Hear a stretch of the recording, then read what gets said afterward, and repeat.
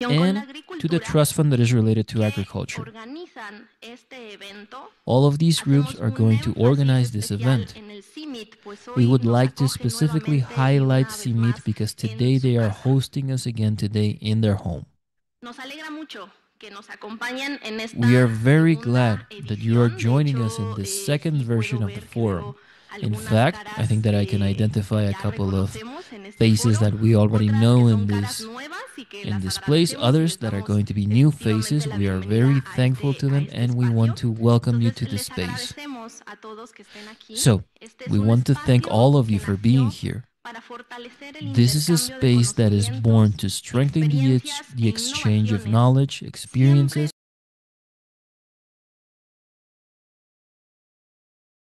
building more sustainable and resilient agri-food systems. Throughout today, you will be able to see it, you will be able to experience it. We will have the opportunity of listening to different presentations as well as reflections about the progress and challenges in terms, in this case, we are talking about the carbon markets. Just a couple of housekeeping announcements that are always necessary. In order to ensure the appropriate development of the agenda and as well as to reflect the professionalism that is always a part of these three organizations, we want to remind you, to everyone who is speaking, please respect the amount of time that has been assigned to your intervention. And the moderators, please, if you can make sure that this time is kept so that we can maximize the amount of time and we can focus on the content that are calling us here today. And for everything that is important, we will allow everyone in the auditorium as well as everyone through Zoom will directly read the biographies in the screen, and then afterwards we will be able to introduce the speakers only by name and only by their picture. We also want to remind you that this forum has a simultaneous translation service for English and for Spanish. For those who are joining us through Zoom, you can access the appropriate language channel so that you can listen to the intervention in your preferred language. And here in the auditorium, you can use the headsets that were given throughout the reception area. There will be a couple of conversations in English. Most of the forum will be in Spanish, so we just want to invite you so that you can use these headsets so that you can understand. And this is for everyone who is present today. We invite you to get to know and to walk through the Raizetron, the underworld of plants. This is something that is going to be presented by the postgraduate college, and I will be giving you further information throughout the day. Without further ado and with a lot of enthusiasm, we want to start the second international forum with the convinced that this is going to be very enriching and this is going to strengthen the cooperation and the dialogue for our agri-food systems. Now, in order to have the official start of the agenda, I am going to invite into the stage Dr. Sarah Earn, Head of Research and Innovation for CIMMYT. Please, a round of applause for Sarah Hearn.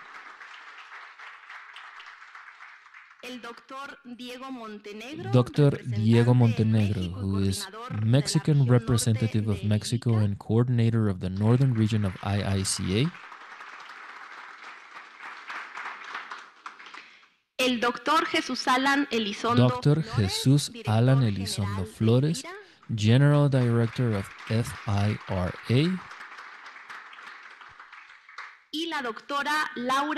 And Dr. Laura Aguirre Telles, General Director for Green Financing for the Agriculture and Rural Development Ministry.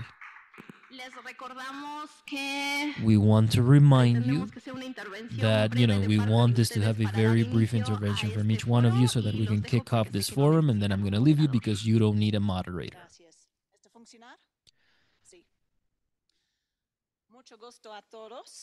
It is a pleasure. Welcome to CIMMYT. I will not butcher the beautiful Spanish language, so you will hear from me in English. I understand Spanish perfectly, but my pronunciation is not great. So welcome, everybody. Welcome, colleagues, distinguished guests. Welcome, everybody in the auditorium, and to the many people. Thank you, Isabel. To the many people joining online. That's better. I can hear myself even now. So this event, this reunion, comes at a very important point in time. When we look at the current global context, agriculture stands at the heart of the 21st century, feeding a growing population in challenging environments, looking at climate change, looking at conflict, looking at all of the challenges that we're very aware of in the world today. The year 2023 registered some of the highest global temperatures since 1940. I think if we look at 2025, we may see another hit. So climate change is not declining. As the UN Secretary General stated, in the case of climate, we are not the dinosaurs, we are the meteor. So we all know where the meteor hit, when the dinosaurs demised. Yet we are currently the meteor, and we need to find a way of addressing this quickly. So why recarbonization and decarbonisation really matter? Agricultural soils and soils in general are the planet's second largest carbon sink after oceans. So we need to be looking after soils. Soil recarbonisation means restoring the organic carbon in the soil, so to improve fertility, to improve water dynamics, and at the same time to increase the ability of the soil to capture carbon dioxide from the atmosphere and hold it there. Agricultural food system decarbonisation refers to all of the greenhouse gas emissions that come from that off-farm part of the value chain, including those elements around inputs and mechanisation. So really addressing carbonisation within the agricultural context is critical if we want to make an impact and not be as much of the meteor. Here in Mexico, 26 of the 32 recognised soil types exist in Mexico, but 60% of the soils are degraded. And this is limiting their ability to hold water, hold fertility, and at the same time address some of the challenges of climate absorption. So there are many good practices for soil recarbonisation. There are many good practices to decarbonise or limit the carbon impact within the broader value chain. But we need to start addressing them, and that really is where I'm very interested to hear the outputs of today's meeting. So as a call to action, this forum builds upon previous dialogue and is seeking to translate ideas and a lot of the valuable innovations that people are discussing and developing across the system, translate those into concrete, actionable commitments, new partnerships, new ways of doing things so that we can work together with farmers and value chain actors to help recarbonise and decarbonise the system. Thank you very much.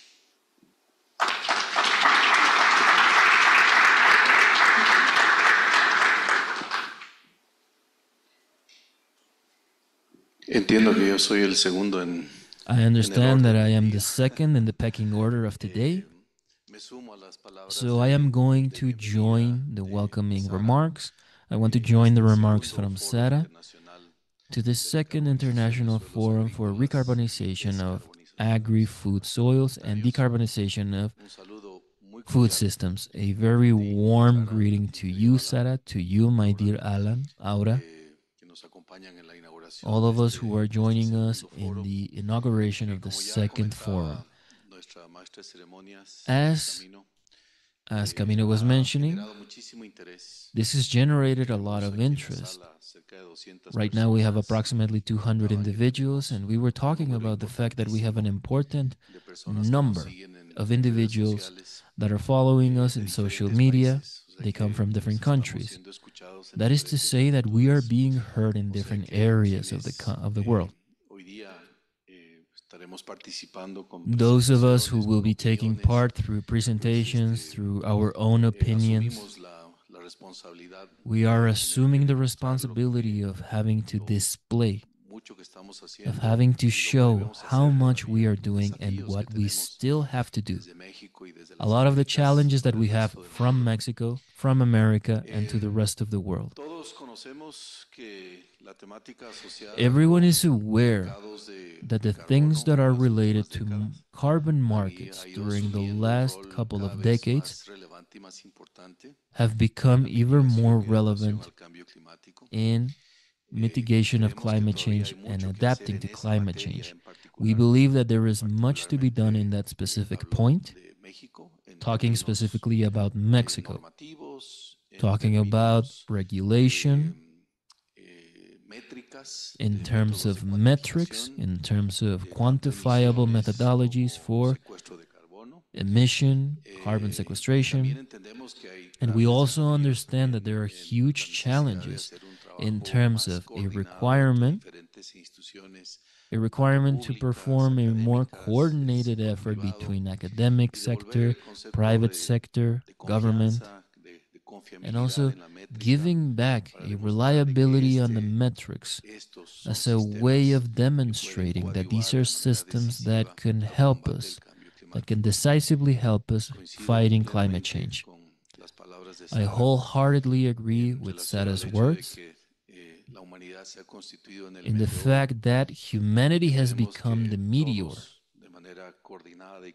and everyone, through coordination, through joint effort, we need to look for the best ways of mitigation for climate change. We need to take stands and make decisions that will allow us to build production methods,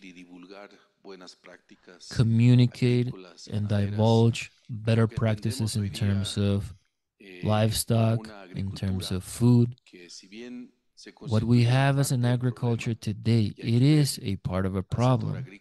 And we need to look at the agricultural sector in a comprehensive way throughout the whole value chain, not just through the primary system, but throughout the entire process, in terms of creating value, processing, transport, consumption.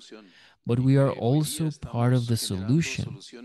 Today, we are generating important solutions in terms of agriculture, in terms of livestock, in order to display that we can and we must push forward a new development methodology that is more sustainable, that is inclusive, and that is more productive. Thank you so much.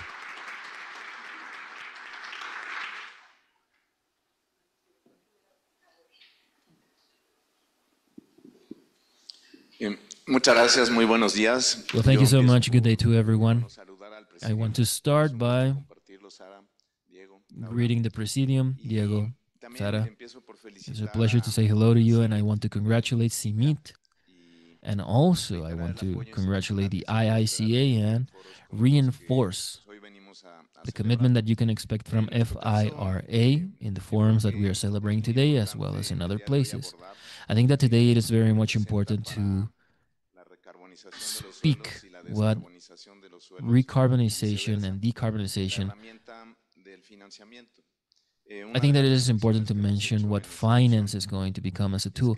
One of the things that we have been discussing, a lot of the history of production that we have before us has been focusing on giving a production that is going to elevate the production rates from the soils.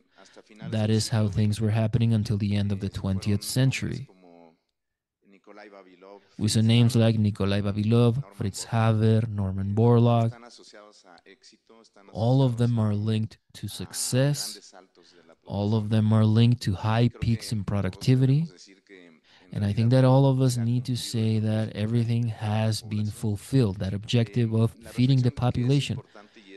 The important thought in this point and with this history of 20 centuries of production, it is by the end or the middle of the 20th century where we start to see ideas about sustainability and things that are being questioned. In the final quarter of the last century, we started to question the Green Revolution, the impact and footprint on the environment. By the 80s, we had the first definitions of sustainable development, where the production capacity for the next generation became important by taking care of our own necessities. By the 2015, there was a lot of progress in terms of institutionalizing practices, making them policies, and making them standards. With what we are experiencing today with the targets for sustainability, it has become a common issue to be able to take care of this, the name of the forum, which is reversing the effects of a production which was focusing on upping the production. The essential point for us is to study what has been the role of an important tool in this process, which is financing. We are aware that within the history of our institution, we just turned 70 years old. And so we have experienced many of these stages where there was a lot of finance given. These finance were given to practices that were decarbonizing the soils. For instance, I can say about intensive tilling, single crop, excessive utilization of fertilizers, overgrazing, stubble burning, which created a global loss of carbon. And this has led us to the situation where it is necessary to revert it.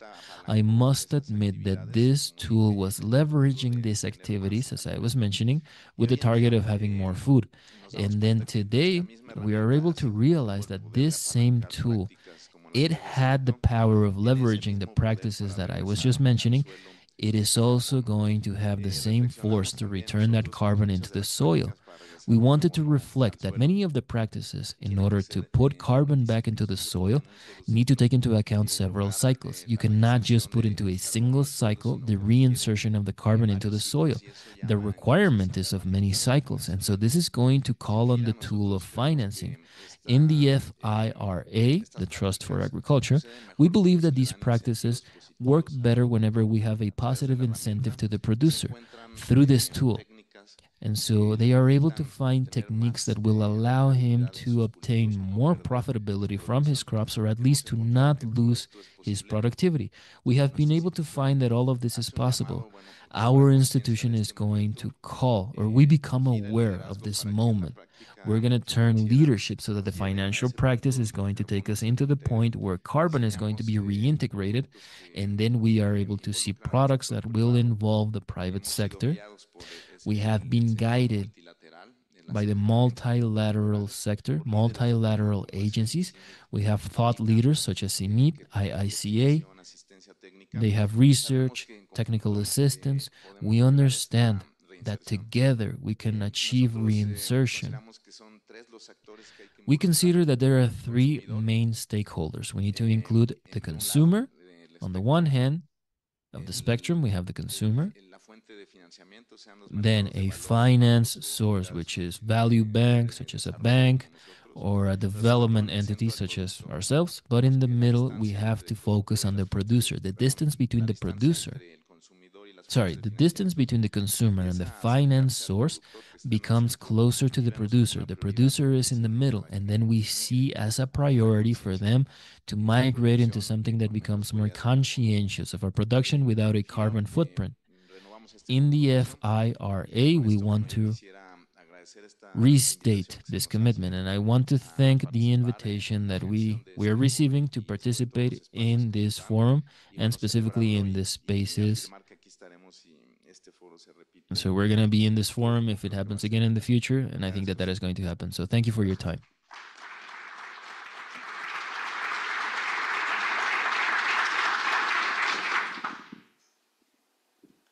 Buenos días a todas y a todos. Es un gusto estar acá, Alan, Sara, Diego, y a todos también en línea, no solo a quienes nos acompañan en sala.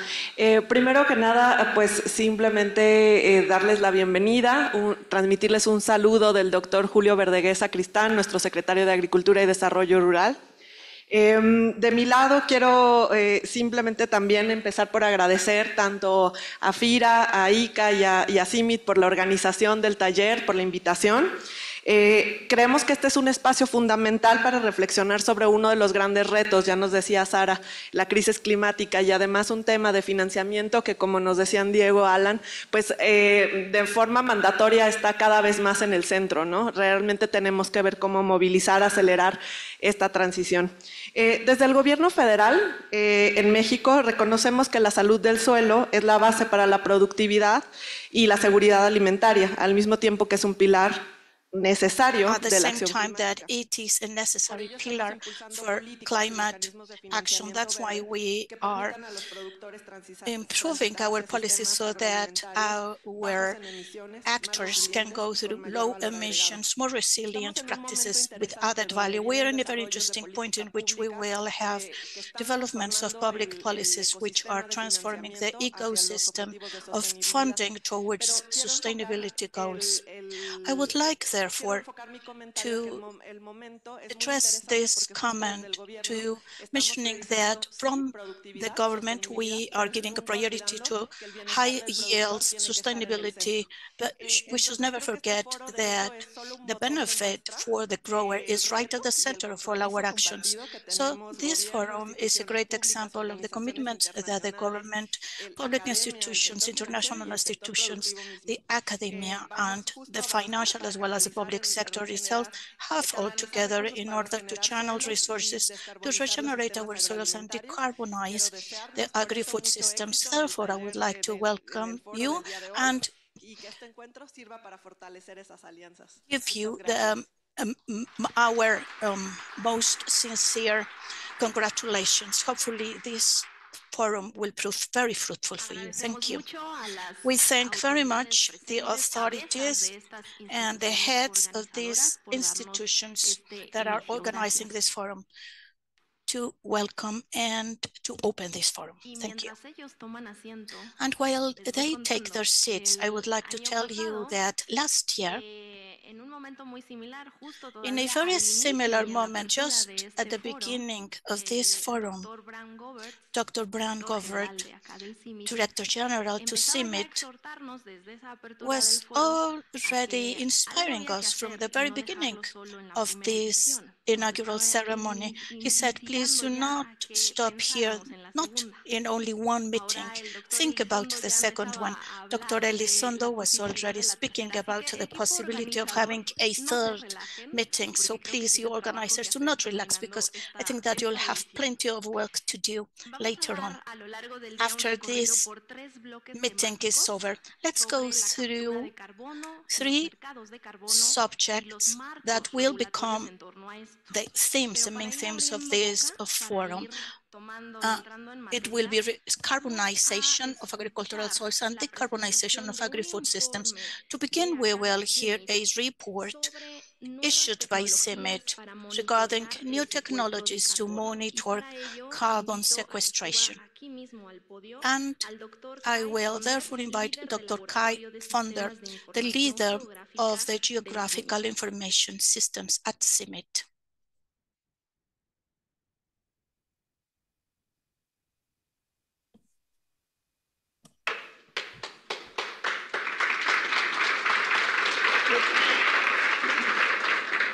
Muy buenos días, mi nombre es Kai. Good morning, everyone. I'm Kai Sonder. I've been working since 2010 at CIMMYT as a researcher. I started working at the social and economy program, working with data. I am an agronomist by profession, and today I am a special data space scientist. or a spatial data scientist, because I am always looking towards the future and trying to assess the impact of the climate change on agriculture and on our production and crops, and also data that will help us to do this job. This is a work that we were doing few weeks back. I was going to give a presentation on CIMMYT and climate change. CIMMYT works on climate change. And I thought that it was quite boring. And I said, for God's sake, if I am bored, I think I will rather talk about topics which have been very interesting to me in the last 2 years. We have been talking to several associates. I believe that some of you are here in order to improve some programs to help growers so that by adopting more sustainable technologies, we can reduce emissions and also sequester more carbon in the soil. The first problem was how to monitor all this. How do we prove people who buy the bonuses or the carbon bonds to trust our data so that we can truly prove that we have carbon withhold then there, so that we can continue protecting our forests and stop deforestation and incorporate more organic matter into the soil at the long run, as well as reducing our impact on agriculture, zero tillage, for instance, doing conservation practices, less use of tractors, implying also less emissions because we're not using so much diesel, but it's not easy to prove.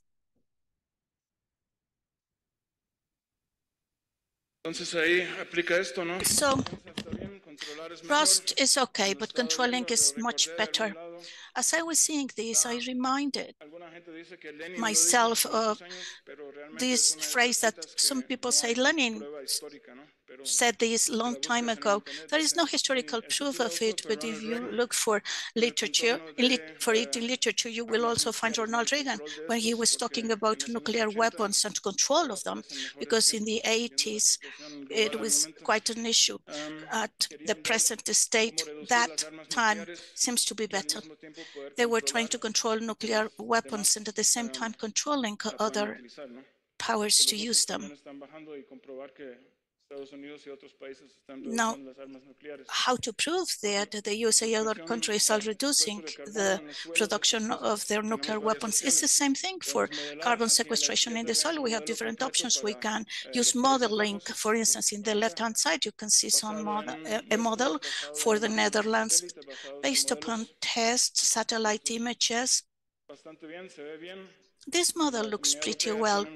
In the European community, they have many more data than in other countries, and we can trust them.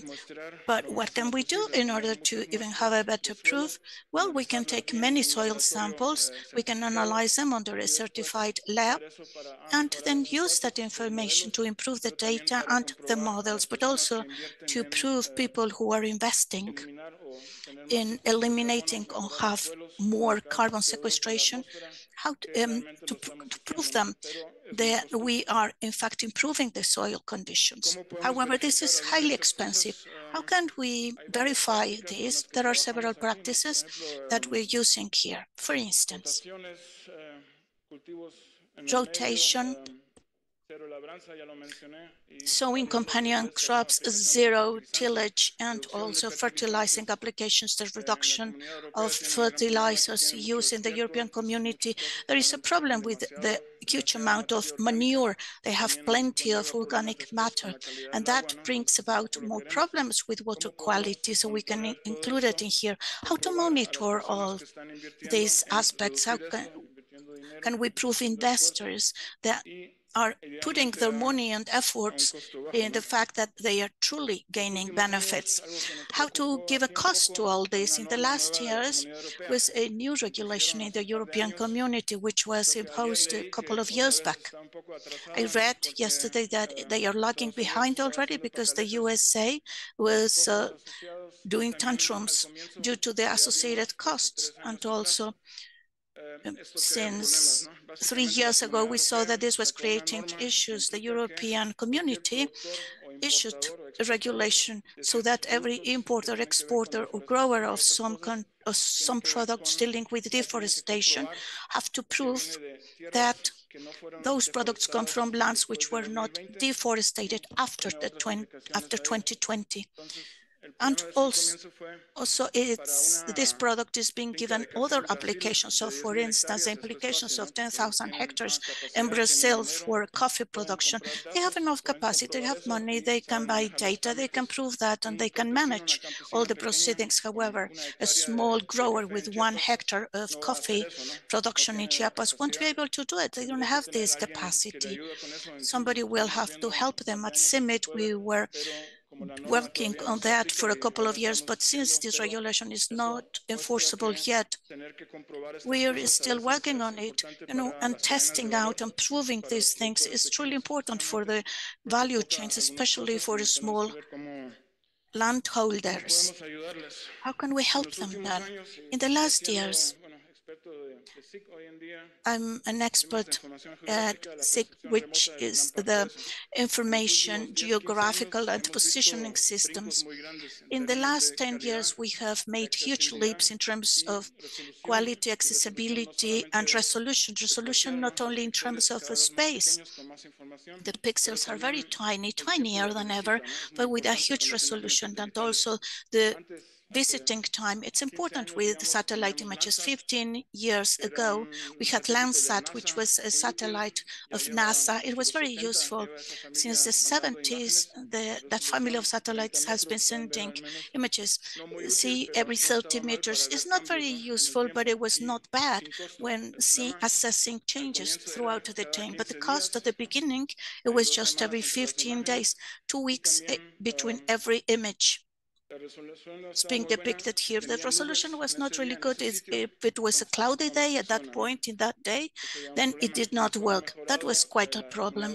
It has improved and the European Union sent several satellites from the Sentinel family. They have higher resolution, 10 meters nowadays, and they are being used for many things such as crop detection, change detection, as well as other things, change of land use, which is extremely important. And I can lower those data without any cost every 5 days. That's very interesting. That's excellent. And there are several variables. There are some satellites that are radar-based satellites in that family, and they work whether it is a cloudy day or not. That's a huge improvement. And the last 5 years, maybe we have had huge progress as well. You use Waze or Google Maps in order to drive.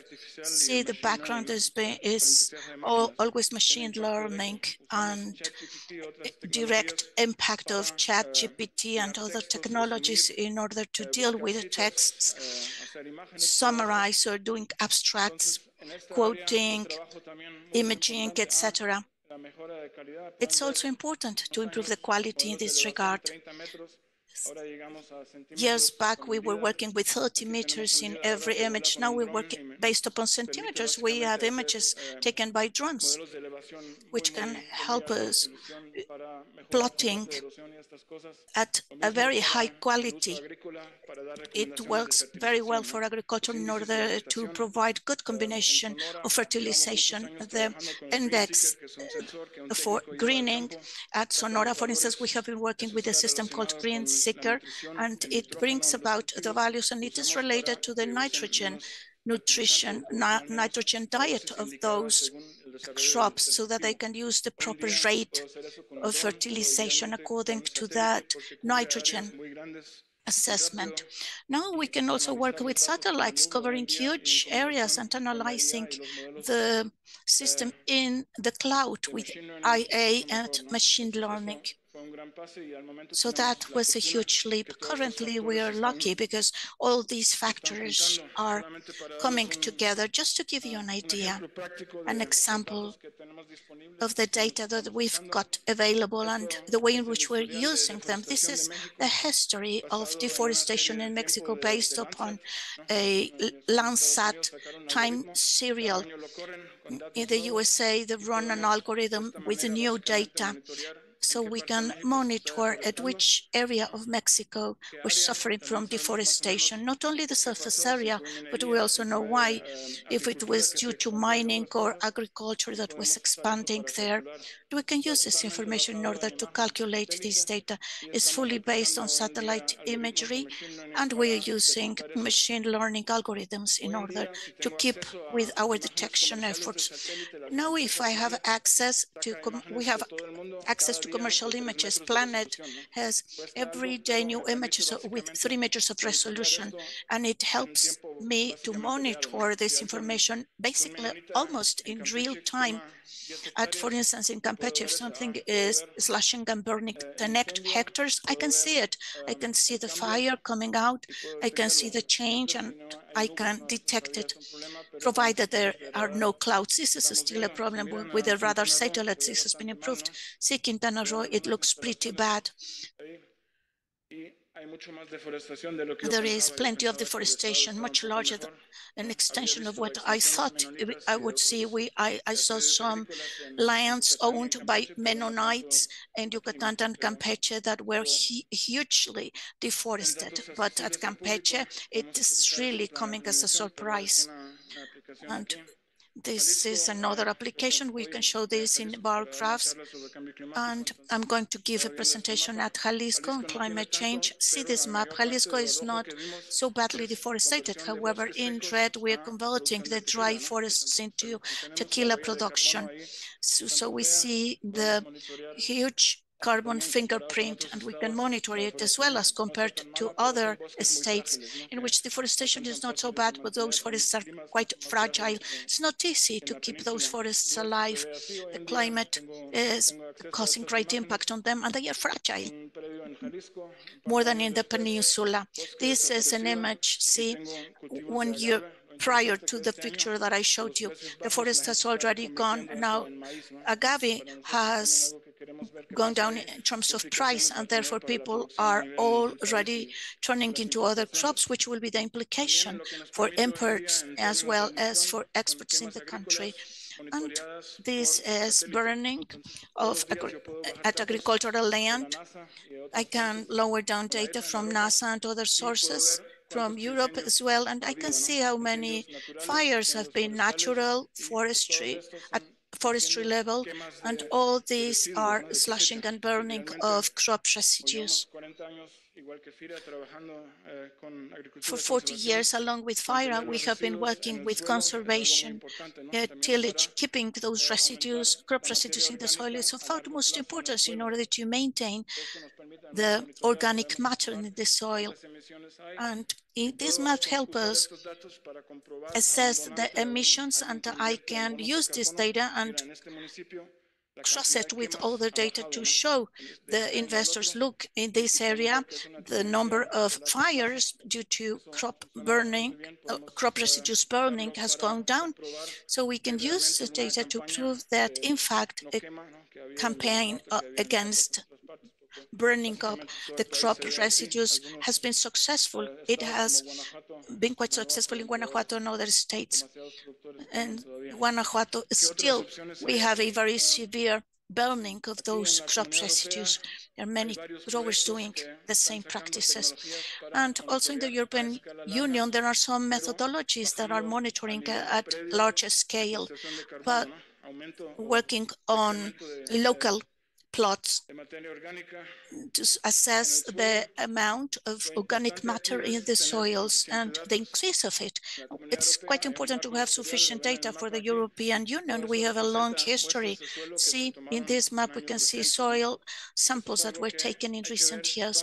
This is something that we have to do here. How can I collect this data, not only through CIMMYT, but also through other partners, many times funded by governments like Guanajuato, Chiapas, Aguascalientes.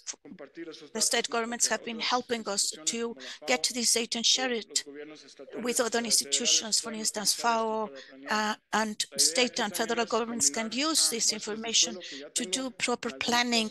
We can also combine soil samples. These are new samples I'm using to validate and to assess the functionality of this model, machine learning, artificial intelligence, once again, combined with several sources of secondary data, soil, climate, geology, pieces of data.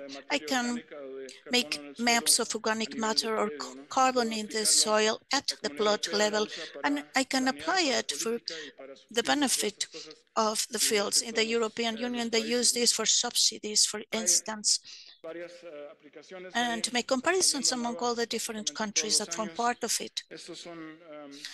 There are some pieces of data coming from several years. These are mid and near infrared pictures.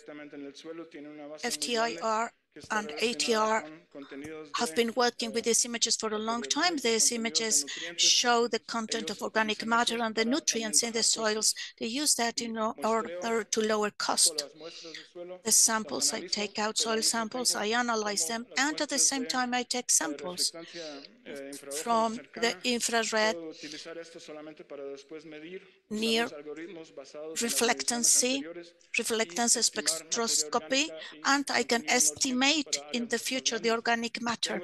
And I can do that for much larger surface areas. I have these images through satellites, and that is helping me to expand the use. If I have some background data, which is important, I have to trust the algorithms, I have to trust the background data, and then I can do my calculations and use them to estimate for much larger surface areas and to automate it once I know that the algorithms are working well and they are already customized for a specific area. In different countries, several technologies have been used in order to estimate organic matter, for instance, in the forests, now with the radar satellites as well as with LIDAR sensors. It's much easier to calculate the organic matter content in forests and truly estimate how much CO2 I've got sequestered in the system, how much I will lose if I burn or if I use it for other purposes. So this is the advantage. This is a model that was used in Japan and also in Africa, just to understand what is happening at the conservation level of agriculture. If it's well managed at the long run, it is improving a lot the organic matter content, because with the stubble, I will protect my soil and I will have healthy soil at the long run.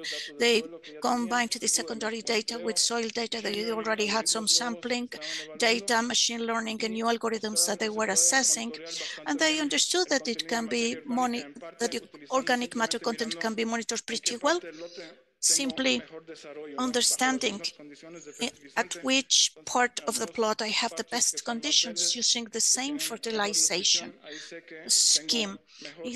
As you can see in here, in this area, I have better organic matter content because I have nutrient reserves for a longer run, and those plants can uptake them. And all those data that they were using can be used by anybody else without any cost at all. They can do their own calculations. This is based on indexes. They have been well studied and well proven. The model runs quite efficiently in normal computer processors. Maybe you have read that NVIDIA, which is one of the most valuable companies nowadays because they manufacture GPU chips for video and images processing. In the last years, we have been using their technology for Bitcoin mining, but also for data analysis. Many of those models have been already optimized for modeling. They are pretty expensive yet, and in some cases, they also use a lot of energy. I have a carbon fingerprint of this analysis that I do in the cloud.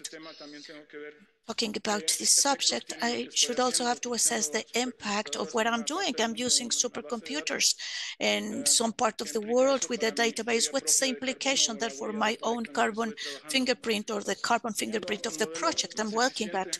So by having a more efficient program with lower energy use, which can be used in lower cost processors, it gives you a great advantage. And the data set that they used to train the computer was pretty small, 10 to 12 sites, and it can be scaled up. It can be used in areas where we don't have many data, and also in areas where there are no nearby labs. They are currently estimating well from 0 to 15 centimeters in the soil surface. But if we can see the carbon stocks, we want to know what's happening below 20, 60, and even 90, and even a meter down. So we're seeing how to improve this. Another issue that I have already mentioned is cloudiness. They started using drones with sensors, hyperspectral sensors, in order to check some areas where continuous clouding is quite a problem. And maybe in the future, they are also thinking in increasing the model efficiency to enhance the precision by 5 to 10% more, which is also very interesting, and this will bring about many implications to us. What can we see in the future? Well, we still see that there are many more companies. The cost of satellite images that are available every day is increasing. There are many more microsatellites up there. And many of them do not have much uses for us, but for our purpose, they are really making huge process in our everyday work with artificial intelligence and machine learning. Yesterday, I read that there was a new model of a quantum computer, which does things that a supercomputer does in 10,000 years. That quantum computer does it in only one day. Once the technology is available to everyone, our passwords in the computers will change completely. In our case, for our projects, this will be extremely valuable because I will run models and do estimations in a much faster way. The hyperspectral satellite images that you're seeing comes from a new satellite, Tanager, also from Planet. This is a trace of emissions of methane on real time, and they can tell us if there is a source of methane. A biplane, for instance, that was broken at Saudi Arabia, they can tell them immediately, look, there is a leak of methane. And this also works for swine production around Texcoco, around our facilities. We can see all the emissions coming out from the neighborhood where the swine are grown.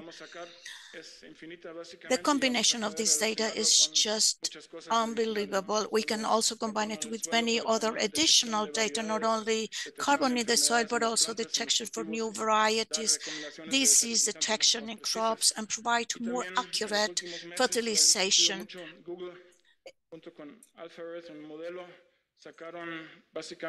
Programs, and I've seen also that Google has a data of 64 dimensions, 3 satellite data, and they allow for an endless number of combinations. And it's also focusing on the use of IA. All these images for a human being imply nothing at all, because they only show you change vectors between one year or another, or in a timeline, but already included with all the layers, for instance, vegetation index, or the modeling that we already have will give us great benefits. We're still assessing what we can do. This technology has a lot of potential. And in the European community, there are several projects that have been already funded, but they are focused on businesses. Companies as such will use all their readily available data on soil samples in order to provide services to test that that area has less or more carbon than before the investors bought those stocks. We see some practical issues. This is a beautiful project of conservation in Guanajuato, and you can see the crop residues, drip irrigation, improvement of water conservation. This is a beautiful example in Mexico. If I've got this coverage of organic matter, that's my problem. You know, I cannot see the soil and all the indexes that I use in order to measure the content of carbon in the soil require a naked soil. This is much better, obviously, as a conservation practice, but I have to assess the carbon stocks in the soil. And this is for remote sensing. Here I have naked soil and it's easier for me to calculate. And the other two cases that I showed you, I could only see vegetation. So I have to add other algorithms for live crop coverages in between the rows of agave to see what's going to happen here. This is about a very big data quality is the most important thing, and this is something that can be applicable to ChatGPT and generative IA. See if the original data is not good, then the rest won't be good. However, it is still looking pretty good. We always have to have this in mind and improve the quality and keep assessing it to make sure that the data that we provide are available and they can be accessed in our system. Thank you very much. I don't know if you have questions.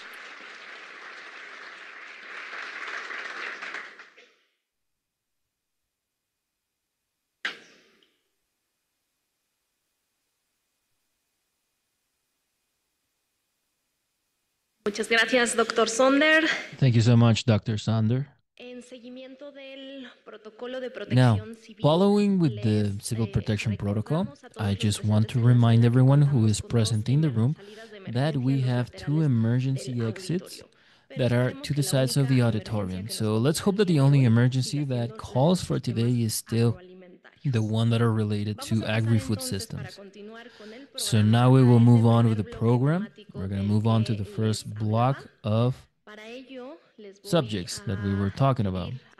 For this, I am just going to ask the panelist that is joining me right now, Miguel Ángel Alvarado Guijar, President of the local land Ejido Viejo from Durango. His keynote speech is about capturing and storing carbon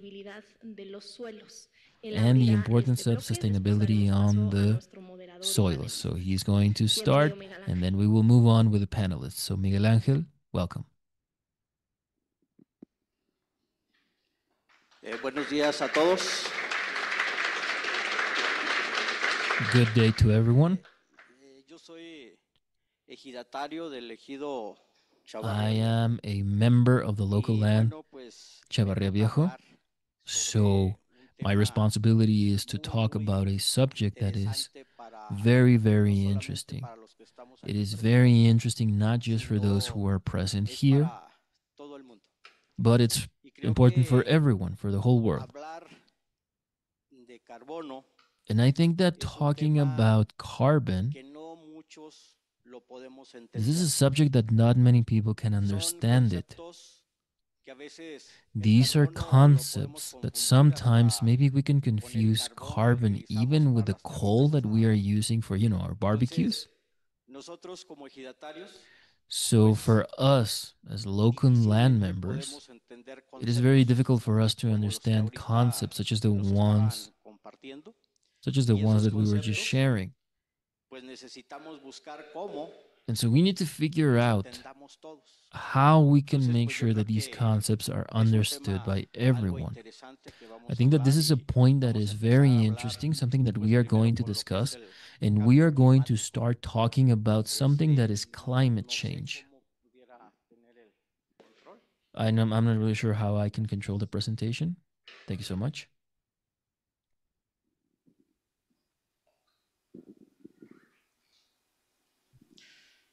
Bueno, creo que la parte del cambio climático, pues todos I lo think that the part entendemos. of climate change, everyone is able to understand that. Right now, we are talking about agriculture. And so we have intense droughts, we have devastating hurricanes. There are rains that are causing floodings. I think that a couple of those situations happened in Veracruz recently. There are mudslides, there are forest fires. So this part in the common land, Chavarria Viejo, we are not the exception of this. In our common lands, in our ejido, our income is 70% through forest activities. We live off of the forest. And then the other 30% comes from agriculture as well as livestock. We might be able to say, okay, what is the forest, or how is the forest related to wheat or corn?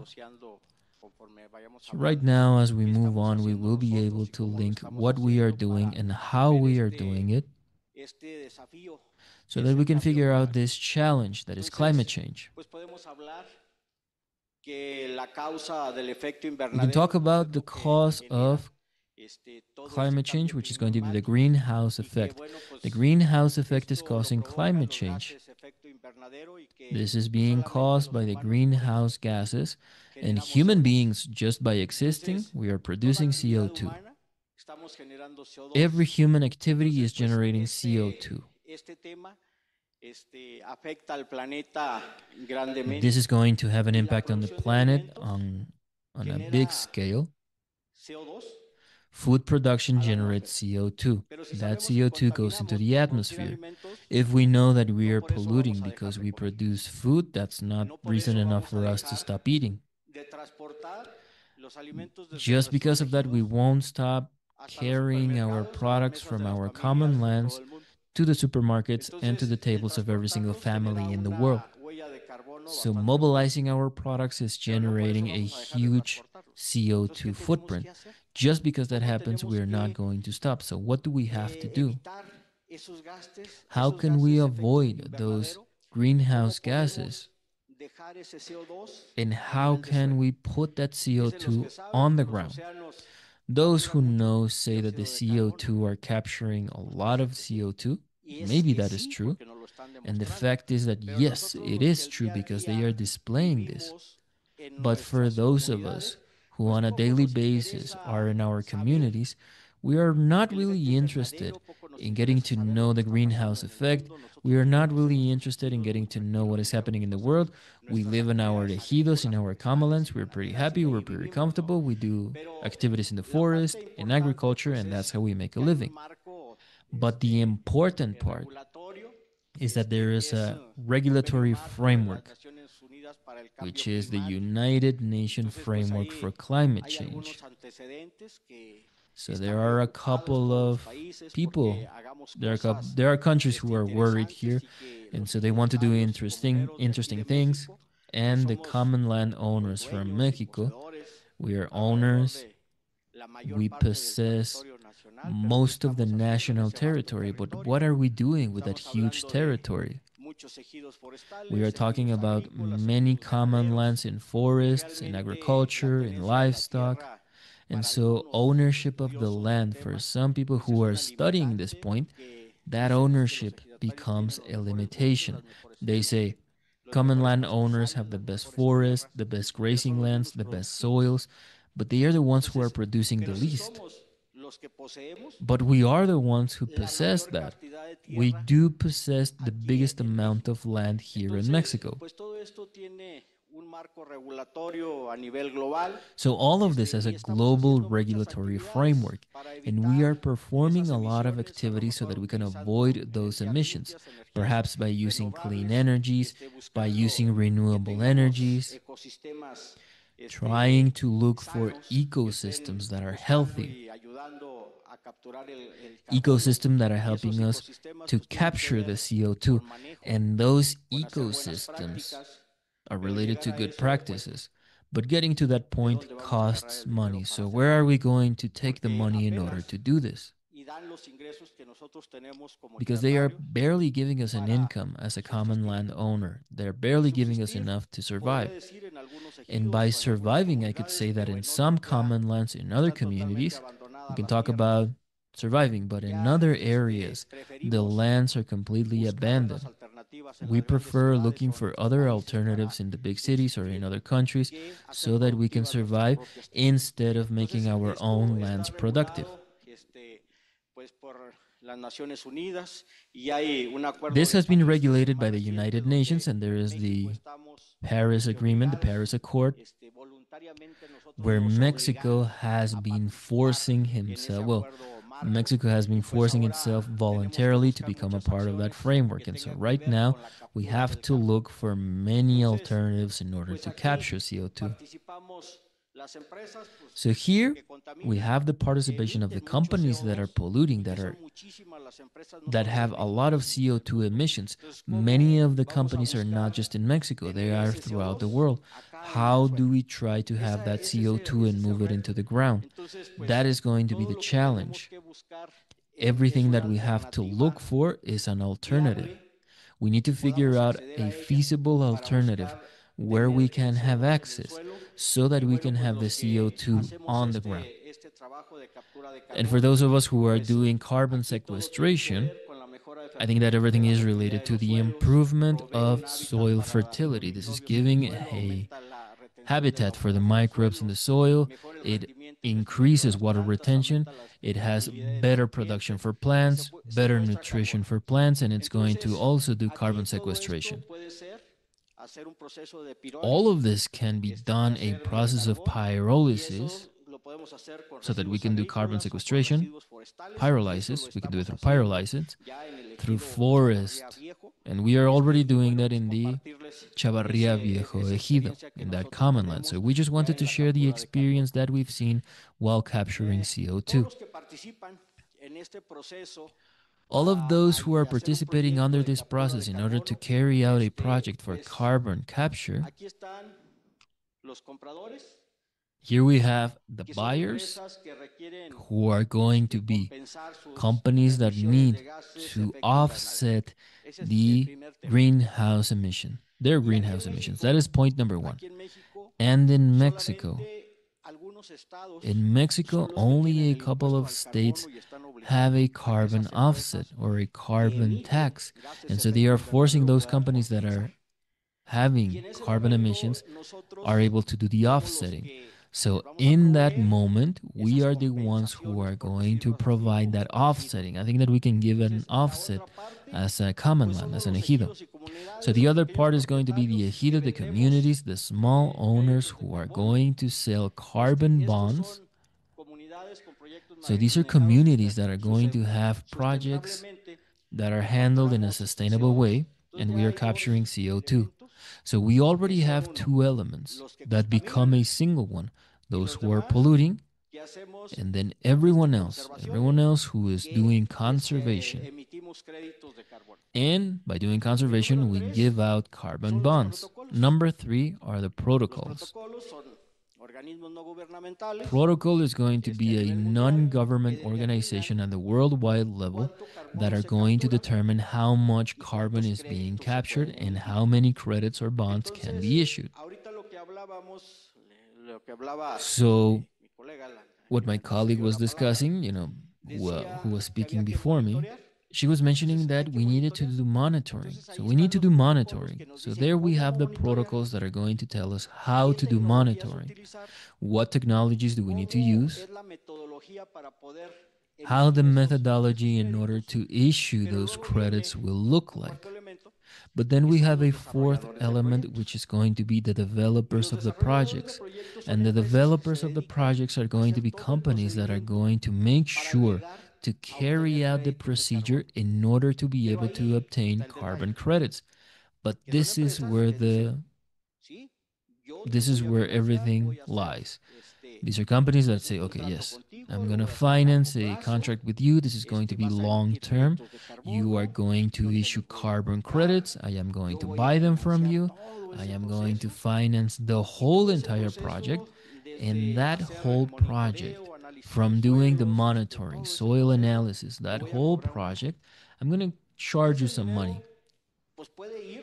And that money can go to 50-50 or even 70-50 towards the developing company. Why? Because the common lands, it is going to be very difficult to have enough investment to develop that project and to be able to hire someone that we are only going to pay for their fee for the services that they are giving out. So the company says, yes, I'm going to lend you the money. I'm going to put the money down. I'm going to develop your entire project. I'm going to take out credits, but those credits are mine. I am going to sell them, and then we are going to share the profitability. That can go 70-30. That's the kind of situation that we are looking at. That is where the detail is. How can we handle that whole situation? So developers want to have long-term projects.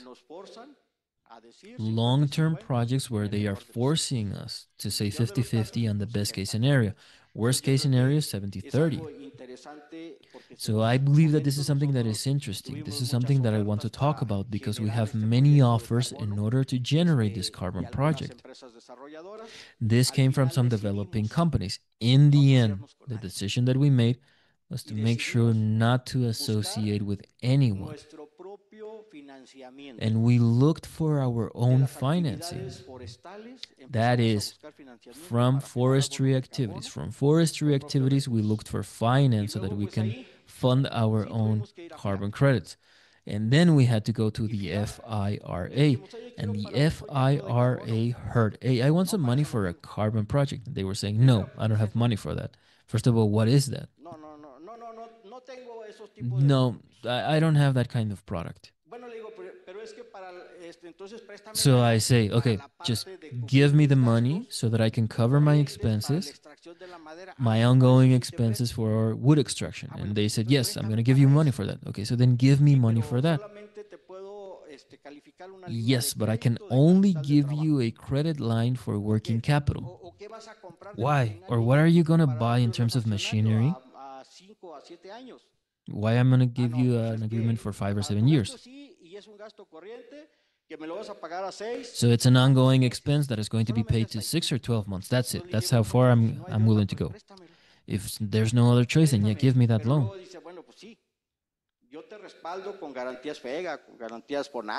Yeah, I'm going to give you this through a guarantee. I'm going to back you in your project. But you need to go to the bank. And I tell the bank, hey, I need money. And the bank told me, well, I can give you as a minimum 10 million. And I'm like, no, I don't want 10 million. I don't need 10 million for this project. So I'm not going to give you the money. Okay.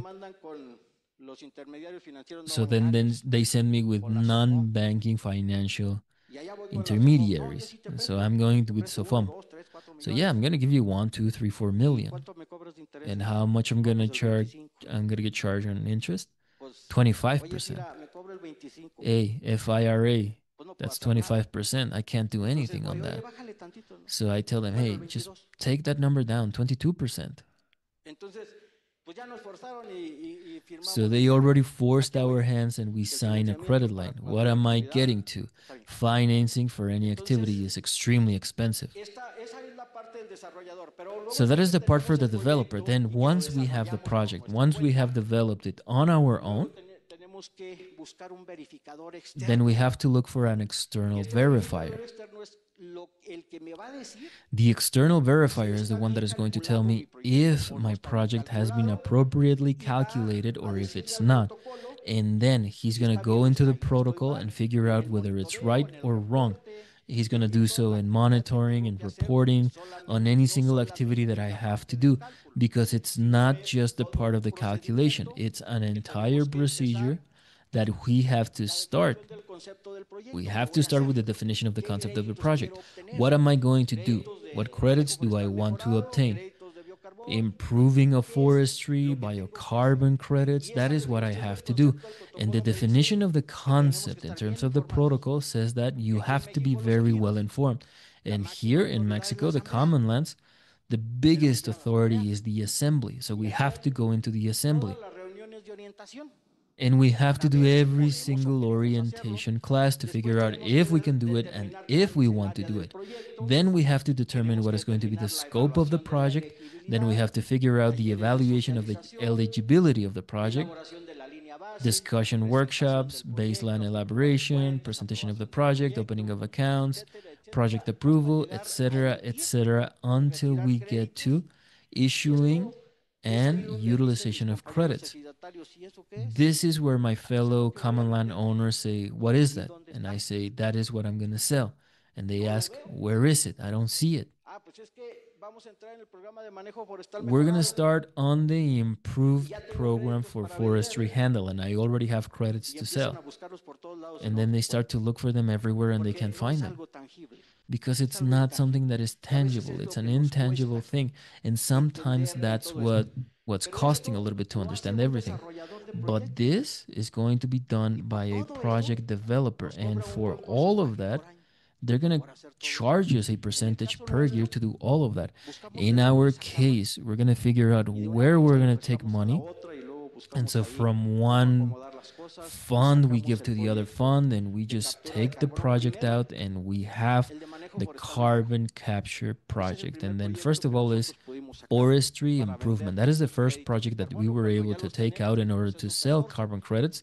It's already on step 14. We issue, we withdraw, and then we start to do everything with a protocol that is called CAR, with the California Climate Reserve. This is the one that was adjusting the best instead of the European model, so that we can take out the first project, which is our main activity in the common land, the forestry activity. So we took out those carbon credits, they issued those credits, and then we took them out. So all of this is leading us to be better. And we are looking for better practices. We are doing this in conservation agriculture and reforestry, in the creation of biocarbon. We are also doing agroforestry, improvement of how we handle the forest, and with biocarbon, we are also doing bioremediation. So these are the practices that we are taking into account. This is what we are doing in our common lands. So it is very complicated to get into this whole point, into this whole subject. Because if we see conservation agriculture, they were explaining improvement of bioforestry, but improvement of biocarbon, biocharcoal. So, as I was mentioning, how is the forestry handling related to wheat and corn? Biocarbon is a biofertilizer. I think that we can call it that. This is something that can be used in the fields, on the land. We can deposit that on the soils, not just to improve the soils, but also to to create carbon sinks. But this is also creating carbon credits. This is also creating biocarbon credits. So with that, we already have two products. We have two products that we are selling. Number one, the carbon credit. We remove it through the atmosphere from the forests. And then the other one is going to be the creation of biocarbon. We have a lot of limitations. We have a lot of limitations, and we were able to see, we were able to tell that organization and governance, we're not doing well. We're not doing well on that point. The governance of our common lands, of our ejidos in Mexico, is not well at all. The development that we have is very limited. The difficulty while communicating with our fellow landowners in Echavarria, they thought that I was in the middle of this because I am a common land owner. Right now, I am the president of the Commission for Ejidos. But they were mentioning that, no, we're going to invest money into this, but what if we miss it? What if it goes away? But then they saw that I'm not able to go away because I am an owner of that land. And so, okay, we're going to put money into this whole point. Public policy. I think that at some points in the framework, in the legal framework, Semarnat is going to handle a little bit of the forestry handle. It has improved a little bit. Semarnat at some points takes out the forestry law. They take out the law for climate change. But I think that we still need this to become a regulation. And so right now, at this point, we don't have that permanent interaction with the public institutions as well as with the regulatory frameworks that would be able to help us with this. Because what we are looking to do is to sell, but we are only on the voluntary market. No one is forced to buy from us.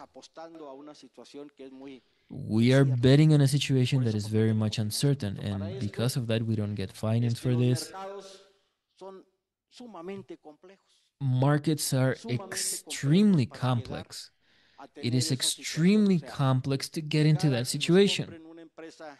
For a company to buy, first of all, for them to buy in Mexico, the only two companies in Mexico where we have been able to place a couple of carbon credits are in Querétaro. Those two companies, year by year, we have been selling them carbon credits, and they are still interested. However, the real market is the voluntary market. And this is where we have been able to place more carbon credits, and that is located in the European Union. And those carbon credits, they are forced to perform compensation, but then in their countries, they are going to get the carbon credits at 25, maybe 30, maybe $30. And here in Mexico, the biggest payout is 16, 17. Because throughout the entire chain, there are brokers, there are companies, there are trading companies, there are platforms. There are platforms so that we can place our products, but no one is going to do so free. It implies some money. So carbon markets, those who are also making money, besides the fact that producers can make money so that we can be sustainable, besides this, many companies are making money until we get to the final consumer. We have no way of getting to the final consumer. Just to give you an example, not really sure. An aviation company, they tell me, hey, I want to offset my carbon footprint, but I need 200,000 credits per year from Biocar, and I need carbon credits. And I tell him, okay, I don't have them. I don't have them because I am a small ejido, a small common land. So we have to do this in a joint fashion. But in order to do that, it's even more difficult. Just to say this, just to give them what they need. And this is negative public and private financing in the carbon projects. In our case, I'm not speaking for everyone. We don't have this. Because the credit that I obtained through FIRA was for working capital, for forestry handling that we are doing. It was not for carbon. Did it help me? Of course it helped me. Because from that money, from the money that I already have, from the money so that I can do the forestry handling program, I took money to do carbon projects.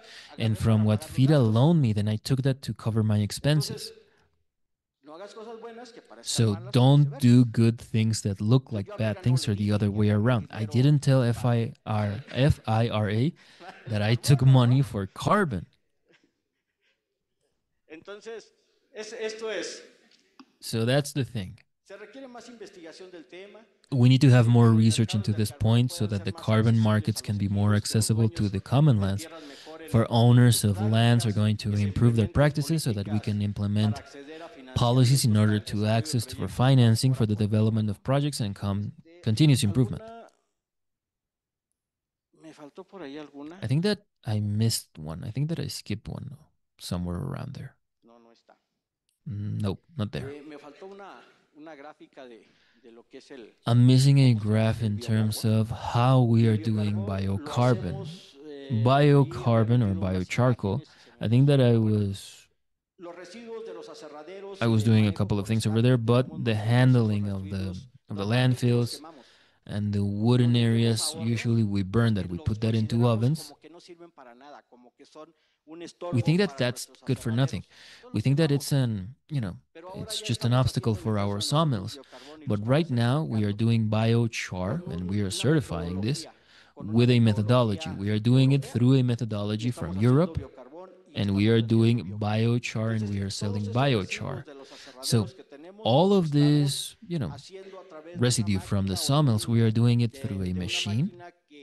We are doing it through a machine. So just imagine a pressure cooker where we are putting all of this inside, and we put indirect heat, and we do a pyrolysis process. We put the biochar, and then we put it into the land that we are going to use to grow corn, everything that we have. And that is generating a biocarbon credit. But the monitoring and the measurement, whatever we are using for that methodology, that procedure is to deposit the biochar, measure that through tons, we measure that, and then we deposit that into the soils, and that is what is going to generate. That is what is going to generate the biochar credit. That is what we are commercializing. But in that point, we are also performing the investment. But the company that sells this is also charging us a lot of money just to place them.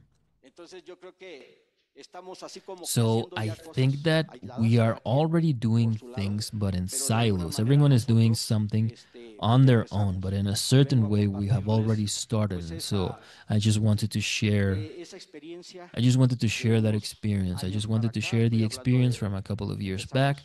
I think that we started on 2021. We've been doing this for a couple of years. And yes, those are the challenges, those are the issues that we've had.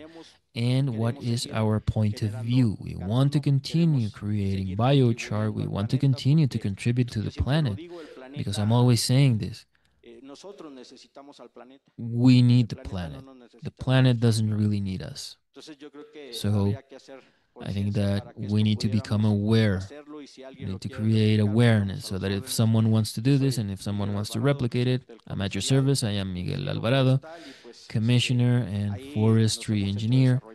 And so we've become developers of carbon projects. So if there are any questions or if there are any comments, I'm at your disposal. Thank you so much.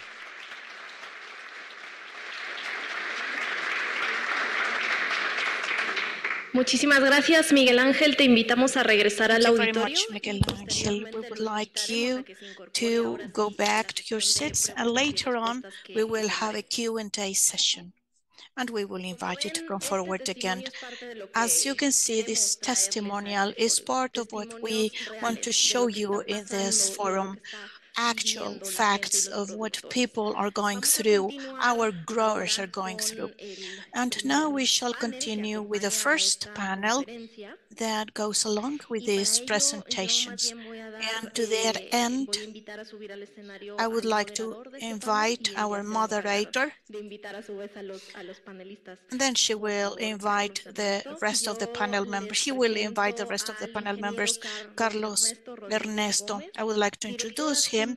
Carlos Ernesto Rodriguez Gomez, Attaché Director of Commercial Intelligence at FIRA. He is going to moderate this panel and will invite the panel members. Once this panel is over, then we will ask Miguel Ángel to come up again for the Q&A session. Kai, Miguel Ángel, thank you very much for your timing. It was excellent, and I would like to ask our moderator to continue doing very well regarding time, because we have many people connected through Zoom. Thank you. Okay, it's a pleasure to greet you. I would like to ask our panel members, Mr. Glicerio Gonzalez, Engineer Mackenzie Finkhort, I hope I pronounced it well, and Rogelio Garcia, to come forward, please. Bienvenido. Welcome. Gracias, Rogelio.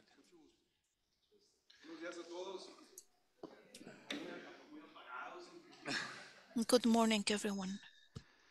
Pues tenemos el honor de empezar estas pláticas. We have the honor of starting this dialogue. It's always a pleasure for me, doing it at this time, because usually I do the presentation after lunch. And so I'm grateful that we've got the energy of the morning this time. In order to be well aligned with the organizers, each one of our panel members will give a presentation.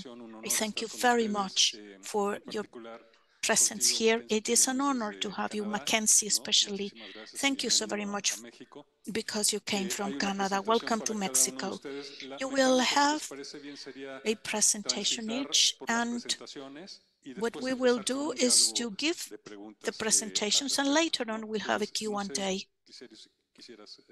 Glicerio, would you like to begin? Oh, I don't know what's the order. I think Glicerio will begin. Yes, thank you very much. I'm Glicerio Gonzalez from Bumitra. Bumitra is a company which developed high tech at Silicon Valley in California, and we've got an artificial intelligence model that enables us to do carbon soil calculations without scouting the field. A little bit what our first panel speaker spoke. We've got already negotiations and agreements with over 100 satellites. We've got more than 1 million soil samples. This is the big data that we keep, and that's why we use artificial intelligence, and our system, our model is proprietary. It belongs to our company.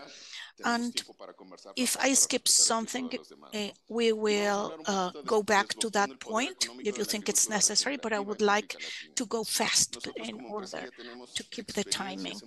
We have experience in engineering. We already have experience in soils for livestock production with carbon stocks trading. The opportunities.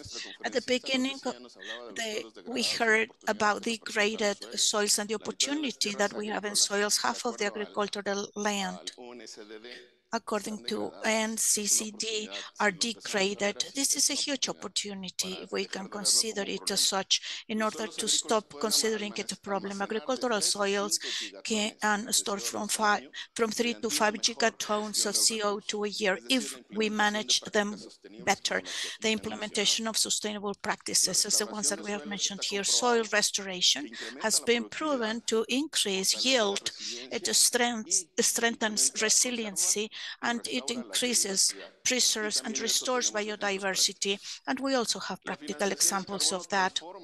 And also, CO2 trading transforms climate change and provides direct economic benefits for agricultural communities. The first experience in paying for carbon bonds in livestock soils. We have them. In forestry, we have many examples, but in livestock soils, it's not highly recognized. It is a service that goes for the ecosystem, but it's not tangible. Therefore, the policy makers do not consider them because it's not something tangible. The water as a resource for the ecosystem is considered, of course, because it is important and it's visible, but carbon is not visible. So if we want to give them tools to the policy decision makers, we have to quantify and assess economically the service that we're providing to the ecosystems. I will base my presentation on this. Restoration, therefore, becomes an exportable economic asset. We, as a company, enter into alliances with the agricultural and livestock producers in order to restore their ecosystems and to transform the productive model that they have and transform their processes from a carbon emitter into a carbon sink. Many of them have sustainable practices, but they are not recognized by them. I will show you this framework. I will leave it in the screen. This is the way in which we develop the model at the field level with the growers, with the common land owners. We are working with 50 common lands.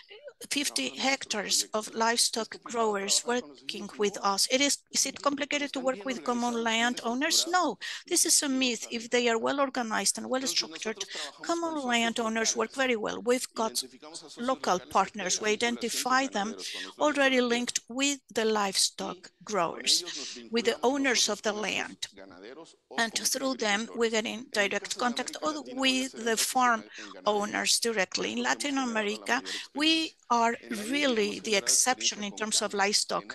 In India, we have worked with sugarcane, in Africa with maize, but in the case of Latin America, the regional director, will make more emphasis in livestock production. The growers already led by these local advisors implement these sustainable practices. First, we have to recognize what they do in terms of their practices. We use their experience already, and then we help them improve other sustainable practices without changing the productive model at the beginning.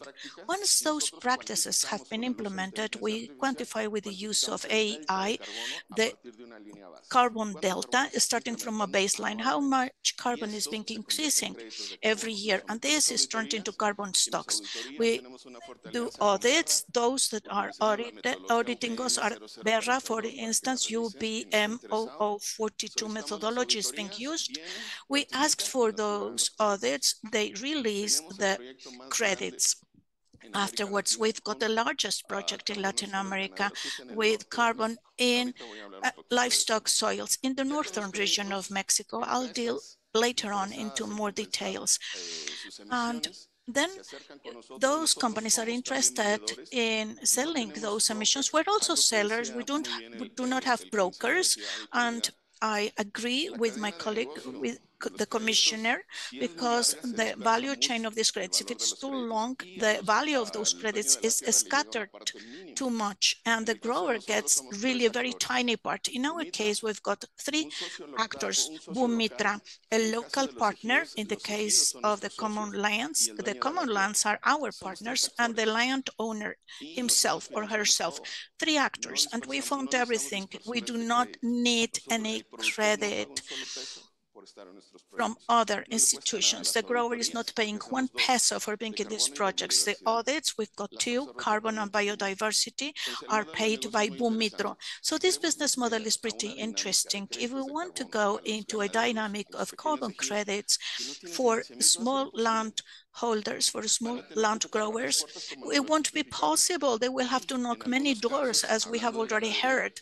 And in many cases, talking about livestock, they are charged $15,000 for designing a project for them, $15,000, without even knowing how much carbon they've got stored, how much money will be brought back from those projects. It's unbelievable. So we've got very nice strategies in this regard. Bumitra has a market niche as a volunteer, as a voluntary market. However, we have been working with the compliance market. We have we have sold our stocks to countries. So under this voluntary scheme, we sell the stocks and we give back the money to the landowners by contract. So we make sure that almost 75% of the total credit value will stay at the project locality. And that is written in the contract. With regards to Latin America, we have expanded this model, which began in Mexico. Mexico's project is a pioneer. Nevertheless, in Mexico, we already have around 2 million acres, 800 or 900,000 hectares at stage 1. Stage 2, which will be closed by December, we already have 1.5 million hectares. The project has grown exponentially exponentially. And in this project, we have done prepayments in August and September. And we obtained also pre-sales of the credit of the stocks, because the technology model that we are using is considered as a high quality producing model. And we also have another project at Costa Rica. Costa Rica is such an interesting country. You know, they have been measuring already for 10 years carbon stored in their soils. The project that we undertook in 45 years gave us a 90% match with the information that they already had, thanks to AI. So we're working with a 200,000 hectare project there. At Colombia, we're also working with 200,000 hectares. We are working throughout the country. This project will be submitted to an audit in the first quarter of 2026. So what we've got at the field is a model that can be replicated quite easily. The minimum scale that we work with is half a hectare up to thousands of hectares. We've got livestock growers with 20,000 hectares in Paraguay, or small landowners in Querétaro, Guanajuato, Durango, with common lands. And the project of Argentina, which began the audit this Monday. We've got 200,000 hectares between Argentina and Paraguay. This project is being currently audited, and it's going to be assessed, and we will pay for biodiversity as well. A funding project that strengthens and produces new income, jobs, provides resiliency to water, and occasionally grazing that we promote increases water resources and lowers seepage by 25%. We are restoring natural or native grasslands, and also we have deers once again in those lands. Before, they didn't have anything to eat, so they were almost disappearing. We're working with indigenous people, women that were not considered before for this kind of projects are working with us. We are fostering a generative agricultural model and livestock model, improving the health of the ecosystem. And we are also strengthening the justice. Before, even though they were regenerating the soil, they were not paid at the indigenous communities. Now they're getting money for their efforts. So we will restore degraded lands. We will comply with the climate objectives, grow economic growth in the communities, etc. I'm going really, really fast because I have to deal with the timing. Carbon sequestering starts as soon as the practices change, and they can be scaled up. What does that mean? It brings about multiple co-benefits. The regeneration of soils and grasses preserves biodiversity, improves water seepage and recovery of groundwater, and also they will not have the barriers of low technology because they are using AI, and we are preserving also their traditional knowledge, their traditional practices. In Mexico, we've got 1 million hectares, 168 jobs, 14% of the participants are women, and we're estimating an annual payment of $10 million. In the states of Sonora, Chihuahua, Coahuila, Nuevo León, Durango, and San Luis Potosí. This project has already been registered at Verra, and we made prepayments in August and September. And there is an alliance with the state government of Querétaro. We'll talk more about this later on, but this is the importance of the political policy, the government policy. The Querétaro government has given a tax onto carbon production. They have created a offsetting or compensation scheme. They buy carbon stocks with the money coming from that tax. This is a very interesting model. Querétaro government works with it, other states as well, but it's not exactly like Querétaro's. We have entered into an alliance with Querétaro's government in order to buy the credits that are produced there, and then we sell them. And I would like to talk about Singapore project. We sold all the credits that were created at Paraguay in an alliance that we entered into, and this is a recognition to what WUMITRA is doing. We did not only work at the state level, but also at the national level. And due to respect for my colleagues, I will stop my presentation here, but if you've got any question, I would like to entertain it after we finish with the presentations. Thank you. Muchas gracias, Quiserio, y Thank you. agradecemos el esfuerzo Thank you very much, and por thank you restringirnos a los as 8 well minutos. for keeping Adelante, your por favor, presentation short. Mackenzie, please go ahead.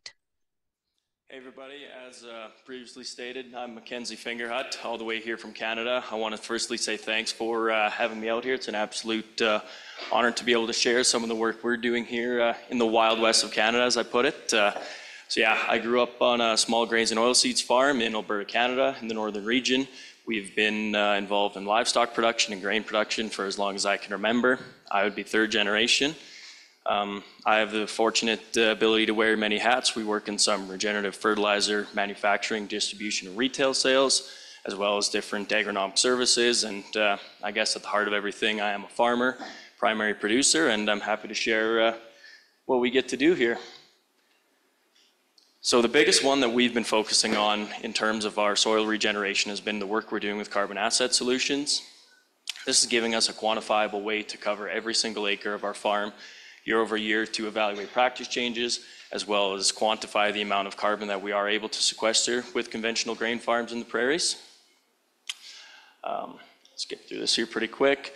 Yeah, so basically over every acre, we're doing a 40-meter polygon. We have a 20-year intention plan with a remeasure every 2 to 3 years, giving us these baseline models, as well as repetitive data that we can go back to evaluate agronomically what's working, what's not.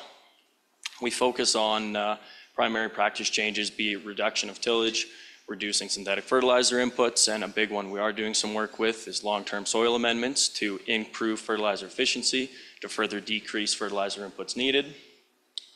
The average results we've been seeing over the last 3 years is that we can sequester 2 metric tons of CO2 per acre in a conventional grain farming system. We're looking to further improve this with the introduction of livestock and further soil amendments, as well as some of the other developments that we're working on to decarbonize our supply chain for our inputs as well as our products being produced. And an interesting thing that we are finding that not all fields are perfect, and we are having some valuable agronomic insights where we're seeing carbon reversals. We are still trying to hone in on this, but this is where the scalable, quantifiable data across each acre becomes very invaluable. So looking at it briefly, this is basically the technology that we deploy. It's called the MINS carts being pulled across every acre. We are working towards some automation of this process because it is very time intensive. There's some regulatory issues with it, but we do have the ability to measure every single atom of carbon across every acre of our field to produce highly accurate carbon maps. As per shown here, this is a baseline measurement we took of one of our fields known as McLeod's. 2 years later, we come in and you can see that our net sequestration actually proves 0 reversals with this field. I'm attributing this is one of our best producing fields due to some perennial grass crops being in rotation. And that's also another thing we're working towards is different, better crop rotations. The net average on this field was actually about 5 metric tons per acre. This is an anomaly on our farm, but just to show that what can be done with proper crop rotations, fertility management, and tillage practices, we are able to achieve this across the prairies, and I do believe this will be scalable. So this is where we can take our insight here and try to then produce these carbon offsets that can be marketed into the voluntary market. The market still does need some development. We are having issues with where we can actually market these credits to in our local market as well as the international markets.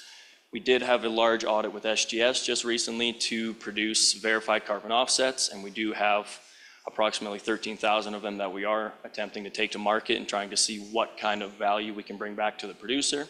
So at the end of the day, all these changes of practices cost money, and there has to be some sort of give back to the producer because especially in Canada, we are being charged a carbon tax. And traditionally, as has been stated, there's too many third-party audits and different companies taking from that value, and very little is being returned to the producer. So that is at the core of what we're trying to do with carbon asset solutions and how we're trying to measure this carbon across our farm and then provide this to other farms in the area. Moving on very briefly to how we are working on decarbonizing our input supply chain. This is more with our retail and distribution company. We are taking a focus on how to utilize byproducts of industries located very locally to us. So with byproduct utilization, one that we are looking at very relevant to biochar and biocarbon products is the pulp mill product that we're working on utilizing wood ash to offset primarily calcium, potassium, and phosphorus products. We're working on different logistical solutions for this, be it bulk application and pelletization. We also do a lot of work with mineralized fertilizers, taking waste sulfur from oil patch production, as well as Class A compost, combining those to produce products that we can supply and offset synthetic sulfur input. And we are, as of recently, doing some more work with raw phosphate inputs to be increasing the efficacy of these raw phosphates by utilizing the sulfur that we can take from the oil field byproducts. So by increasing all of this, basically we can offset the synthetic conventional fertilizers, still supplying the fertility needed to produce and grow crops, as well as increasing our carbon sequestration value across every acre. Biggest things with our area becomes logistics. So that is where we are putting a lot of development into product procurement and supply chains on how we can manage to make this scalable for everybody.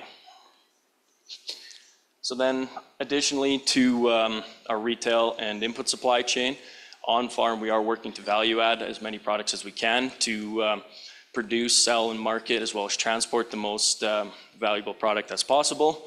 So the basic flow is we grow our crops, we run it through a grain cleaning plant, we produce screenings from that. Beyond that, we do have on-farm canola oil production potential. So we are producing our own canola oil that we are then marketing into the food and feed markets, as well as into industrial markets. From that, we take byproducts of high protein meal and sludge, combine these two into animal feed, as well as we are looking at a market for mycelium production. And then from the mycelium production, we can produce further fish foods and or into human consumption. And then to bring it all back around, we take our Class A organic compost, as well as waste products from either the mushroom production or from livestock production, to then incorporate with our mineral byproducts from industrial production of oil and gas, as well as pulp, to combine them all back into viable fertilizer products through our distribution and retail channels, to then produce the crop, and the cycle continues. So we are trying to focus on that closed ecosystem concept to keep basically our freight input of carbon emissions to a minimum. And then this becomes very challenging to quantify the decarbonization that we're able to do with this. We are working on a very small scale in our farm right now, but we do look to scale and improve this. And how to fit each part of this together is the challenge we're still trying to unlock, but we are working towards it. And that's kind of the basic gist of what we're doing on each end of the farm, as well as quantifying the measurements in the farm in between using carbon asset solutions. So yeah, I'll wrap that up and keep it short, but any more information, come find me after.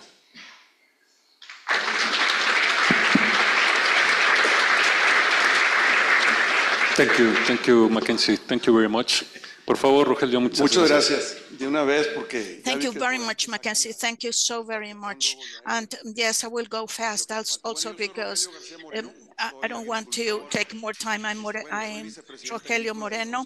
I'm Vice President of the National Agricultural and Livestock Board. I've been working for the benefit of our agricultural sector in Mexico. But before that, 40 years before that, I am a grower.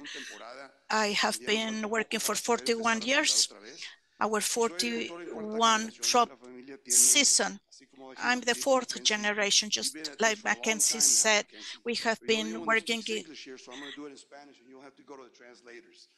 Okay? Diga Mackenzie que como es el único que habla inglés aquí, todos hablamos español. Entonces, since Mackenzie is the only one who speaks English here and all of us who speak Spanish here will have to listen to the translation.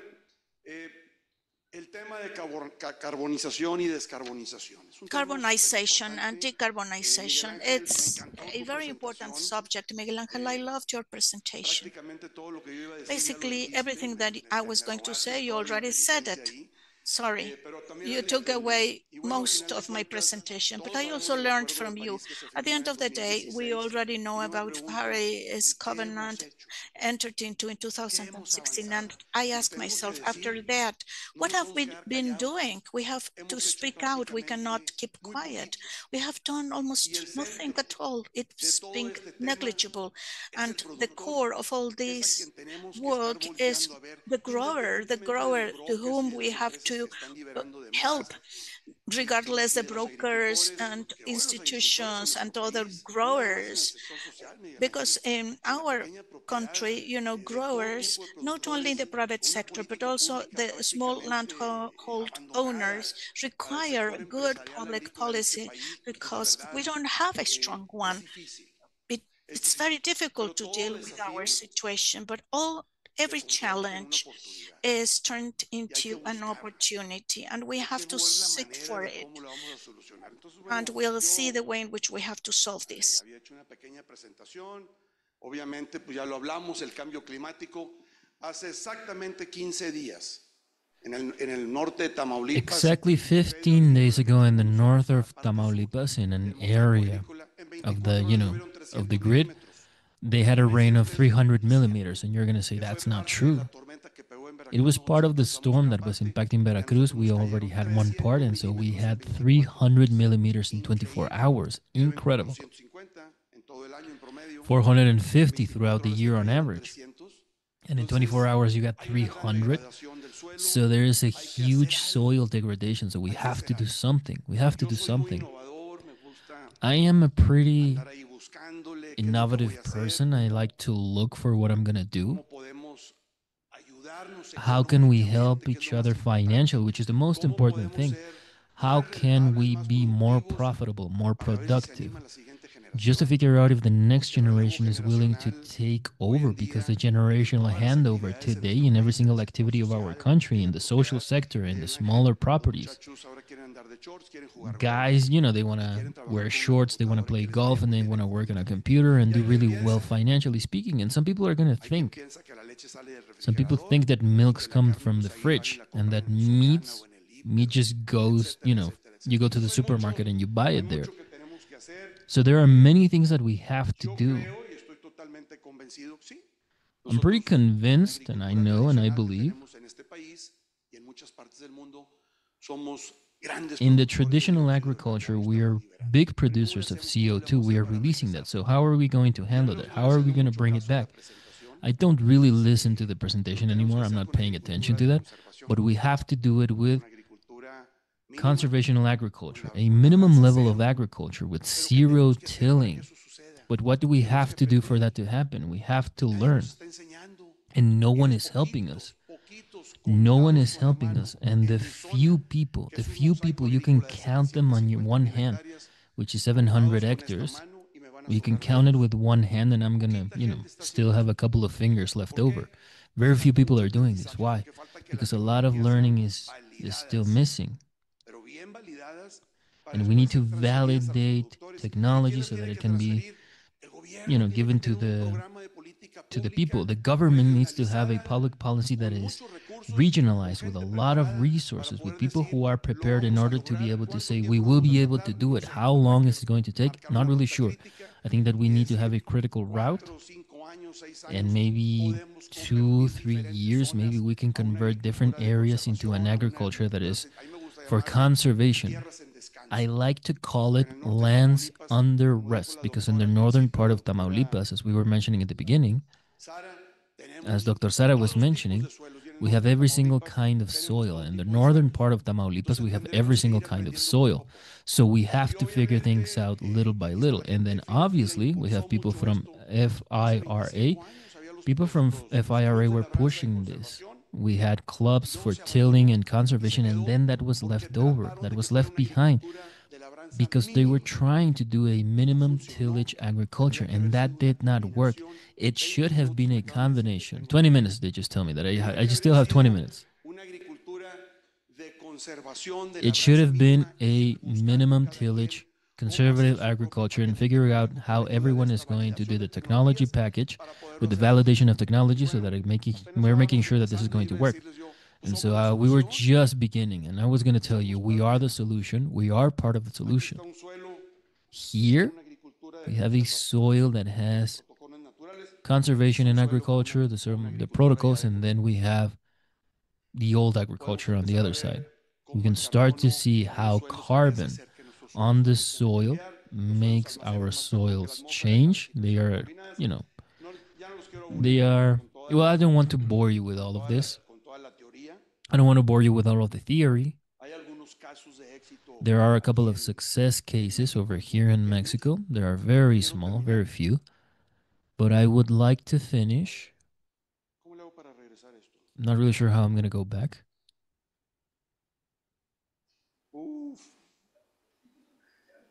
¿Cuánto me queda?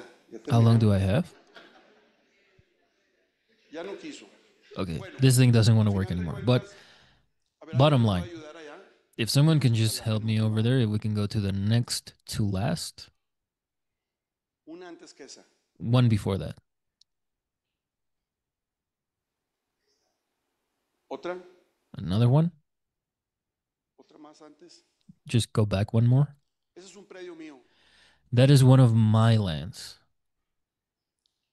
Esta parte del agua, estas fotos las tomaron hace 4 o 5 días, me las mandaron. That picture was taken 4 or 5 days ago. I haven't been able to get over there. I would have to have a helicopter to, after 11 inches, you can imagine how the roads are looking. Some bridges basically are no longer there, so we have not been able to get there. Thanks to technology and to the phones, we got these pictures, and so we were able to see that there is a little bit of green over there. You can see a couple of weeds. That's what they're telling us through the phone. I can get some pictures. But it's a land where I've been here for 3 years in a row where we are going to plant exactly in the same way. So we're gonna do this in the same way. So our neighbors are telling me, hey, Rogelio is nuts. He doesn't have money for diesel. That's why his ground looks like that. He has no machinery. Yes, I have not spent a lot of money in diesel, not a lot of machine time. I am not issuing a lot of CO2. The idea here is to do a single activity in January, recondition my soil with devices so that I can destroy a little bit of those sticks that I have there and then do the crops, and that's it. I didn't count on 11 inches. I think that they told us that we were going to have 50, 60 millimeters. We got like 300. So I'm going to close there. We have to incentivize the adoption of regenerative practices. Patricia is going to talk a lot about that. She's an expert. We need to promote research. We need to promote the transference of technologies. The government needs to sit down with us and say, yes, producers are right. They have to be the ones that are the most interested. If they want this to happen, if they want to carry out whatever was signed in 2016, we need to strengthen the public and private alliances. We need to put money into this. We need to sell money. We need to invest, all of us together. And we have to develop finance mechanisms and carbon markets. So thank you so much. Thank you for your attention. I had like another 20 minutes left, so. Thank you so much, Rogelio. That was so kind of you. I would like to start the questions round, and then I think we're gonna go into the questions from the people. We're gonna do this very quickly because of time. I don't want to leave this opportunity, Mackenzie, to ask you, how does the environment look? How is the government environment for private and public producers? How does that look? So that you will allow us to see what we were showing in the morning for productivity, carbon sequestration. How does that look like in Canada? How do you perceive that leveraging of government into private companies and technology that maybe can give us the results that you were talking about right now?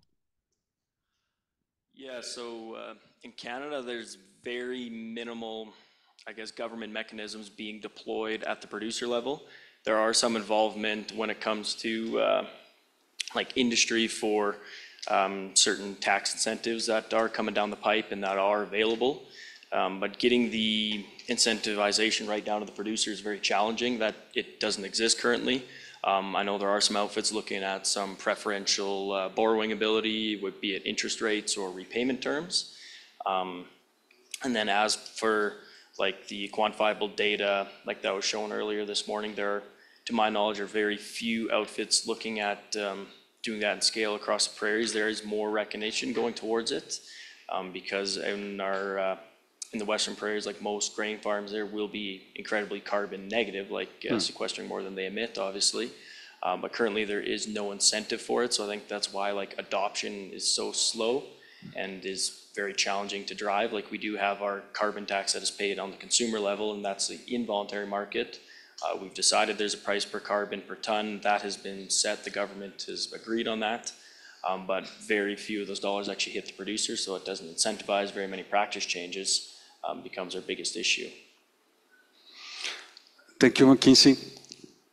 Glicerio, nos platicabas de unas alianzas Glicerio, importantes. you were talking about a couple of important alliances that are going to enable this subject of being able to have a better transfer of value to the owners of the land, and maybe skipping a couple of steps between the market for carbon credits and then those who own the land.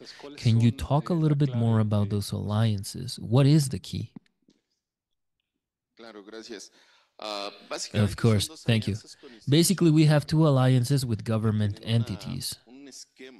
They have a framework and they have a level of governance that is so solid that, first of all, it has created trust from companies so that they can pay for that tax. It's an intake system in the state of Querétaro. And at the same time, they have developed a scheme that is based on transparency through a platform that they have developed, which is the state-level compensation system, where projects are sort of overlapping. Those who are creating carbon credits are evaluated and then they are recorded. Through that platform, the different people who are proposing a carbon credit, they can access and then sell credits to the government of Querétaro.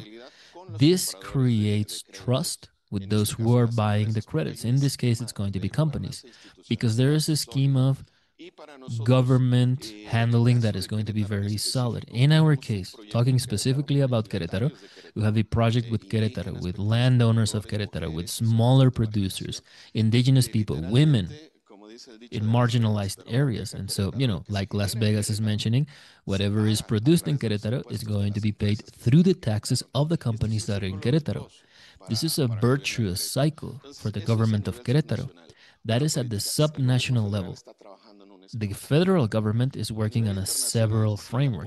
At the international level, Singapore, after a due diligence process of more than over a year, they decided that Bumitra was a candidate to buy carbon credits in a country from Paraguay. Between those countries, Paraguay and Singapore, there's an agreement so that those credits are going to be purchased by Singapore. So Singapore was basically giving the okay to 4 projects at the worldwide level. Red projects in Peru, 1 project in Ghana, that is for agroforestry and landscape recovery, and our project, which is the only carbon capture project on the soil. Obviously, this is a milestone at a worldwide level because a country such as Singapore is assuming leadership by buying carbon credits coming from the soil, coming from a livestock system where in a lot of places livestock is still not seen with, positive eyes. So this is part of the Paris Agreement, which is allowing the countries to generate alliances. And so for us, as a company, to be able to measure and to monitor the carbon credit, to certify them, we give them to Singapore. So those are the frameworks. These are the frameworks that are coming from a solid institutionality from the government, and it gives trust between those who are buying credits. In Mexico, we have states that are working with similar frameworks, but the one that is the most developed is Querétaro, and it's a model that we can export out because it's so strong. Thank you so much, Glicerio. So, Engineer Miguel Ángel, I really love your presentation. How you are talking about FIRA, that is something that is very much relevant, and it is important. So I wanted to ask you, and also from the point of view of our offices in Morelia, our question is, what is the main point? What is the relevant thing to have an organization of that level of expertise that will allow to have that stability while creating carbon credits? For us, that is also something that is social. It is worthwhile of the complexity of the issue. So from your point of view, and as a part of the ejido, the common land, what is the main point of that team? I think that this was a question from Metiserio, but I think that we have to spread the questions around a little bit. Well, I think that on the social aspect, our ejido, common land, which is I think that 70% out of the entire ejido, out of the land, 70% is made up of senior citizens. The other 30% are basically headed towards the senior citizen road. So in terms of that situation of agriculture, I believe that there are many holes, many loopholes in the law. They were talking about sons of landowners. Most of the population is no longer, sons or descendants because they are outside of the law, because they are no longer the sons. So in terms of governance, we have that. We have that balanced a little bit because in terms of forestry, we are some of the few ejidos. Most of the ejido is common use. And so out of that, everyone is an owner, but we are not really sure of how much we own. We're not really sure about the surface. So from that comes that necessity of someone needs to pull the cart or someone needs to push, because that 60-70% of ejido members, they only want to see how time passes. They no longer have an initiative. They no longer have that intention of, they don't have intention of generating sustainability. Everyone else is doing it. But sometimes we are basically wandering through the desert. Everyone can listen to us, everyone can hear us, but they just turn around and they're like, okay, what are they doing? So Chavarria was a common land where we started this. We started to look for financing, but 14 joined us. So it's 14 projects that are around us. If we add that into hectares, then it's 500,000 hectares approximately that we are already generating these kinds of projects in the area. Because we started, everyone else followed along. So the perspective now is, let's try to figure out how we can make the government turn its gaze towards us. How can we find companies that are going to give us the financing, but in a way where everyone is basically having a win-win situation, not just a couple of people. So that's a little bit of the line that we are following: agreements, governance, because a lot of the time it is difficult to have an agreement between 5 people. Now imagine something that has like 200 or 300 people. That's a complex situation. That's social aspect. But we are making progress, and hopefully soon we can have better results as opposed to the ones that we have right now. And I think that I can add that it's a long-term agreement as we saw it. It's not about the immediate future. It's not just, it's like 5-10 years of an agreement that has to hold for that amount of time. I think that in terms of the agreement, we need to have an agreement or a commitment of at least 30 years. So there you go. Rogelio, thank you so much. Just a little bit to close and then quickly go to a question from the audience. I've seen a lot of studies from CNA about agriculture, the agriculture in Mexico. How is the CNA figuring this out? What are the key points? What can you observe from the organization that you are representing, Rogelio? Specifically talking about agriculture, commercial agriculture, and for the production of grains, something that is very quick. 30 years ago, we had the first free trade agreement. So without a doubt, the doors were open to a biggest market of consumption in the world, which is the US. And then fruits and vegetables started to flow into the US. I like to say it in a funny way, but today in the US, the Super Bowl, first of all, is avocado. And if there's no avocado, there's no Super Bowl. That is how important our produce is in the US.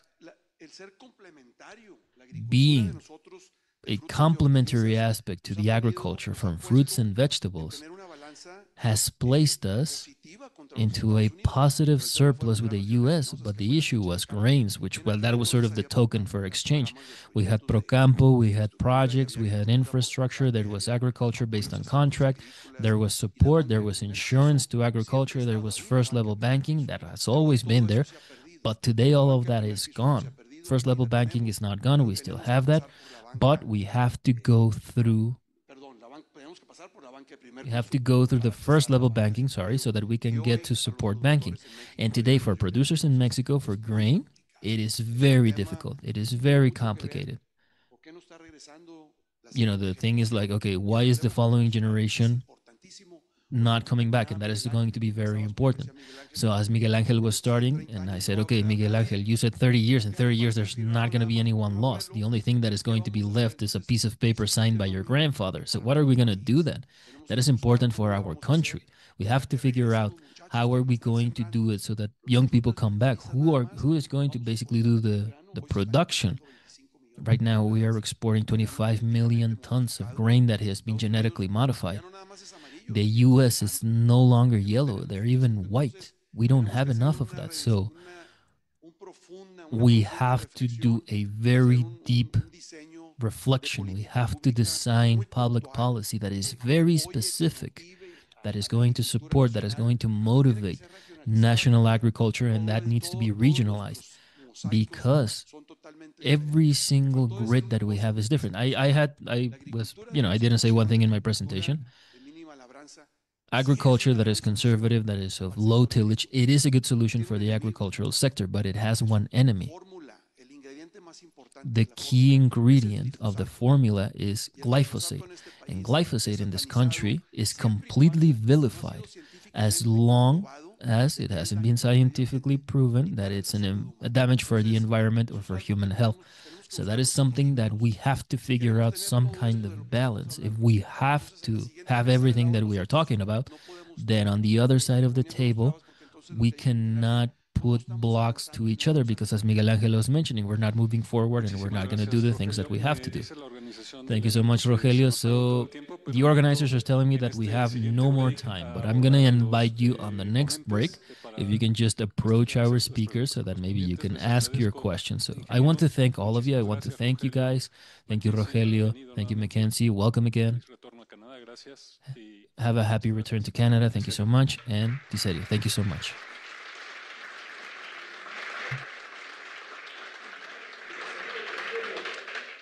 Agradecemos mucho a los participantes. We would like to thank every single participant for this first panel. Miguel Angel, Cliferio, Rogelio, Carlos, also for moderating the panel. And before you go outside of the room, just allow me. I'll take the liberty, and I'm literally taking the liberty of, please, let's thank Mackenzie Fingerhood. He came from Canada so that he can be here with us during this event, and he was just recognized during this year as leader of the rural aspect of the Inter-American Cooperation Organization. So Mackenzie, thank you so much. Congratulations again.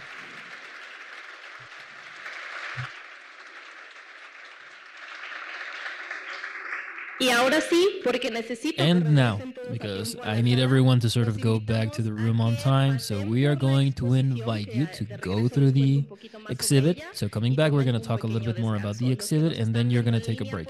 Those of us who are joining online, please take a brief break, and we will come back in a couple of minutes. Thank you so much.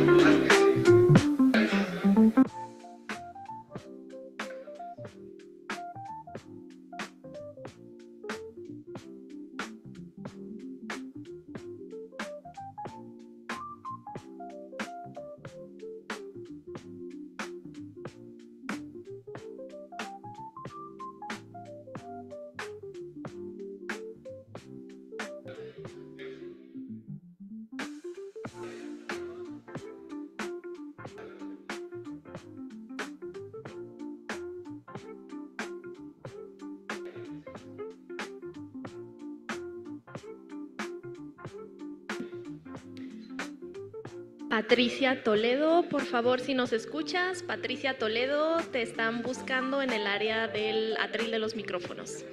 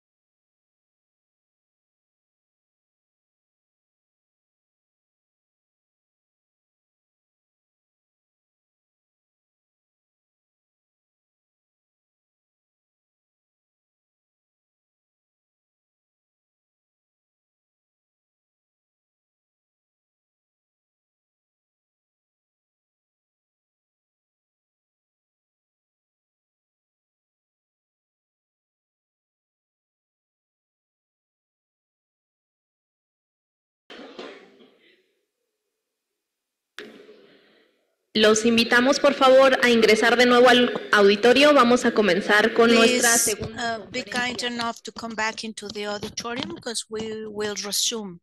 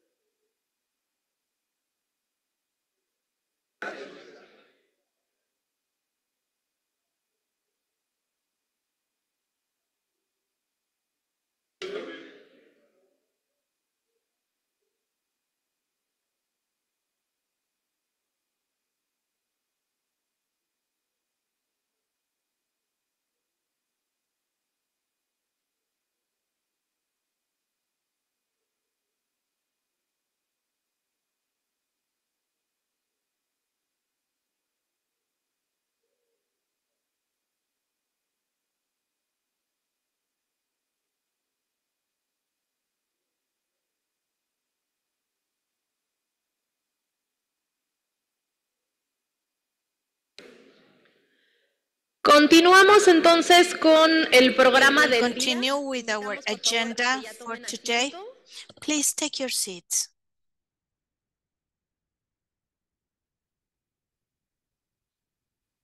Vamos a comenzar con este segundo bloque. We will begin with the second section of our agenda. And we would like to invite you that as we hear our speaker and the panel members later on, please write down your questions. Later on, we will give you the floor at the audience here at the auditorium and also through Zoom. So please write down the name to whom you're asking your question so that we can address them directly later on. And for our keynote speech titled Carbon Markets, please, could you be silent because we have to continue? Thank you. The second keynote speech is titled Carbon Markets, an alternative for funding sustainable transition of agri-food systems. To this end, we have the honor and the pleasure of introducing virtually Dr. Daniel Ortega Pacheco, who is Executive Director to Carbono Agro Initiative. Daniel, can you hear us well? Yes, we can hear you very well. Can you hear me? Yes, perfectly well. So thank you, Daniel. And by the way, Daniel, I will give a household announcement. Daniel just arrived, just landed, and he sought a place where he could connect and more or less have a silent environment around him. So Daniel, we truly thank you for your efforts. And yes, we can hear you very well. We'll give you the floor. And once again, thank you, Daniel. Thank you. Thank you to you, really, because it is an honor to accompany you in this virtual channel to the second forum. Sorry, because I was not being able to travel there. I will use the initiative Carbon Agro acronym several times, but what we want to do is, in our association, is to deal with agri-food safety, and later on we will have members of the agri-food board, they will talk about SMSs, and they will talk about different topics related to their work. I will talk about the gap existing, the current existing gap in the carbon system. And I will talk about some initiatives regarding this gap.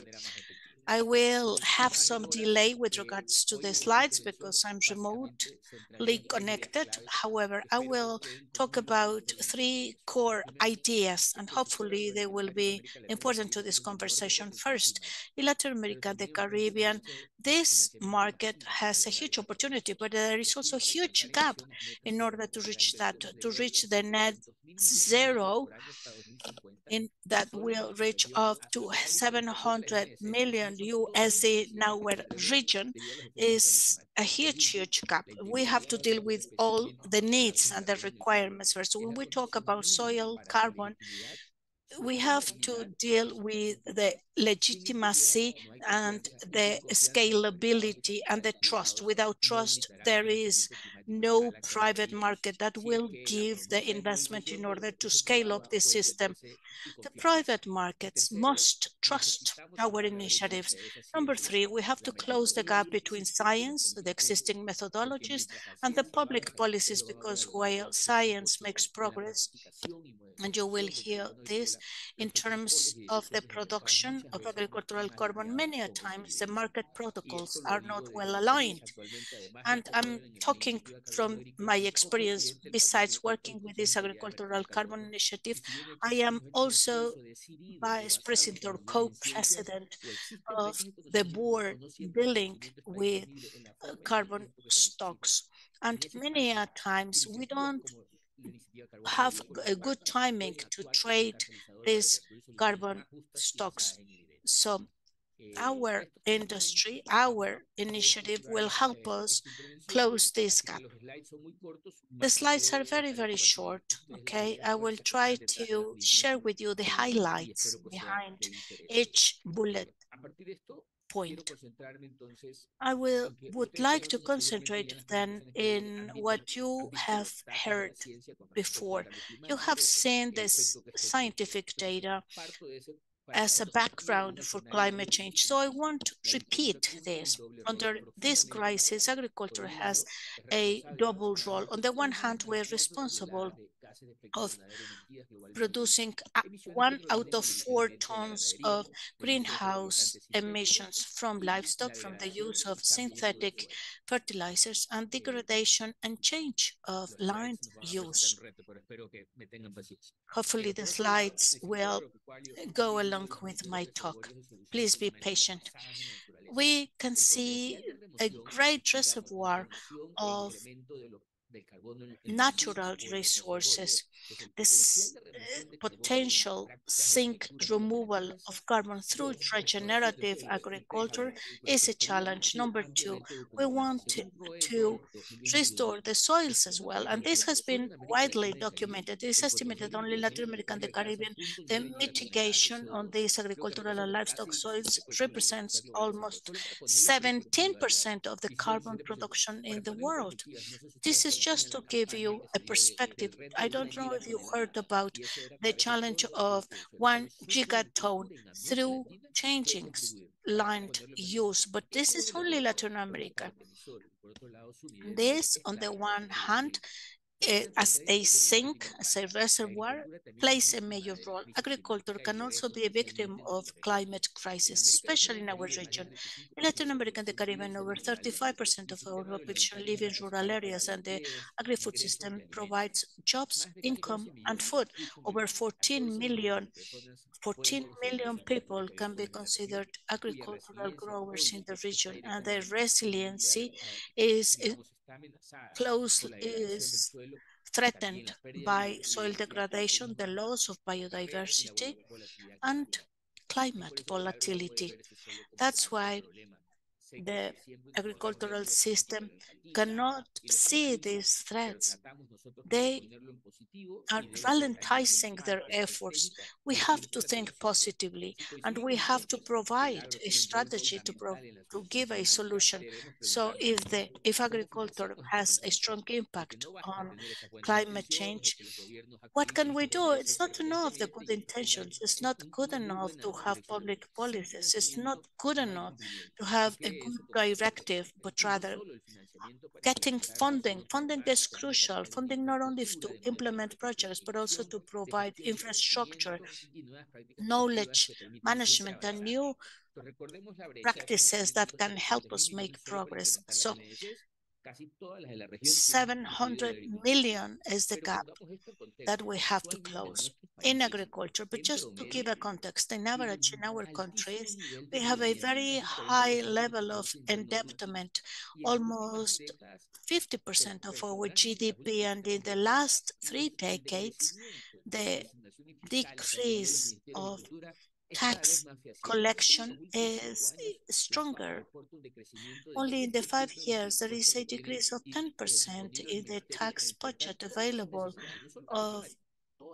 by the governments to deal with all the necessities. Until Latin American countries, this gap can be even greater. This increase can be even greater. Since 2015 onwards, CEPAL says that we will lose 3% of this GDP.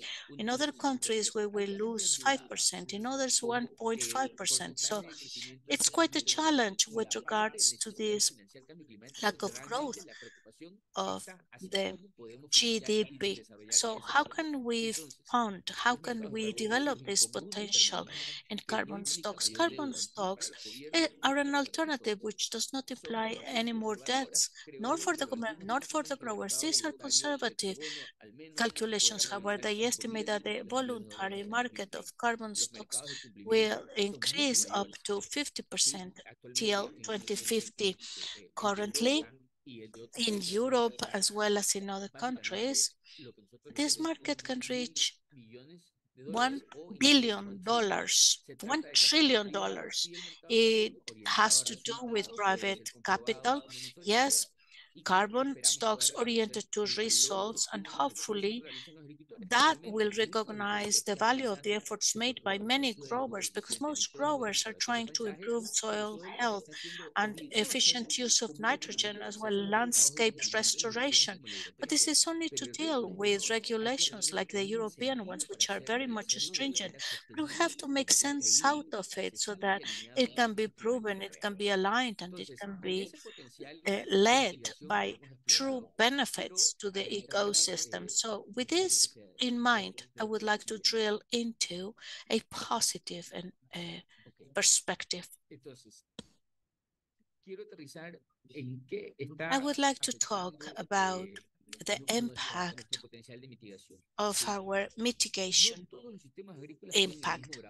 Not all the agricultural systems have sufficient basis for the use of this methodology. First, we have to deal with the technical feasibility. Number 2, eligibility, so that those practices can be used and can be added on to the practices already existing. And number 3, it should be feasible at a financial level for the investors, but it should be also attractive to the grower. If those elements do not exist, then we can create a wonderful scientific basis.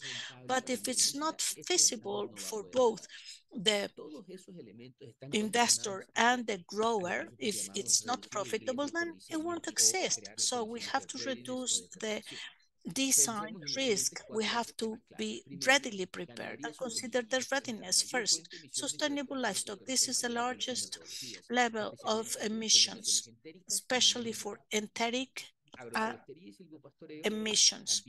Agroforestry and grazing, it's also eligible, combining also the forests with grazing to attain resiliency. Number 3, the soils. Agricultural soils, agricultural land. It presents many challenges and rise through the methane production by flooding systems will also help us in order to mitigate and reduce the emissions. Now, what's the maturity level of those available technologies? And based upon the Article 6 of Paris Agreement, where we're talking about durability, permanence, as well as other operating issues, there should be a combination between science, regulations, and future feasibility of these sectors, which in fact should increase the uncertainty level for the investors. In agriculture, the risk level is quite complicated. As we add the uncertainties of the current market, the main uncertainty is even greater. What does this imply? Two things. Number one, the opportunity window for some systems might not be permanent if we do not respect its integrity. Number two, the voluntary framework can create lots of challenges for opening the markets. Therefore, we must link the framework, the legal framework, with the scientific evidence and also the evolution of carbon stocks throughout the world. Also, we have a huge potential, and it's considering to 16% of the voluntary carbon stocks in the world, and it can be one of the main actors for the current and the future negotiations regarding stock bonds. Now, in the agricultural field, zero tillage, coverage crops, crop residues to produce organic matter, biochar, as well, production as well as fertilizers, which are not synthetic, are producing good bonds. Now, what we see in practice is a quite an heterogeneity. Number one, prices, the quality of the credits or the loans, and number three, traceability. In agriculture, for instance, and livestock, it is turned into meat, and that's it. But now more than ever, we need carbon stocks, carbon bonds. The ton price can be as low as $2 or $3, but in some other cases they can reach $25, $30 as they have a good community impact. Now, that lack of standardization and the lack of quality also is creating huge problems. Now, the most recent assessment says that this demand of carbon bonds will increase as voluntary basis as well as compliance in terms of Article 46. So this means that we have a real opportunity ahead of us if we build comprehensive projects with scientific basis and good traceability. But if we can prove that it is quite feasible, the growers will join. We cannot ask them to start with these practices without having an upfront payment so that they can cover their basic needs besides getting income for the commodities or the products that they are growing. So Latin America can be a great source of infrastructure, a demand that cannot be satisfied only by reducing CO2 emissions. There is a huge gap, and there is a projected demand that we can call it attainable through sustainable agricultural practices, provided they are comprehensive and they will provide economic and social benefits. So the question that we can use in order to continue this conversation is, are we ready to work with feasible products of high quality that we will use when the market requires it? Without integrity, there is no trust. Without trust, there is no investment at the time and at the scale required. This creates a huge opportunity, as we can see in this slide. The sector in this region should ask itself, why aren't we seeing a more accelerated expansion? Mexico is one of the exceptions in which the cooperation, especially in forestry, is incredible. Now, in many of the states, there is still a good level of cooperation, and there are some regulations like the way PAC, for instance, in the agricultural system, that is fostering these efforts. But in other areas, there are some structural bottlenecks, for instance, high implementation costs, high design costs. To start with the design, specifically designing the baseline will go up to $30,000 at the start phase, or over more, or even more. So it's necessary to link this to access to funding. Number two, there is an unlimited access to platforms. For instance, with regards to livestock production and carbon sequestered in the soil, we're very, very far away, even though we've got techniques, even digital techniques. They are not widely standardized in the system side. They have not been easily adopted by the growers. I'm referring to this precisely when we talk about platforms. They should be national. They should be linked to accrediting systems at the country level so that they can help also the approval of the credit bonds in local and foreign markets. Number three, the technologies. They should be locally accepted. It should be customized to the practices already used at every locality. Most of the countries do not have clear legal frameworks with regards to the carbon stocks participation or the market to trade them. There are some countries which are the exception, but Mexico, for instance, considers carbon sequestration, but the framework is not clear enough, not like, for instance, it's completely different than the one from Colombia. This creates a lot of uncertainty, obscurity that investors don't feel attracted to go into them. And this might be a terrible threat, considering that investors may think that this is just greenwashing. While countries register their missions and visions as their targets, it's not clear enough if the voluntary markets will have a sufficient or a strong role to play in this market. So the approach of small projects or small scale projects at a test level can be useful basis in order to scale up these projects, because we want the industry to reach this public level. We have to break away with these bottlenecks that are impairing us from progressing. On the other hand, at the global level, without dealing with policies, I'm just talking about price parity.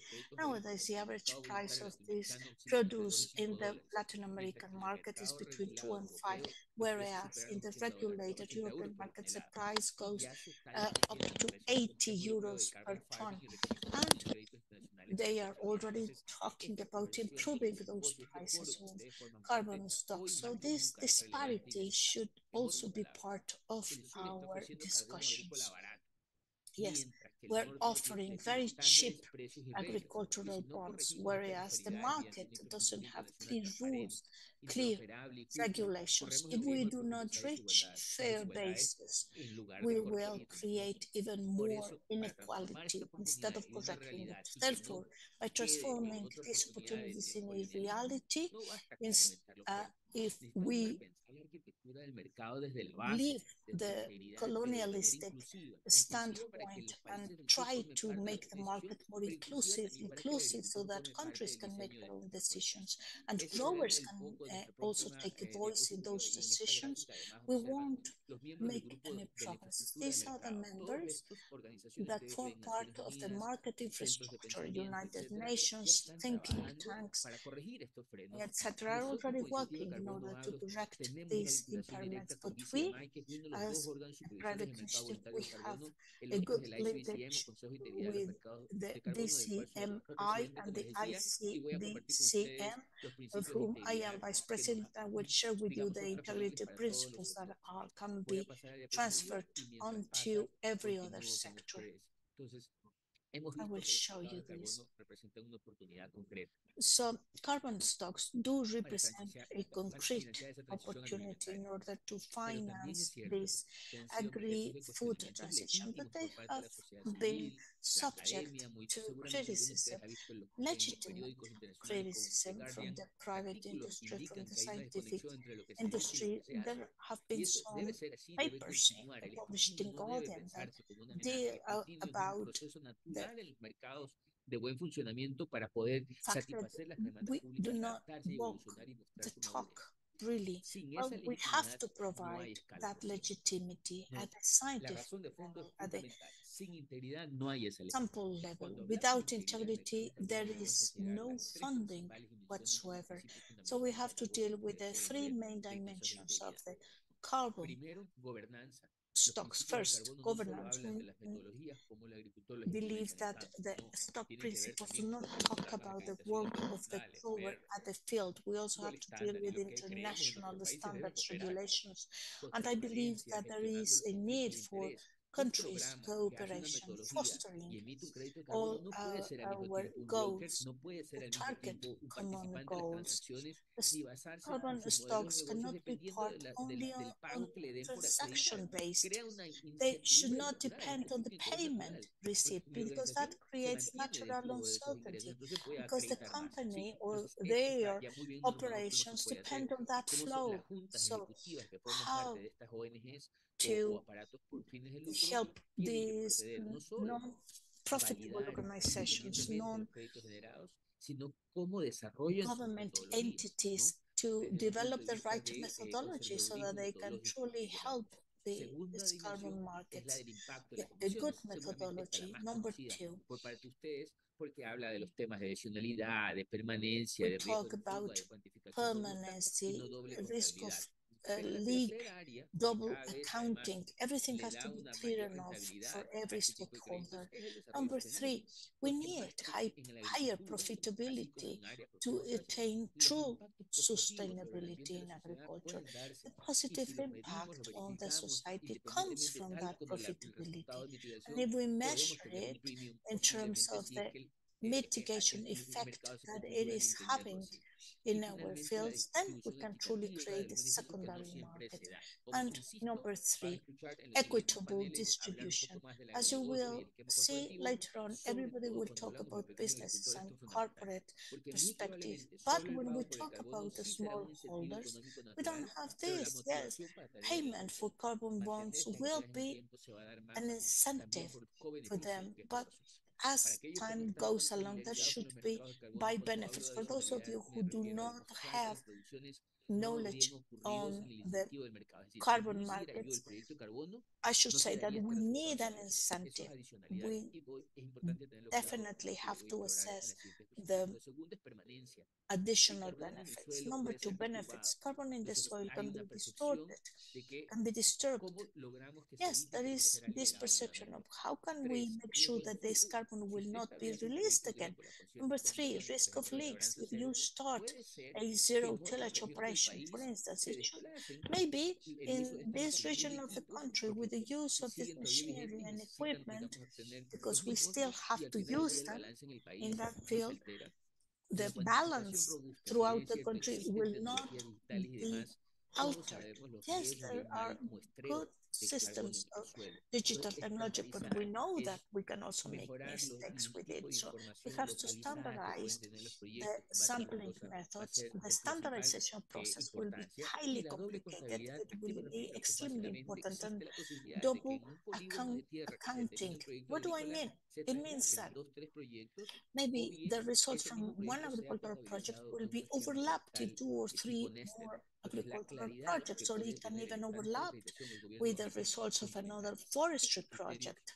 So these criteria, ladies and gentlemen, are not secondary. They are truly crucial to the work that has to be done on carbon stocks. When you come out with a product into the market, you provide technical shades, you provide data on that product. With the carbon bonds, it's exactly the same. You have to provide data rigorously measured, estimated, informed so that the buyers will have sufficient information.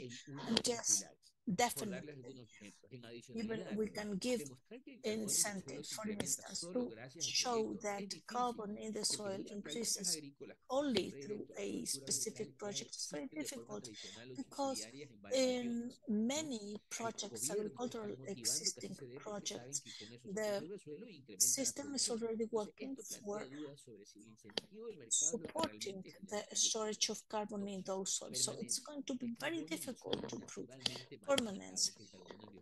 This carbon is more unstable than other products. It can be affected by drought, for instance. So we need to work with the pooled reserves and deal with the risk of them. And we are also using trust systems for carbon stocks. If there is an effect, a negative effect in one area, we may have another reserve elsewhere in order to hedge or protect the carbon production in one area. On the other hand, when we use machinery, the net effect of the carbon reserves can be moved into another areas. We are preparing a publication, a paper that will show you the environmental impact, ensuring sustainability and the scaling that is required by the agricultural system for carbon stocks. Robust quantification, the current methodologies, even though they are available at a technology level, they are moving the carbon at the horizontal and vertical level. There might be some differences of results when using some methodologies that can give you high resolution, but they are not well known. Yael Sarepuri showed recent results in order to create 3,000 credits or more, depending on the protocol. It can be different means to do it. Double accounting. Esto requiere los sistemas nacionales que habíamos hablado de MRV. Impacto social ambiental. Cuando hablamos de This is going to require the national topics. Whenever we are displacing traditional crops, the benefit of the concentration of the income of intermediaries is another risk that is growing that we are trying to regulate.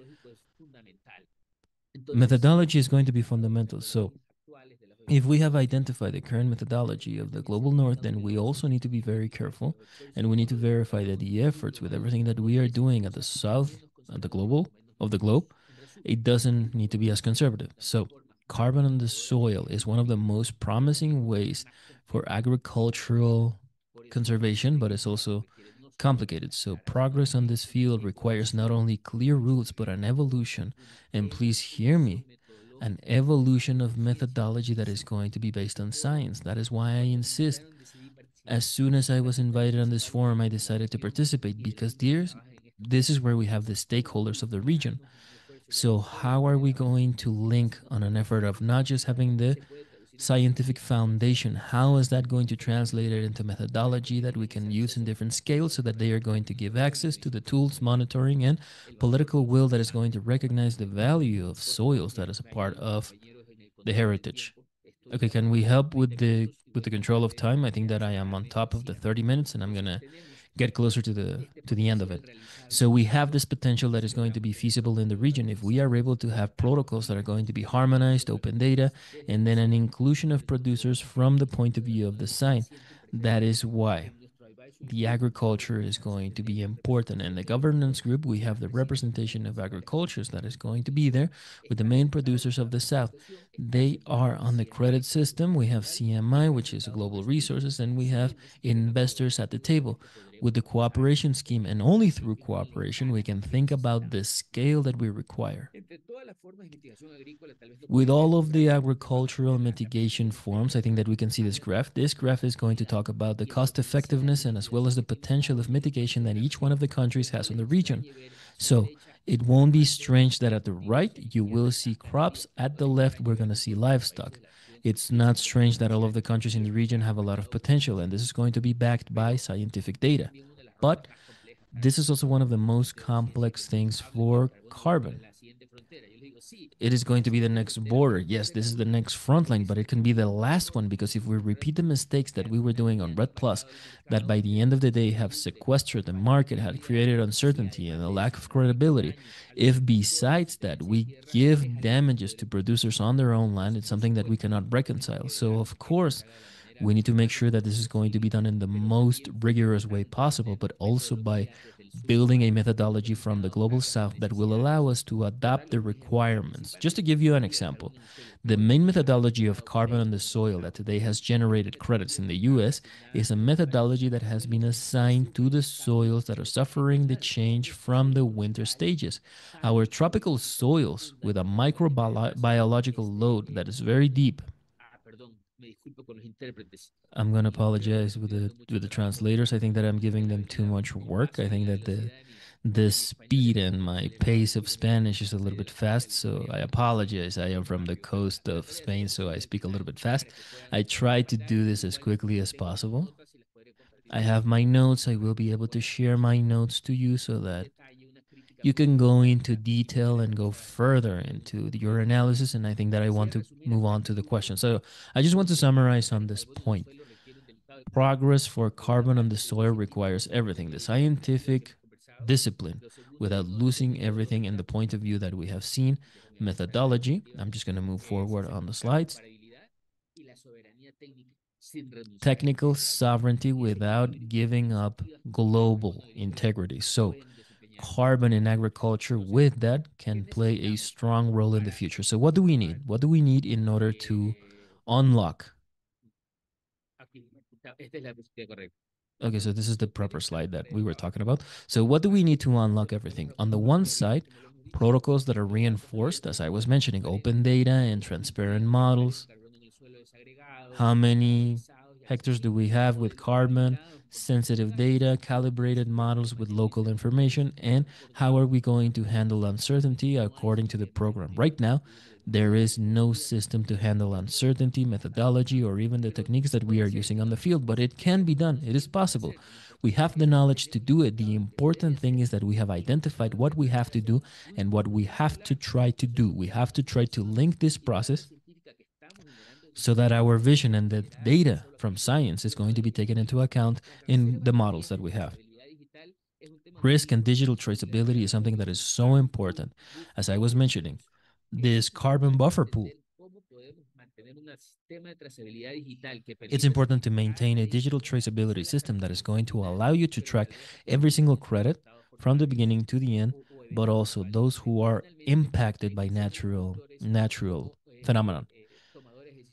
And producers are going to be stakeholders in decision-making process, and that is going to be fundamental because that is going to give them a voice in the definition of the methodology, the markers, and the results. Sometimes scientists, and I put myself into that space, we are in an ivory tower where everything is ideal and as we dream it, but if we put this for a small producer of coffee or something else, then it's going to be difficult. So we need to take into account this into the readiness for financing, something that is clear and financed, and maybe put this into the countries that historically are causing all of these issues. All of these solutions must be implemented with this approach, because if there is no integrity or no readiness, and sorry to be repetitive, no integrity, no trust, and because of that, there's no scaling up for financing. I was giving you the example of the initiative of agricultural carbon. The initiative is training regulators so that they can make public policy and members of the agriculture in the region. It is in Spanish, it is the first of the region, and we did it in such a way that it's not duplicating other efforts in other countries to train on the carbon market. I insist, this is free and this is available on the platform that we can see on the screen. We will share the link so that you can access this. But we are concerning ourselves with the producers so that we can have an information framework so that we can train producers, their associations, and having a goal of having, information by 2030. You are talking about adoption of methodology and how this extends. You understand how difficult is this. So this is not a number that fell out of the sky, but it's taken into account an acceleration model that is successful. We are also creating production with valuable knowledge. Everything is available, all of the data, potential, mitigation, prioritization of the chain, preparation index from every country. Everything has been posted and is already there. The first case of Brazil is there. Until COP, we are going to include other 5 countries, also Mexico. So I would like to give you a draft so that you can verify this. And so additional to this, we are going to have a tracker that is allowing to map the policies into the 32 regions of the US, excluding the US and Canada, and also the DB if you want to do some research, if you want to do modeling. The databases of public access. So with this, I am going to finish, and I just want to highlight the main ideas, which is at the beginning of the presentation, we were talking about this. So there's a small video of the waste tracker, but I'll give you the website so that you can see it on your own, and you can see it in your own time. I'm just gonna see if the computer lets me do this and summarize with the 3 elements that we have stated from our first slide, which is a call to action and an invitation for us to cooperate. First of all, in being able to manage the fact that science cannot go on a single lane. Sorry, it's taking some time to go into the next slide. We need to link up. You are working on science. We want to convert that into public policy and the other way around, giving feedback of what is happening. If we do not connect reality and the technical team that is impacting millions of producers, we won't get to where we want to get to. Second, carbon markets are not magic. It's not a panacea and it's not neutral. By design, we can make sure that it works for the producer, and we can also make sure that it doesn't work for anyone else. We need methodology, but we also need to have transparency and the utilization of governance between sectors. I'm about to lose all of the battery that I have on my computer, but I'm going to join on my phone. But there is no transformation without living soils. The soil is the main carbon sink that we still have to exploit positively, so that we can be fair and just to the producers. An initiative like the one that we have right now is if we all work together. So thank you so much. Thank you for the opportunity of sharing this with you. And thank you for allowing me to be here in this cooperation. And I hope that this just doesn't become a, resonance box. We hope that we can help producers. Muchísimas gracias, Dr. Ortega Pacheco. Thank you so much, Dr. Ortega Pacheco. As I was mentioning, he is basically just jumping off a plane. He found a nook where he could share with all of this enthusiasm and with the energy. And we understand that at the same time, you have to go to another meeting. So I took the task of gathering a couple of questions. These are questions that came from the audience in the room, and so I am going to share a couple of them to you, Dr. Ortega, so that you can help us to give a reply to the audience. The first one is going to be, how can we make sure that the projects that were implemented into the carbon market will guarantee a level of governance that is transparent, as well as a sustainable development with social safeguards? I can just tell you both questions, and yeah, I think that I just need to plug in because this is going to die out. Go ahead.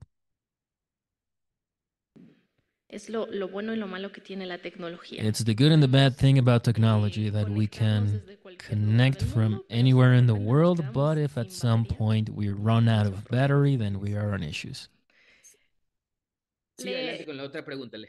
Go ahead with the next question. I'm going to read a second question, which is going to be, what disadvantages can you see during the application of this tool, which is to say the carbon markets, by implementing this in the main sector of our countries? And either way, how can we solve this? And then just as a request from the audience and then from the translators, if you can just go a little bit slower with your replies. Thank you so much. Gladly. I'm already in with another user, so I think that I can see myself with the other user. I think that you have to authorize my microphone on the other one. We can hear you. Okay, so I'm going to stay on this one until it, shuts off. So first thing, we have seen important decisions, such as the one as the input of justice in Colombia.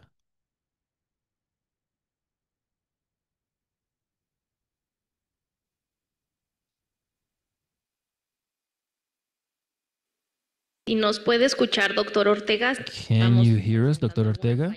I think that there might be some kind of issue with the connectivity. Okay, now we can hear you. Okay, we're back. We're back on your second connection through the phone, so go ahead, please. As we were mentioning, there are good signals. The Justice Court in Colombia, by reporting with media, with the NGOs, by outlining the rights of indigenous communities, determines how mandatory it is to have safeguarding systems. As I was mentioning, in the justice system, this is going to set a precedent and is going to allow us to have precedents for other countries. So it's not necessarily binding for other jurisdictions, but it is going to be valuable. So I do consider that we can have carbon mechanisms that are going to alleviate interest and rights based on an approach of rights that can be designed. And I think that the countries that are above us are ideally, because of most of their efforts with the Red Plus strategy, have already established safeguarding systems that at the least can be transferred directly into agriculture by being an activity of changing the utilization of the soils and sharing some issues in the ownership of the soil.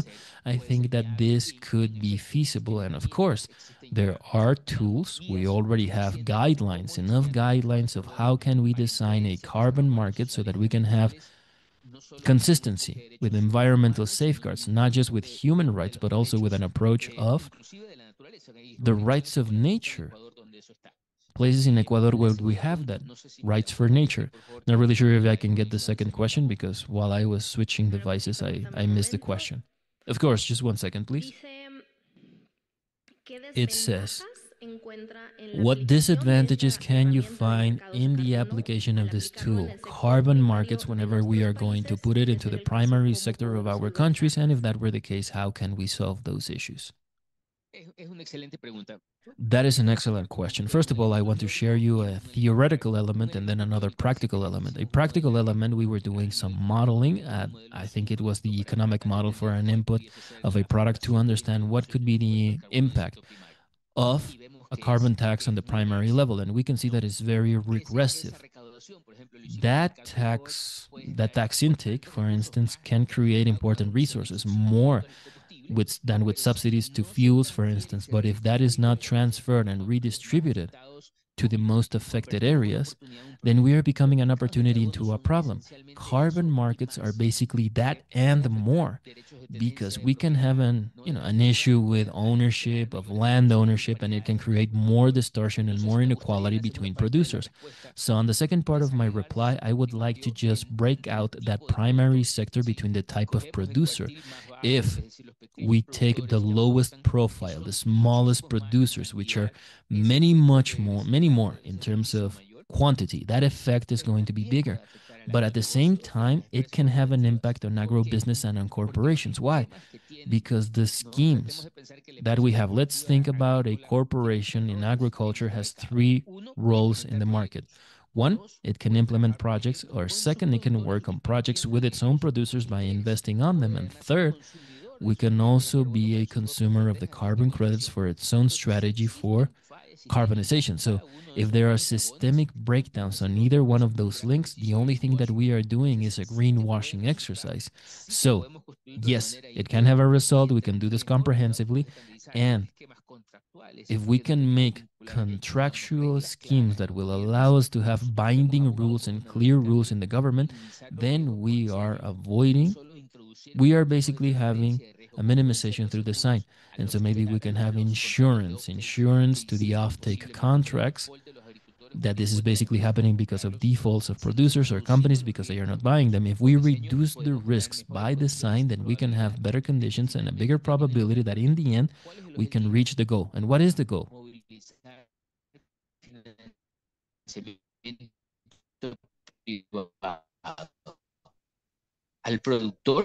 Moving these resources for a producer.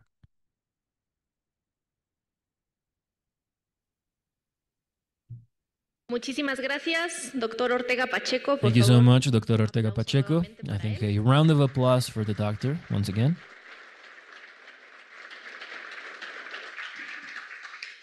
Continuamos con el programa. We will continue with the agenda, and we will continue with our participants that we have in the room. And for that, I am just going to call to the stage Andrés Prieto Pérez. Andrés Prieto Pérez is going to be the moderator of the next panel. He is the expert of policies for Mexico as well as for the North of America for Nature Conservancy. Andrés, welcome so much.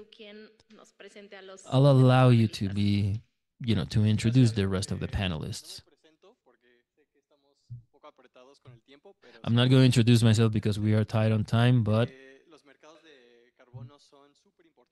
the carbon markets are very much important, and that is why this panel is coming at an excellent moment before the COP. We understand that climate financing is contracting in recent years, so carbon markets are going to be part of the solution so that we can close this financial breach. The estimation of climate policy initiative, we are mobilizing less than 1/5 of what is necessary in order to fulfill these climate goals. Without further ado, I am going to introduce Patricia Toledo, who is the VP of Sustainability for the National Agricultural Council.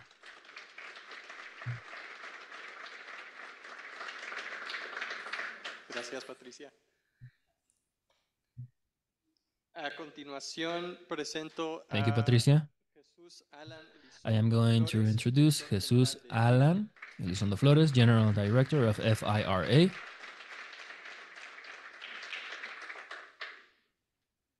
Gracias, Dr. Elizondo. Thank you, Dr. Elizondo. And also I am going to introduce Imer Bello Ruiz, Project Manager of Hafer International.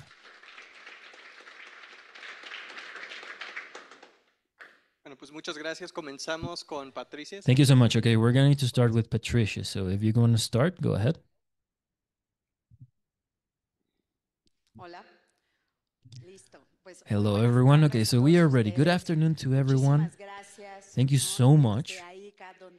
Thank you so much to the IICA, to Diego, to CIMMYT, to FIRA, to the organizers of the second forum for decarbonization of the soils and everything else, and recarbonizing the agricultural soils. So if you allow me, I'm just going to stand up so that I can do this a little bit more explicit because I only have 8 minutes. So specifically, I would like to start with a little bit of context in how we are looking. Where are we in the global system? And as Mexico, figuring out the carbon market.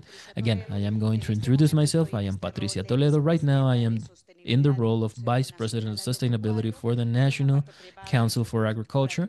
And so I am a consultant, and I am an ally for all of you. I am an ally of everyone here so that we can turn this into a reality. So the first point that I want to mention here, in Mexico, we are in this global medium where we have a lot of geopolitical tensions, but these are tensions that are going to become opportunities for our country. Without a doubt, the opportunities are in having other commercial partners. Also in terms of diversification of the markets, diversifying the markets, something that we have identified.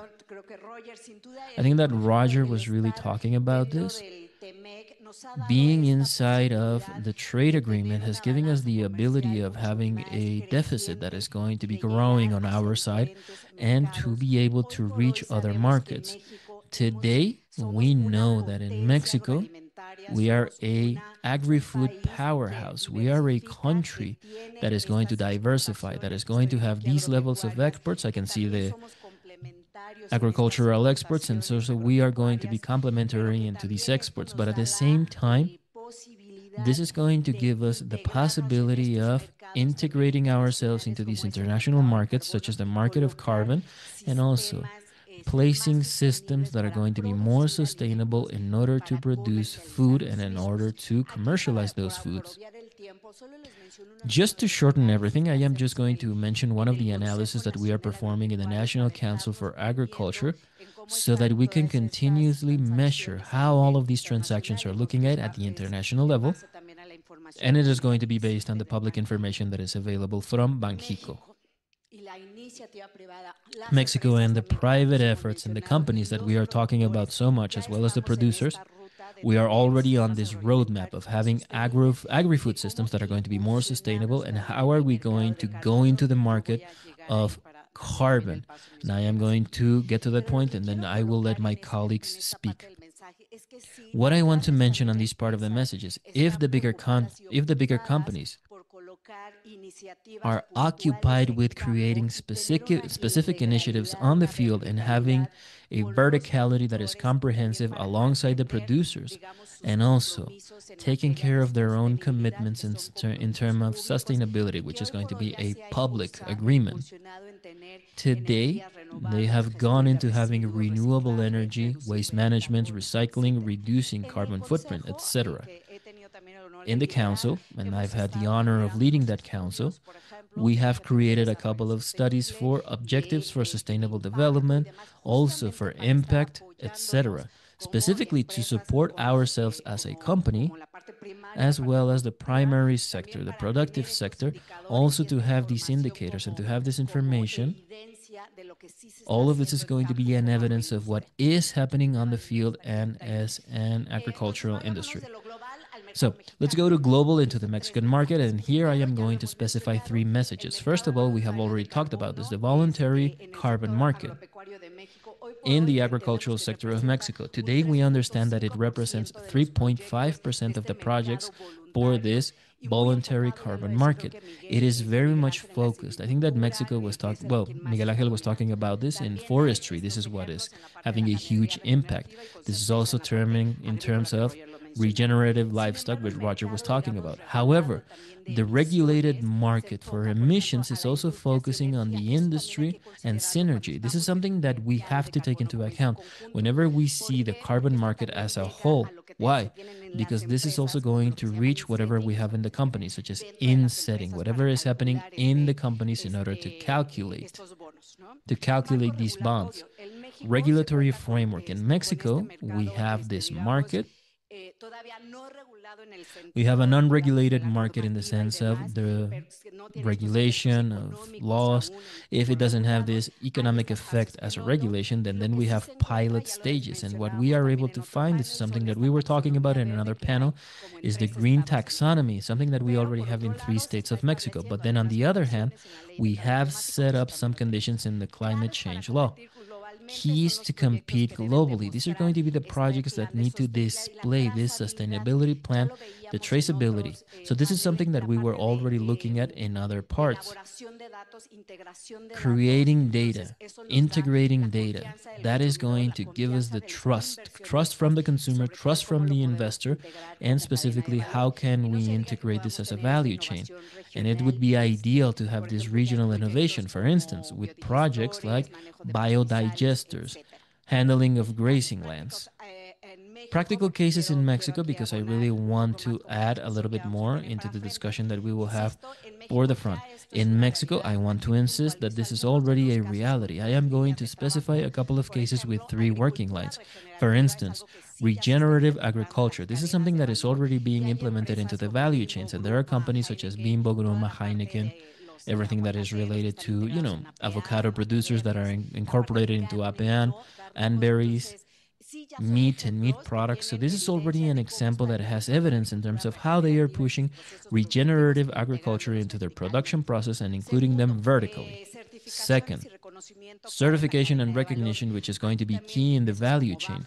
Here, companies such as Bafar, Sigma, Yara, Bimbo, again, Su Carne, they are integrating certifications specifically that are already related to the expansion of regenerative agriculture, but at the same time, fair trade, how are we going to capture this carbon, etc. Third, renewable energy and reforestation. This is another action line where we are having the private participation of companies. We have Sigma, Bimbo, Alpura, others that are pushing renewable energy as well as programs for reforestation. And this is going to be based on the study that we are carrying out. This is something that is just about to be published, but this is practical data that I want to communicate. Trust of what is happening in the market. Fourth message that I want to just put on the table is that the carbon markets, they are an engine of decarbonization for agri-food systems. How do we see this in three fronts? I'm going to split this and I'm going to try to summarize this. First of all, the progress in the comprehensiveness of the carbon market. We were looking at this in the previous conference. This is the success that Mexico has, and that success is going to depend on the comprehensiveness that we are seeing. Second, economic valuing of the carbon capture. This is something that we are also going to be able to monetize this. And then third, implementing a digital solution so that we can scale up verification. So all of these traceability and digital systems, we need to adopt them, yes or yes. These are the three front lines that we are able to see that we can push this in Mexico. And then there are strategies for comprehensive mitigation as well as sustainability. What we are able to see, one of the points in order to get to this last message is, what recommendation do we want to have in order to open up the dialogue with the panelists? First of all, give priority to high integrity credits with remuneration as well as methane. Methane mitigation. We need to have these standards and the livestock protocol in order to reduce and generate energy. Third, the integration of the chain, including the smaller producers, including these models that are going to be very local, very regional, so that we can incursion into this. And then fourth is going to be the financial mechanism so that we can reduce the risk. And the last message that I want to have just to trigger everything is an integration of credits, which is going to be almost like a mixed credit. I think that we can call it that. First, mixed finance for the development of project with this initial phase, and then by attracting the private capital as well as the public capital so that we can scale up the projects. This is something that we are already looking at in Mexico. And second, make sure to ensure corporate demand also through companies pushing the integration of this so that we can make sure that the supply that we have of these big agri-food chains is also going to have these standards of decarbonization and recarbonization of the soils. I'm going to stop here so that we can continue. Gracias, Patricia. Excelentes reflexiones. Desde luego. Thank you, Patricia, and excellent reflections. Of course, we already have some examples of decarbonization in the agricultural and livestock sector, including regenerative agriculture, demethanization, and we're working already on some of the alternatives that you have mentioned. And we will continue with Dr. Elizondo from FIRA.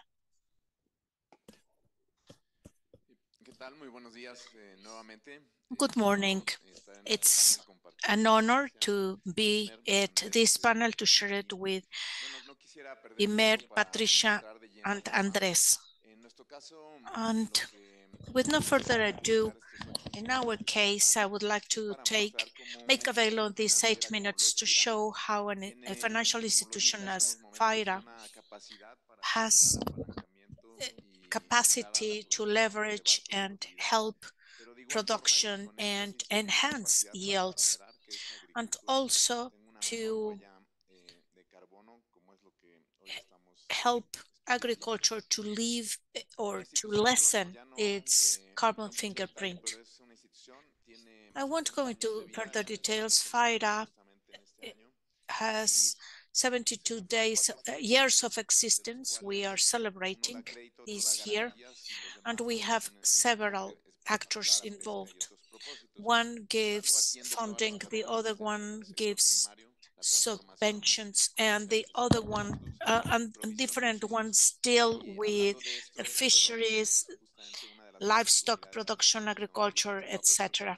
And in our sector, we have seen several options. It is based in a strategy of non-damaging, doing what's good, and to involve every credit line that is given should not have a negative consequence in the environment. This is crucial. This is the basis for the borrowing and credit lines. in the bank. Then we use banks, SOFOMES, which are the financial societies with multiple purposes, or other banking institutions. Number two, we should use loan as a benefit to the environment, improve water efficiency, lower carbon fingerprint, and more efficient use of energies. Then we have created projects for resiliency, like for instance, fisheries, aquaculture, in combination with other projects. FIRA is not only linking growers with banks, but also we have linkages with multilateral banks and with AFORES, the pension fund institutions, so that we can all work together with these environmental issues. The instruments that FIRA has in order to import or to make changes are variable. And I'm going to give you some examples in this screen. For instance, taxonomy. This work was done by FIRA in order to segment one by one the technologies that provide help or support the environment somehow. This taxonomy has been used by SOFOMES that traded publicly the bonds, a bank that issued a bond also, and it helps us talk a common language. Insurance companies, they determine the risk level involved and helps standardizing the products offered to growers. New technologies like agri-tech provide incentives based upon interest rates and green warranties.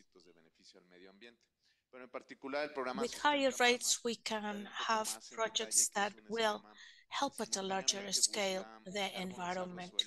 We are seeking to recarbonize soils and decarbonize agri-food systems. In this program called Sustenta+, we're seeking the growers to cut back by 30% the chemical fertilizers, basically nitrogen-based ones. Now, the production of nitrogen in the northern region of the country is well above the limits, maybe by 30 or even 40% of the international standards. Therefore, FIRA is proposing to provide an interest rate discount to those growers that will lower down their chemical inputs in terms of fertilizers. And FIRA provides biofertilizers, organic inputs, so that on the one hand, they can reduce the greenhouse emissions, lowering the nitrogen input, because most of it is volatilized, and at the same time, we can help integrate the organic matter through biofertilizers. And we already have proven that it is possible to combine the existing source of organic matter with the ones that we can contribute with organically as well. And also land management. A program such as Sustenta+, represents a benefit by accounting for the carbon that is being saved. This is a standard established by Verra 0042 that you will hear about in this forum. For us, this was a very useful discovery, because through this program, we can give benefits to the growers by reducing their nitrogen input and having a better soil for future agriculture, getting income for selling carbons, and at the same time, their credit risk improves. When we found this standard, we realized that there were many others. I liked very much the talk given by Bumitra, because that talk opened our eyes to what we already have in Mexico, and also Daniel Ortega talked about the different barriers for the development of this market. I will remain with the last 3 bullet points. The information is not perfect. Every time that we and our colleagues at the field level approach the growers do not have sufficient information to understand if their project has enough capability to save carbon. Credibility, trust, and financial barriers.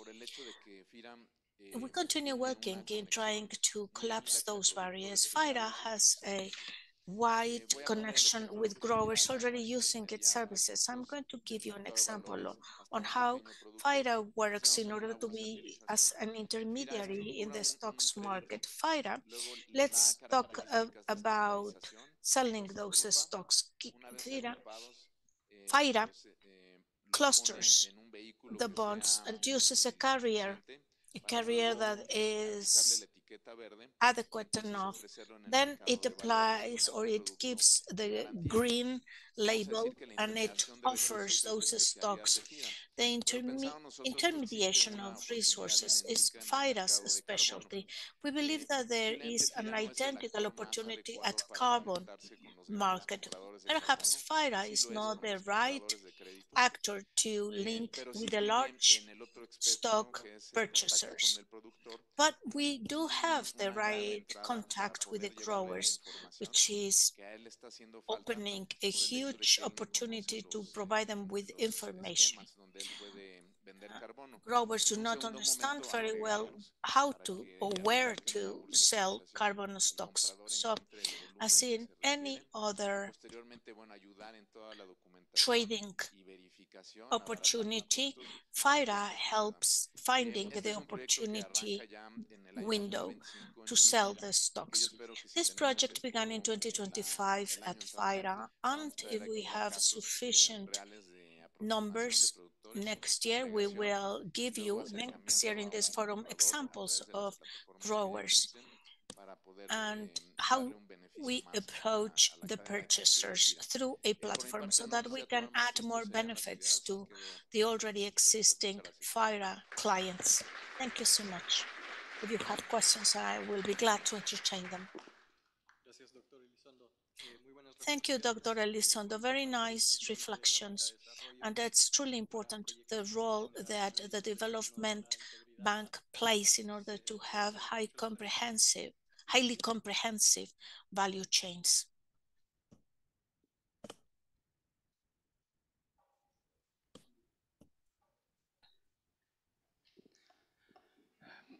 Ella es Yasmín. She's Yasmín.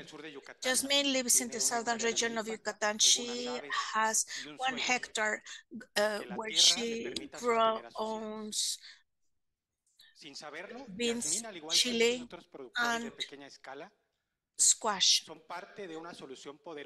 She is the provider to her family, and she, as many other small growers, wants to improve the soil health in order to achieve survival.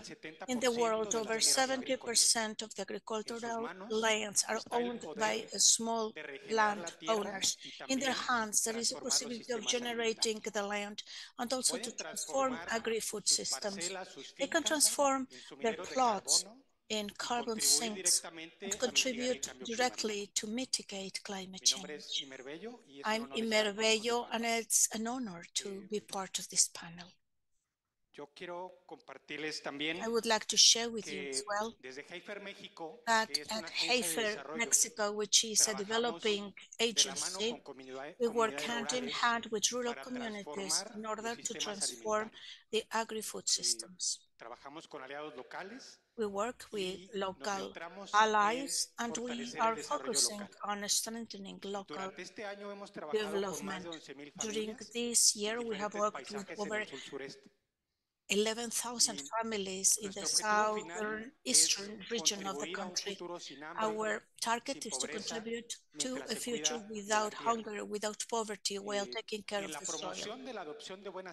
By promoting the adoption of good practices, sustainable practices, we have seen different results. For instance, at the milpa, or the production, combined production of maize, beans and chili, the use of coverage crops and the use of biofertilizers in coffee productions, for instance, establishment of live hedges, terracing, and forestry, or also in grazing lines using fruit orchards and even sheep production, as well as establishment of grazing banks. We have seen more income for the families, better access to food, and also a larger area under sustainable development, the restoration of the soil, and providing altogether more value to the environment. We're also monitoring the impact on carbon sequestration through measuring the soil and also the landscaping improvements. We are trying to learn how to include more financial leveraging tools as carbon stocks markets. It is quite promissory, but it's quite complex also for small land owners. Our colleagues have already talked about it. There is a lack of symmetry in terms of power for an owner that has only 1 hectare at a remote community where there is lack of integration, lack of connectivity to think about carbon stock markets. Just a dream, there are more immediate needs: water, seed, food, even the climate. Having access to carbon markets requires a scaling. It also requires technical knowledge, connectivity, and resources which are not always available to them. However, we have found some pathways that can be served as proposals in order to transform these challenges into opportunities for small landowners. Let's begin from the basis, the land. We have to strengthen the governance through community agreements, safeguards to ensure the rights and ensure the participation of the youth and women.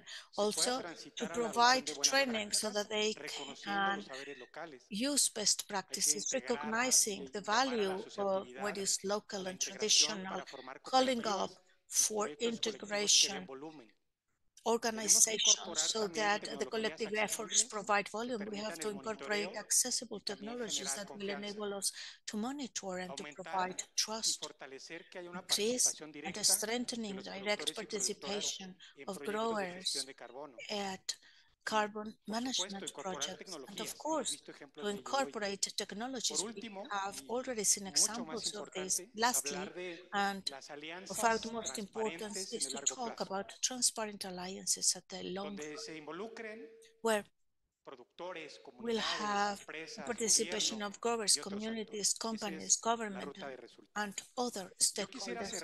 This is a pathway to attain results. I would like to close by inviting you to reflect on what can we do, each of us, so that Jasmine, as well as many other small landowners, can attain their dreams. Some points to ponder upon are the following. Climate change is fought from the soil. The best solutions come from the plots of growers themselves. Growers are change agents. They are not beneficiaries. Their passion, their knowledge are the drivers to transform agri-food systems. Trust is a milestone. Without transparency and accountability, there is no equity, nor shared benefits, nor sustainability. And lastly, alliances, long-run alliances towards a change.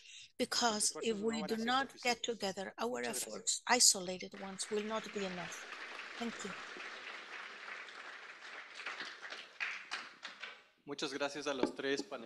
Thank you to the 3 panel members. They have given us a very broad outlook, and we have already defined several challenges that we'll have to talk about: strengthening governance, monitoring, ensuring also the social and environmental security, and strengthen the agri-food systems sustainability. And we will open up the forum for questions and answers. I don't know if the There are some questions from the auditorium. ¿Está bien si levantan la mano o tienen preguntas? O... Is it okay if they raise their hands and you pass on the mic? ¿Y nos apoyan con el micrófono? Okay. Sí, pueden levantar la mano si tienen preguntas. So yes, you can raise your hands and ask your question, please.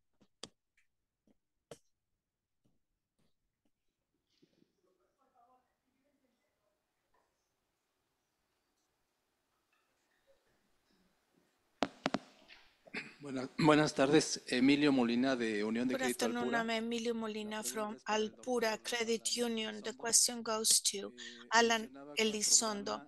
You were mentioning that the program, almost at the end of your presentation, started in 2025. Has it already started or is it still in the pipeline and you will trigger it off in the remaining months of the year? The program that I call Sustenta Más, maybe you refer to this, already started in the crop season of spring.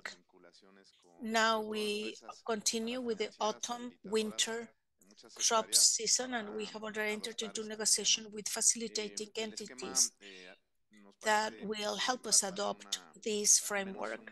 The framework will have a scope of almost 25,000 hectares through 25 para-funding companies, maybe more.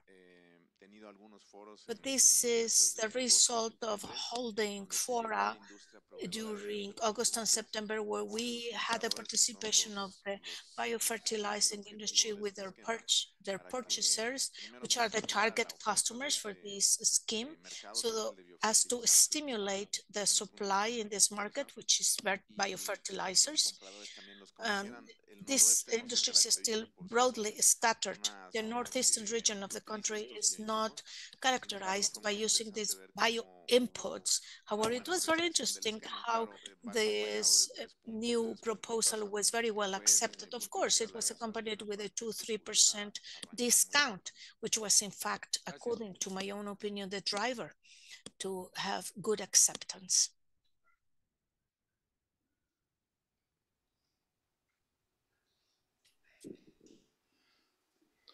Gracias por las excelentes presentaciones, realmente. Thank you for these excellent presentations. Indeed, I truly believe that these kind of panels contribute to gain knowledge on such important a topic as decarbonization of agri-food system and the carbon stocks market, which is definitely the core topic of this second forum. I would like to pose a question, and it is really directed to Patricia, but if you want, if any of the panel members want to add something, please, you are more than welcome. We're talking about two markets, the formal ones and the informal ones, or the voluntary markets, the regulated ones. How is it that public policies of a country can contribute? How can public policies in a country can contribute to strengthen and to support both markets? Because most of what we have heard of falls within the category of non-regulated markets. And I believe that most of them are not linked to public policies. Nevertheless, the very few success stories that we have assessed at ICA are telling us that when the public policy works in both markets is where we get the best results. So can you give us your opinion? Patricia, you can begin. Please feel free to add something else. Yes, because I did not have sufficient time. I did not show the international success stories. I had a slide prepared for that, but I will answer with 3 reflections. First, we have been talking about the voluntary carbon market more than anything else, but definitely the next step is to standardize, to harmonize the regulatory framework, let's say, with the public policies. In Mexico, we are just beginning with these carbon markets, but we have seen through international experience that if the public policies favor this proposal, for instance, through tax incentives or technology-wise incentives that can help us get green funding in a, let's say, mixed environment based upon a public policy platform that is strengthening all these areas, then Mexico can truly provide incentives to this opportunity. And we are already participating in international markets, but on isolated basis. Then if we supply chains can be part of this international markets, we will all gain a lot from it. For instance, the practice of agricultural, regenerative agricultural practices. It has been giving us great results, but why not scaling up these regenerative agricultural practices and to, for instance, digitize the agri-food systems in Mexico? Because there is a lot to do in Mexico with regards to digitization and tracking of agricultural practices in Mexico. If we could use the first platform in order to go into the digitization of our agricultural practices will give us many, many benefits. Yes, I would also like to add something to the comments of my colleague. You were talking with the regulators and the voluntary markets. I would rather talk about the positive and the negative incentives.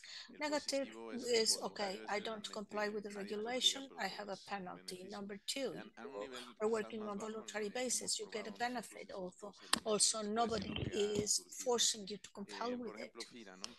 At FIRA, I will give you an example. FIRA can promote credit. Let's talk about lowering nitrogen content in the soils, which we know we have in excess. There are two ways to do it.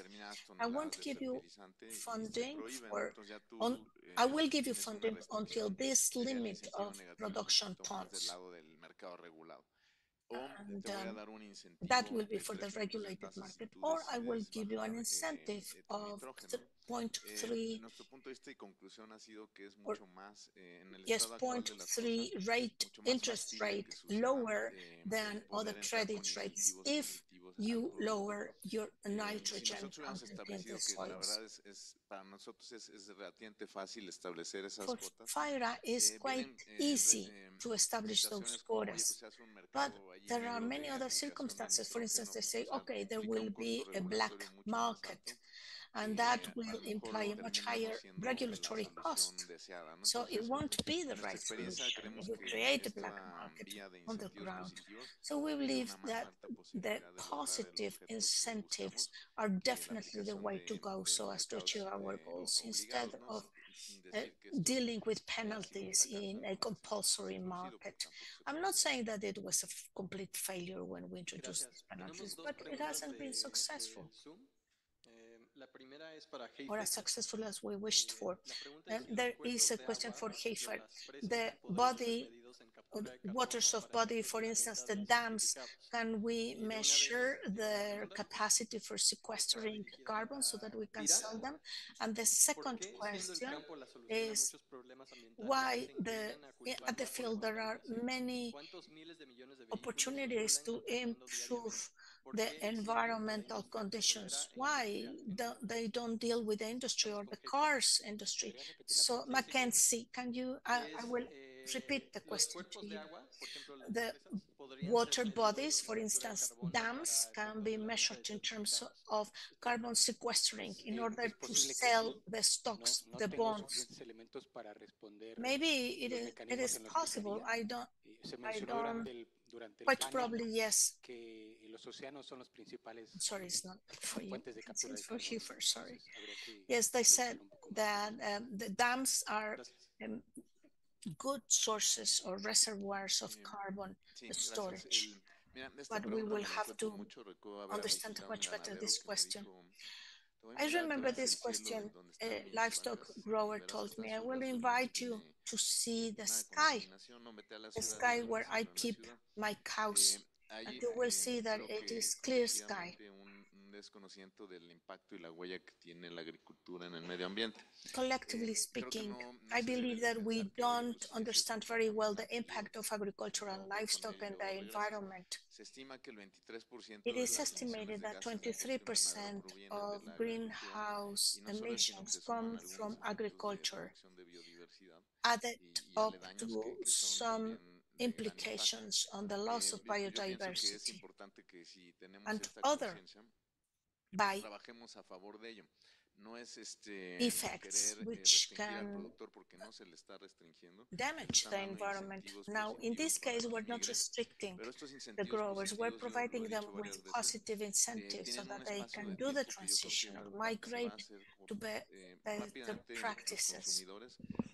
Now, consumers will start demanding in the near future for environmental sustainability, and growers who cannot answer their needs will not survive. Other institutions are already exerting pressure towards this target, and we are at the same time exerting pressure on the industry so that we can transit smoothly into this new stage. So instead of just waiting for the penalties to come and doing it in an accelerated way, there is no more time for any other questions. Thank you. Gracias.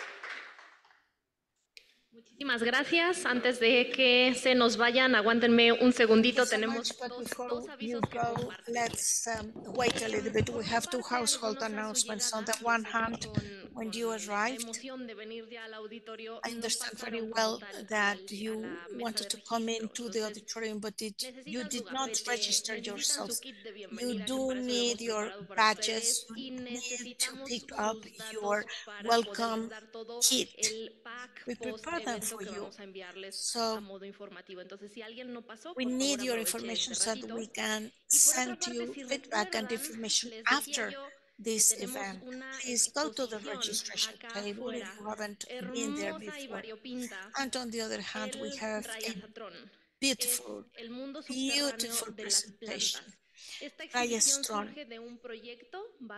which is the underground world of plants. It's a project of the postgraduate school to show the wonderful, amazing world of food systems. So I will invite you to visit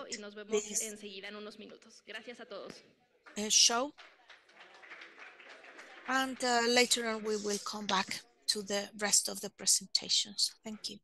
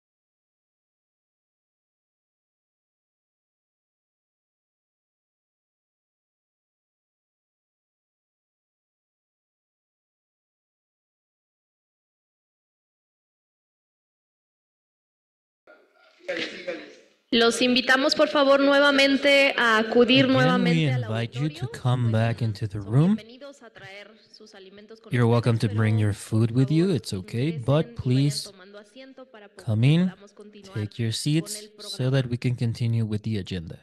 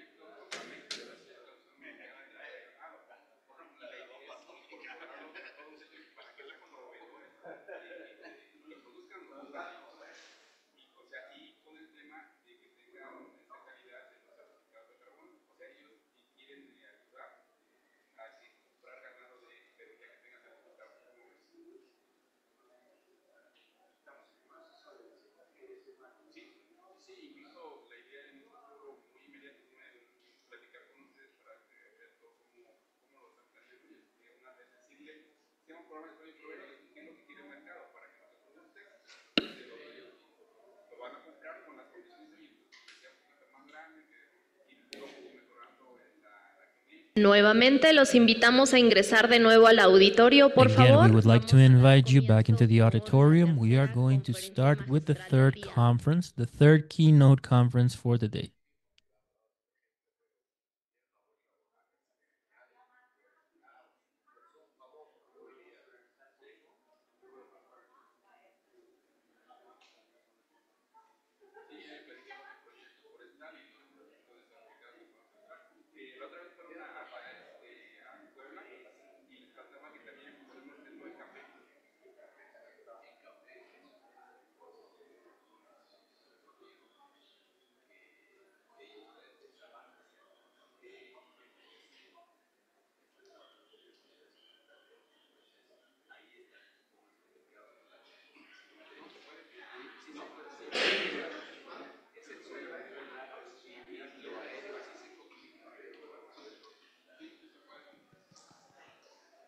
Probando, probando.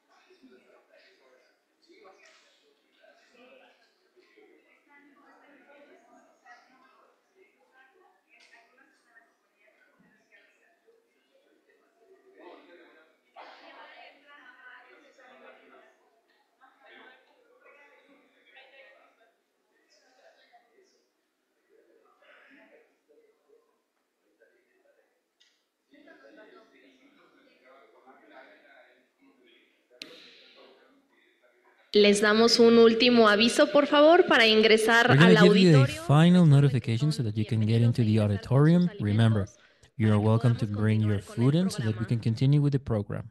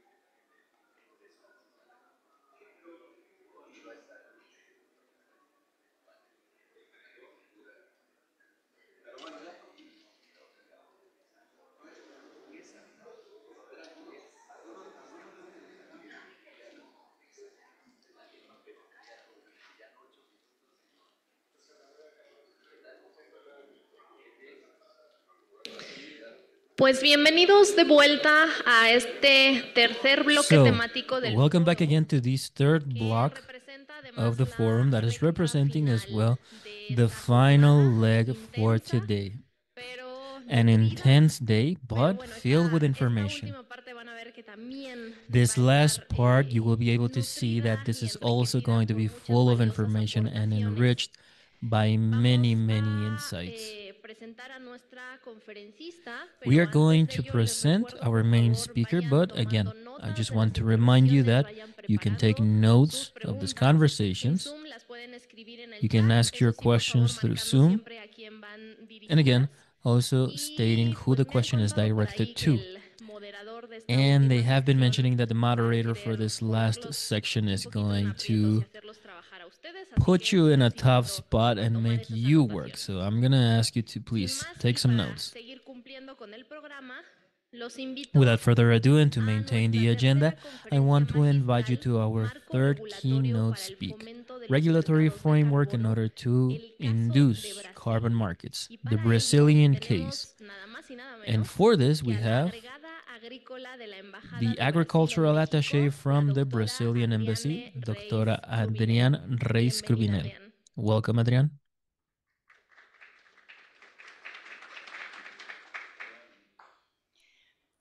Muchas gracias, Camino. Muchas gracias, Thank you so much. Thank you so much to the IICA, to CIMMYT, as well as to FIRA for having the opportunity of being here with you. This is very pleasing for me because last year I was participating on the first forum and I was glued to this screen. I was watching everything that was going on and I was in love with this possibility. And today I am extremely excited to be able to participate here with the possibility of being able to display the regulatory framework that we have in Brazil. So if we can start.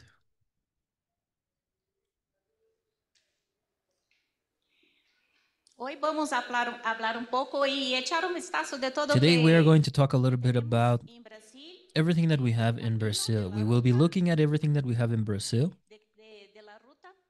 We're going to talk about the route, the path, and everything that was discussed today.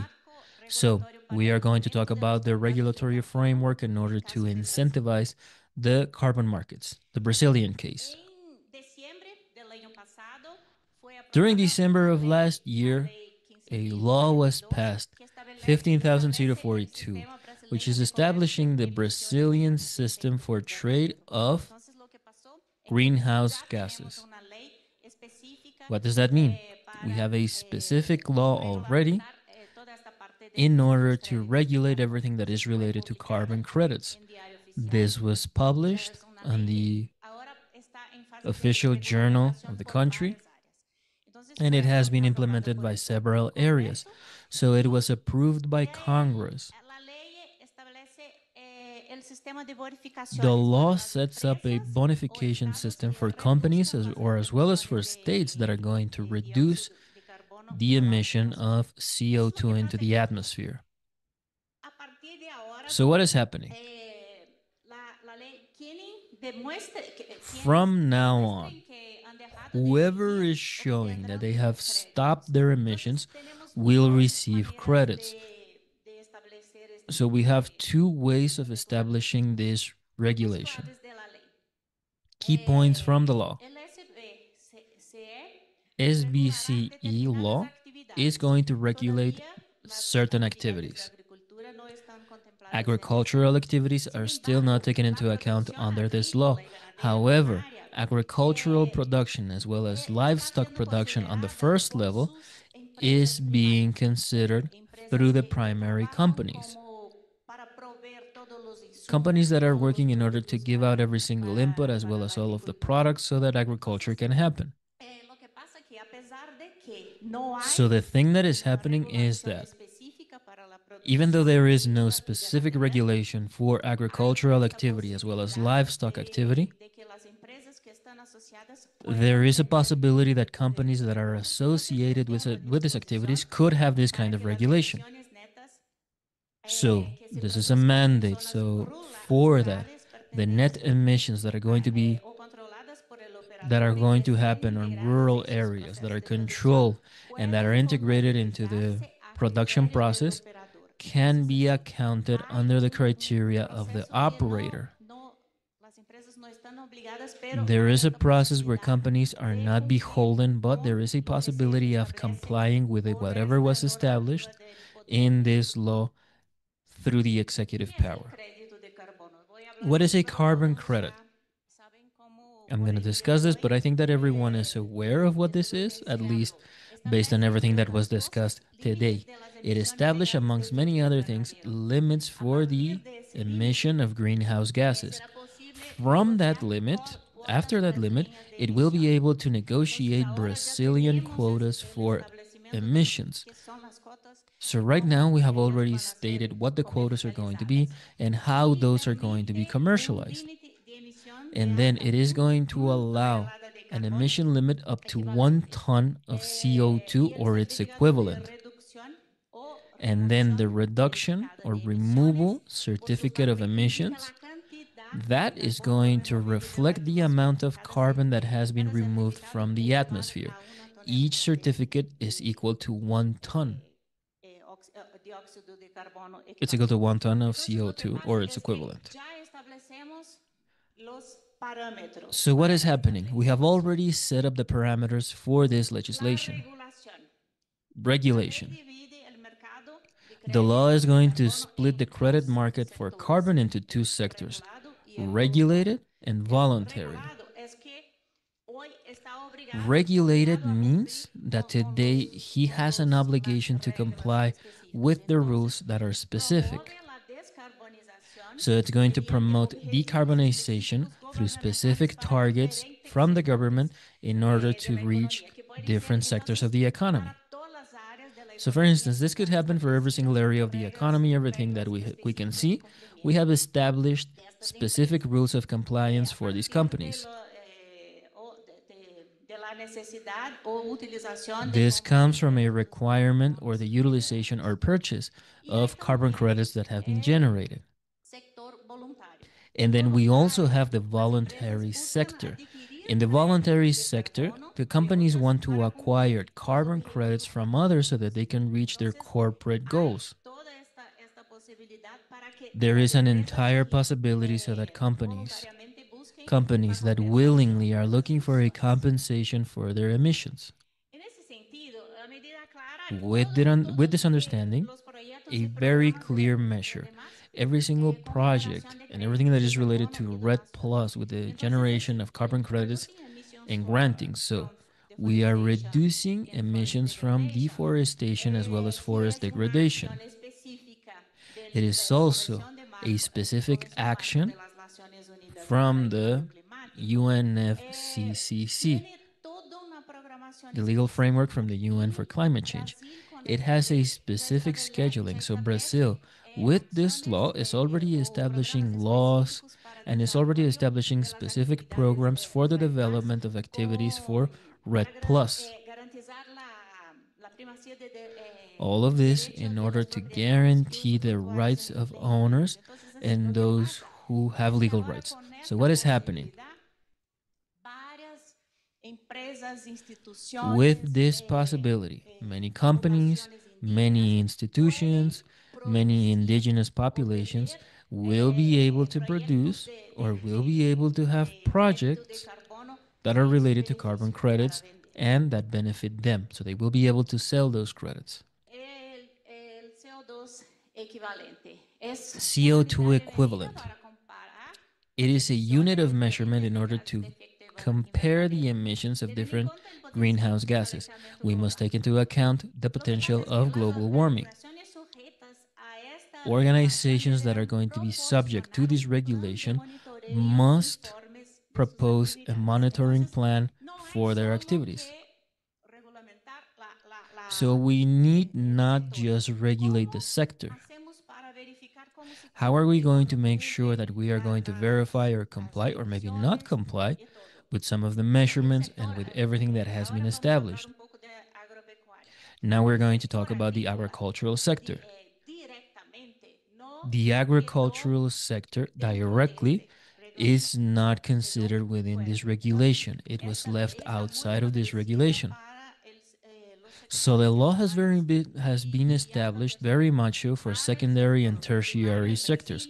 For the primary sector, for this primary sector, Brazil was leaving that out. However, for the indirect emissions of CO2,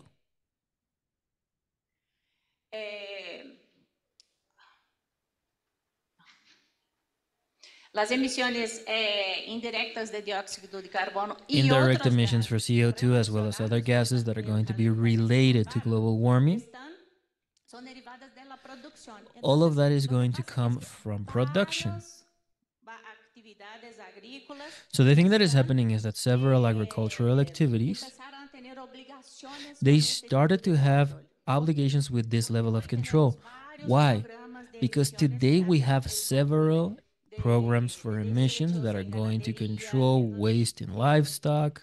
La agricultura en Brasil ya tiene So, como esta agriculture in Brazil already has that goal, already has that obligation of changing the way that we are producing by reducing the emission of every single gas that is going to have a greenhouse effect, not just for CO2. el proyecto, a pesar de que no However, incluyó la agropecuaria, even though the project is not taking into account agriculture, la agroindustria sí it maintains the possibility that the agro industry will be included within the obligations. de cumplimiento a esta ley. These are the compliance obligations towards this law. Y hay varias otras posibilidades como las There are several other possibilities, such as legales y áreas de legal uso reserves restringido and areas of restricted utilization that are going to be taken into account for all of this part of being able to be an area where we are going to comply, with these production possibilities or a generation of carbon credits. definiciones y plazos para la ley. Definitions and timelines for the law. These definitions must be reached in a term of 12 months that can be extended to an additional 12 months. So from this December, after this stage, the system is going to take a couple more years by implementing completely. Why? Because within a law, there are several mandates that are going to, make sure that the law is applied. The entire law needs to be fully applied until 2030. Brazilian companies will be directly impacted. So this is a law that is related to a carbon credit. It is not directly related to agriculture, but generally speaking, it is related to every single industry. Whoever defaults on the regulations is going to be subject to sanctions to up to 3% of the gross invoicing of the year. In case there is a repetition of the behavior, then this goes up to 4%. And any sanction for individuals is going to go from 50,000 to 20 million reais, which is the currency in Brazil. Differentiators of the Brazilian market. What happens? What can we see? What is different within this legislation that Brazil is using? The inclusion of indigenous communities, traditional communities as generators of carbon credits with percentages that are going to be directly allocated to these populations. Another point, aligning with the international market.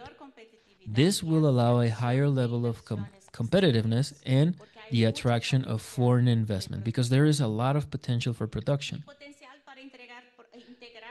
Potential to integrate judicial projects with RED Plus to the market by generating new credit opportunities. That is to say, we have many possibilities to be able to generate carbon credits. Why? Because Brazil is a country that is using agriculture a lot. That is to say, we have already discussed that, okay, we have the industry, we have everything. We have fuels, we have fossil fuels, but no. What we need is to work with agriculture here. We are from agriculture. So what we need to teach is how agriculture can become the solution. I will be showing a little bit of what are the main actions from the Ministry of Agriculture and Livestock in Brazil. We have a program in order to reduce carbon emissions in the agricultural chains, supply chains. Here we have several programs. There is one that is very specific. It's called ABC Plus 30, which is low carbon agriculture. If I was able to display every single program and every single thing that is involved, it's going to be another longer conference. So for more than 50 years, we have already worked with nitrogen fixing,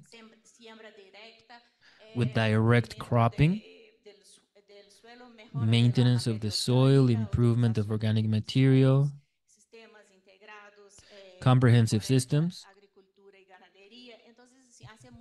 So for a long time, we've had these programs, and the Ministry of Agriculture has many that are already established, that already have goals, and some of those goals have already been accomplished, even for the first part of ABC Plus 30, and for the second program that will last until 2030.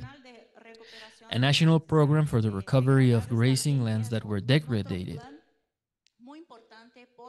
It is another important plan because this is going to completely change the way of taking advantage of the soil. The thing that is happening is that today Brazil has more than 60% of its territory covered by native vegetation. How will we achieve to change and to produce more, or how did we produce more for so many years? With the improvement of the production system. So what we are going to do right now with this plan, with a national recovery plan for grazelands that were suffered degradation, is to not just perform deforestation, even if we could do deforestation based on our deforestation code. It allows that a specific percentage can go through the deforestation process on a regular basis. However, with this plan, we are going to perform a change of grazelands that were degraded in agricultural areas. We're going to turn them into agricultural areas, or it is going to become a livestock process that is more effective, and we are going to integrate with Ecoforesta. So with these kinds of programs, with these kinds of activities, we are going to change a lot the way that we do things. This is just to display a little bit of what we are doing. Another important point is, and in ensuring all of this with environmental incentives, there is a possibility of improving the sector with rural insurance, with financing, and with a guarantee that the practices are going to be sustainable. So we have this kind of incentive from the Ministry of Agriculture, such as public policy. This is already public policy. And then another part which is going to be public consultation and social participation. The ministry is going to do public consultation. Why? So that in order to have production, accounting, marketing of those credits, orientation towards specific programs, everything is going to be related to a low carbon emission. Why? This process of public inquiry is going to involve producers, researchers, society, and as well as investors. So this is going to be a part that is related to transparency, and that this enables everyone to work together with this goal, with this specific goal. Verification instruments, as well as following social and environmental verification for these instruments. This is a policy of the Ministry of Agriculture, and it is demanding a verification certificate at the agricultural level, as well as monitoring, so that we can do this for grains. So today we have specific instruments to guarantee that the production of grains, for instance, is complying with the traceability system. Why? Okay, so this is something that was already discussed by the UDR. Europe is going to require that every single produce is coming from areas that were not under deforestation. So this level of traceability for us, for a long while, has been an important point to guarantee that the entire production is going to be from areas that were not undergoing deforestation. Technical support for smaller producers and family agriculture. This is something that is very much important. Why? Because the biggest companies in Brazil, the bigger agricultural companies, they already have an idea, training, investment, motivation. They have a possibility of looking for the best way of producing. However, the smaller ones require this kind of support. So the Ministry of Agriculture is going to work by giving administrative support, and there are public policies that are coming from the government, coming from the Brazilian government, so that everyone has the possibility of being a producer of carbon credits. And who is very important? Embrapa, the Brazilian company for agricultural research, that is going to display very advanced methodologies, a lot of tools. Some tools are already operational and others are in practical use phases, integrating geospace data, alliance with the government, alliance with the private sector, an approach with important crops at the national level, and a growing capability in order to generate data that is reliable. For the things that we have been looking at here, RB, which is going to be measuring, reporting, and verification.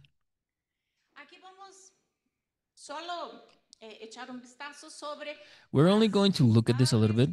We're only going to see the main tools that Embrapa has right now, and today they have already been implemented and they are already active. So we have a protocol that is specifically for agriculture for low carbon, that is working with every single technology, with every single practice that I was talking about. Nitrogen fixation, integrating forestry, agriculture, livestock, using bioinputs. So every single practice that is going to be a technology for agriculture of low carbon, all of that has this possibility of being able to measure, of allowing a yearly inventory that is going to be based on updated coefficients. So Embrapa is going to be working in a way of measuring everything that they are producing. For every single production system for agriculture of low carbon, there are specific calculators. Embrapa has developed these tools, these calculating tools, where, for instance, we can do an estimation of the methane emissions. It's going to be methane emission from handling animal waste. Because today every single waste from the industry, from agro-industry, as well as from livestock, mainly talking about pork and poultry, all of that waste is controlled and it is going to be monitored for the emission of methane gases, and also for bovines. So with these tools, we would be able to measure the emission of methane as well as nitrous oxide. This is going to help the producers in how they are actually producing.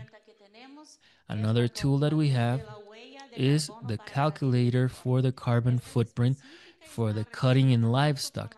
This is very specific and it is related to the emission of CO2. And also there are specific emissions for methane. So the livestock sector even has the possibility. There are several producers that are going to have this practice of performing a monitoring in order to verify and improve their practices by reducing the emission of greenhouse gases. Why? because it is going to maintain the soil always with a cover of vegetation. It is going to have better organic materials. So we have several parameters in order to perform a measurement. Another tool is going to be related with the utilization of the land. So this is something different. And it is also very much related to the National Program for the Recovery of Gracelands that suffered degradation. This is how the land is being used.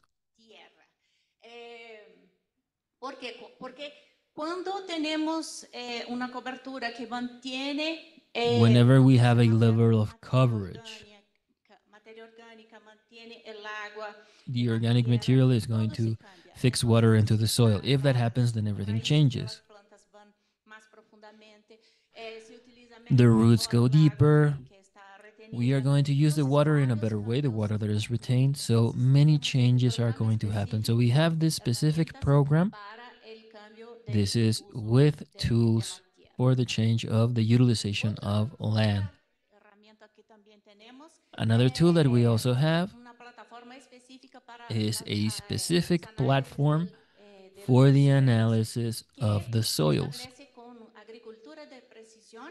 This is going to use precision agriculture as well as direct it into the carbon market. So these are the tools that are going to use AI. We have 22 parameters, including several about the CO2 that is contained, the level of moisture, macro and micronutrients.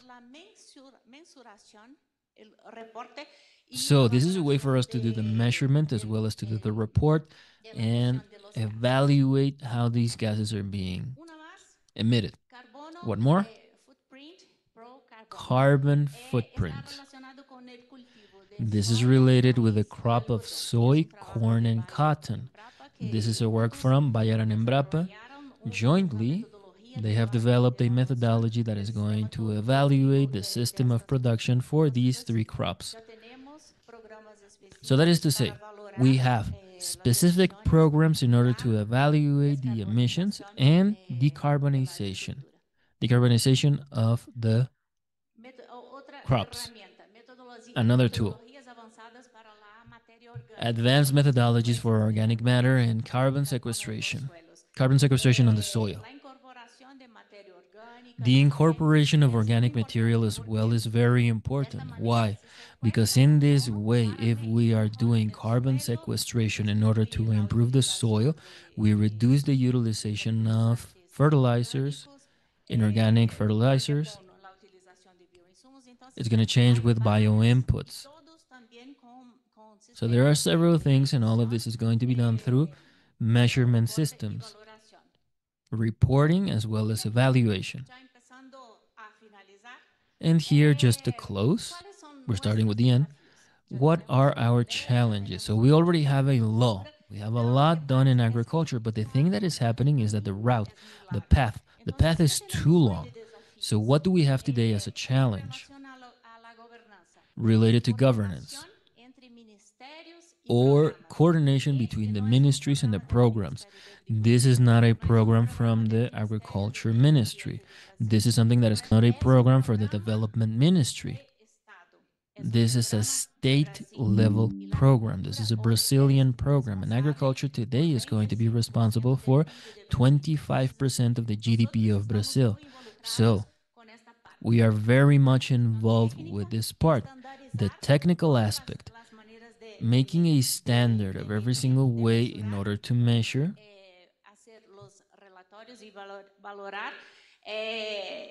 to perform the evaluation and to see the carbon credits within agriculture and within energy.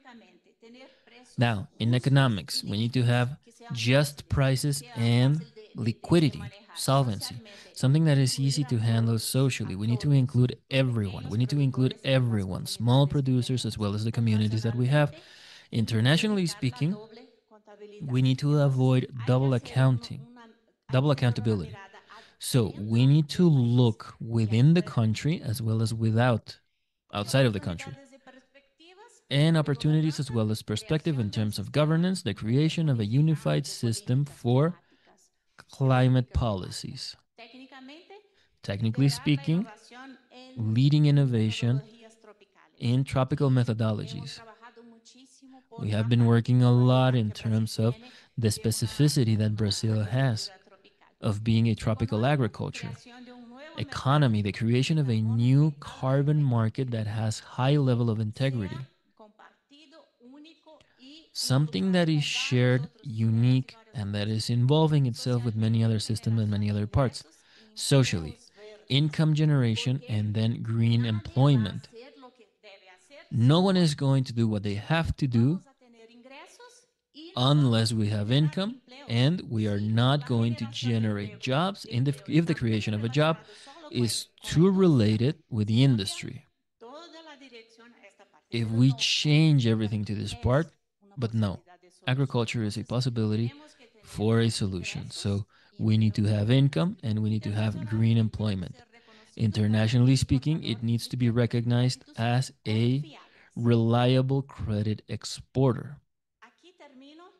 So I'm going to close here, and I want to invite everyone in a very specific way, because in November we are going to have COP30 in Brazil, in the Amazonia region in Belém.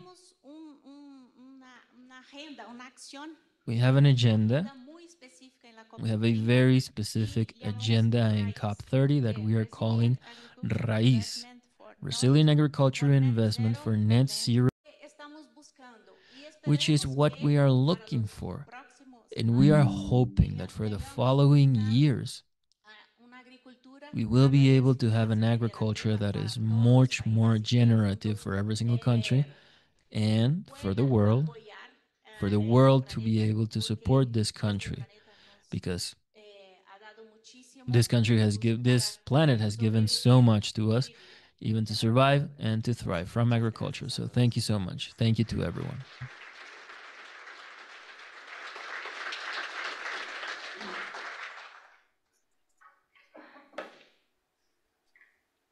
Muchísimas gracias, doctora Reis. Thank you very much, Dr. Reis Cruinel.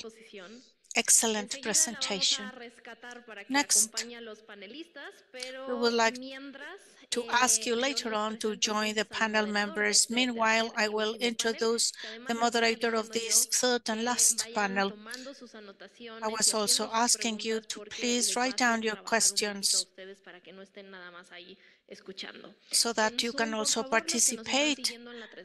And for those of you who are joining us through Zoom, do write your questions through the chat and please tell us to whom you're addressing your questions. With no further ado, I'll give the floor to José Luis Ayala. He is a technical coordinator for ICA. He will be leading this third panel. Thank you, José Luis.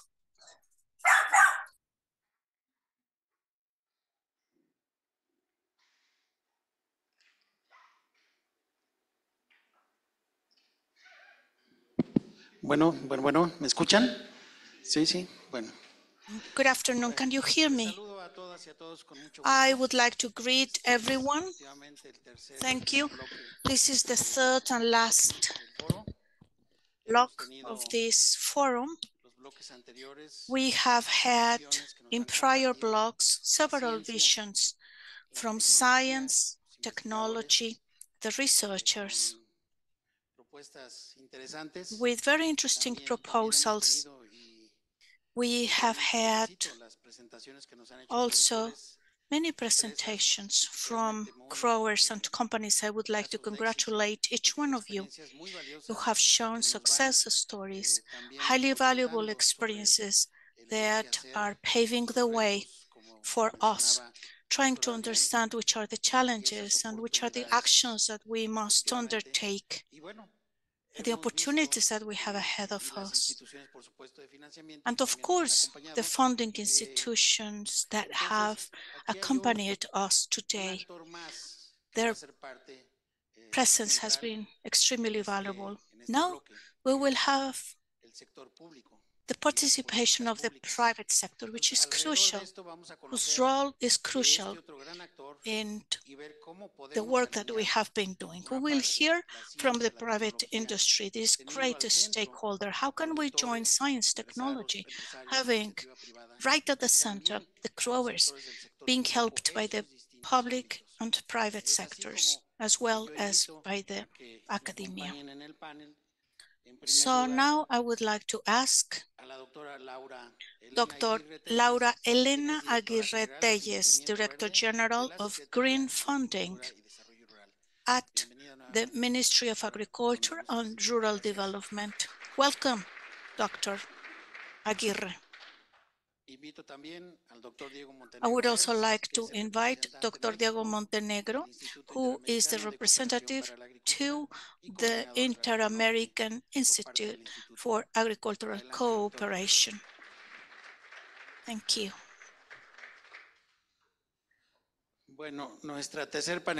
Our third panel member is about to arrive. You know that many a times in the city, 1 kilometer turns into 10 due to traffic constraints. So she will be arriving later on, and let's begin with this panel. Laura and Dr. Montenegro, we thank you very much for your efforts. Let's try to make out of this time our allies so that we can have a more interactive participation with our audience, both one-on-one as well as through this virtual means. Tell us to whom you're addressing your questions so that we can interact with our panel members. We represent a core part of our agri-food systems, and they are also core to find solutions for the challenges that we have. So, if you can shorten your presentations, instead of 8 minutes, you can take 6. Please tell us about your experience in this environment. On behalf of the federal government, the Ministry of Agriculture and Rural Development, which are the challenges, which are the actions that you are undertaking at the office that you lead, Green Bonds? Let's go ahead. And please, Sheila, help us with the timing. You're relentless, Sheila. Please help us. Okay, I will use my first seconds in thanking and recognizing the agricultural attaché, Adriane. Thank you so much for sharing this very interesting vision in order to have or to make impact and truly strengthening carbon markets. This is also a challenge to the state government. It is impressive the way that you have been dealing with these challenges, everything that you did, the taxonomy, for instance, the finance ministry. Thank you so much for sharing with us all those efforts from the standpoint of the federal government. And right now I'm talking in general, not only particular, on behalf of the agricultural ministry. The first challenge is this, trying to strengthen the institutional framework. And I mean institutional, including all the regulations, standards, the construction, the infrastructure that is providing the legal framework for any specific topic. Mexico has strong pillars. We've got the General Act of Climate Change that was issued in 2011, is one of the leading acts in developing countries. Tax on carbon in 2014. We have considered it as a benchmark. Some people say it's too low. Some others say I don't even want to know about it. There have been many challenges that we have been managing in a country as ours, with lots of challenges with regards to inequality in our social and economic spheres. So First, we have to continue strengthening that institutional framework. I will begin by giving you a brief message. This year, we're working and contributing at the national level. The NDC 3.0 will be launched into COP, and it will be published at the official register of the country by the end of this year. This will be the first one, and it is officially issued by the Environmental Protection Agency. And then I would like to say that the environmental authorities are also working in the next stage in the emissions trading system. We have already heard a little bit about what we call cap at trade, the commercial, the trading business. And in Mexico, for instance, we are doing it for the energy sector. So we'll establish a ceiling to the emissions that that industry can release, and then we'll have a regulated market for those excesses from the limit. Why do we need a regulated market? Because it gives you a sense of pricing. As you know, there was a lot of work before, and we were just running pilots. I won't go into more details, but let's say that we were trying to clean out the obscurities, let's say, of the system. So in a couple of months more, we will make it public. Then the voluntary carbon market. We have heard from the previous panels. Miguel Angel gave us a very concrete message. I would like to share with you some messages. Like 1.5 years ago, 2 years ago, we asked the Ministry of Ecology and the Ministry of Culture to run a study for us. We wanted to understand what was happening in this voluntary market. Because of course, once we already have the bonds issued, once we already have a certificate on those stocks, then we can understand better what happened, who already has a stock, who is already marketing, etc. But there are other projects in the pipeline being developed yet, and we want to have an idea on which was the outlook for the whole ecosystem. So we requested this study, and I would like to briefly share with you some data. And by the way, it's already becoming too old. It was made at the beginning of 2022. 248 projects were conducted. Half of them had already marketed bonds. The other half was under development. 87% of those projects were only for the forestry sector, 4% for residue management, 3% of energy efficiency, 2% renewables, renewable energy, and only 1.6 was coming from the farming sector and 1.2 from the industry by large. So talking about the potential that this means for the farming sector, the share is pretty low, really. Yes, it has grown in an important way, but you can see the concentration in Mexico's market at the voluntary level. And marketing, we won't teach you anything new, you know, because the first presentation gave us plenty of information in this regard.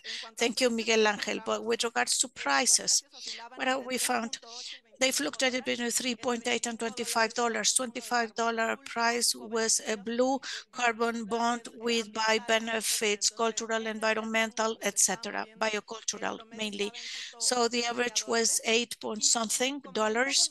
And as we heard as well, those who has projects have a challenge of first creating a difference. 95%, that is most of those who wanted to issue a carbon bond says, I don't have resources, so that will give you a greater power of negotiation. And of course, most of them are using developers and an agent in the market. That's quite a challenge. In the minute and a half that I have left, I would like to refer to 2 points that can help changing or sending important signals for the voluntary market. On the one hand, welcome. Mrs. Secretary, I will close with this. A reason for which the private sector can or wants to buy these credits are several ones. But for instance, the risk on their reputation, because clients are demanding for them. Some are in the industry in which they require sustainability plans and greening. These companies are trying to avoid taxes in other countries, not only in Mexico. In one of the panels, I think, Licerio, you mentioned that at Singapore has a carbon tax structure that reaches 20, and it is scheduled to go up in a couple of years more to 45 until reaching 80. Singapore is a very tiny country. They cannot create their bonds. If you don't want to pay for those taxes, you will have to go out to the global market to buy carbon bonds. Therefore, Singapore believes that they will buy a significant amount of stocks. In Mexico, we are doing very well at the national level. We have 15 states already imposing tax on carbon. And in 30 seconds, I would like to tell you that some of those bonds are at 50 pesos, some others at 500 pesos. And lastly, my final message, which is also a very important topic that is affecting the financing ecosystem with the taxonomy, sustainable taxonomy that was published a couple of years ago in Mexico. We're giving information to the banking system so that they can have within their portfolios more of these products. Obviously, these economies go from bottom up, and there are still many actions to be done in order to close the gap. In the Ministry of Agriculture, we are focusing on creating training, technical advice, and to improve better management. Thank you so much. I will stop here. Thank you.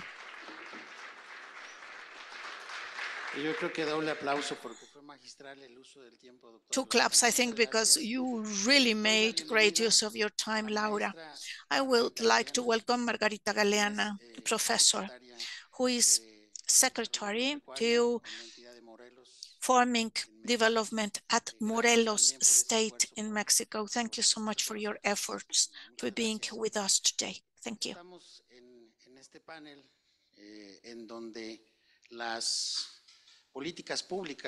In this panel, we're talking about public policies as the core matter. I'll give the floor to Dr. Diego Montenegro, representative to ICA in Mexico. He will give us a vision of an international entity on these challenges, opportunities, and actions that are being triggered out from the technical cooperation side. Thank you, José Luis. Thank you for giving me the floor and also for giving time to our great friend and colleague, Margarita, to feel at ease in this panel. Thank you so much for being here. It's a double honor for me to be sitting, representing this international entity for the public policies panel.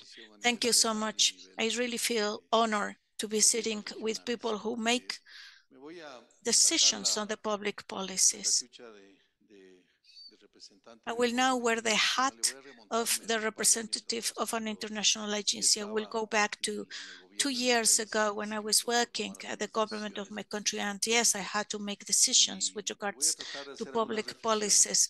I would like to make some pondering upon those times that nowadays I understand much better, since I am now a former official and now I act as representative to an international entity.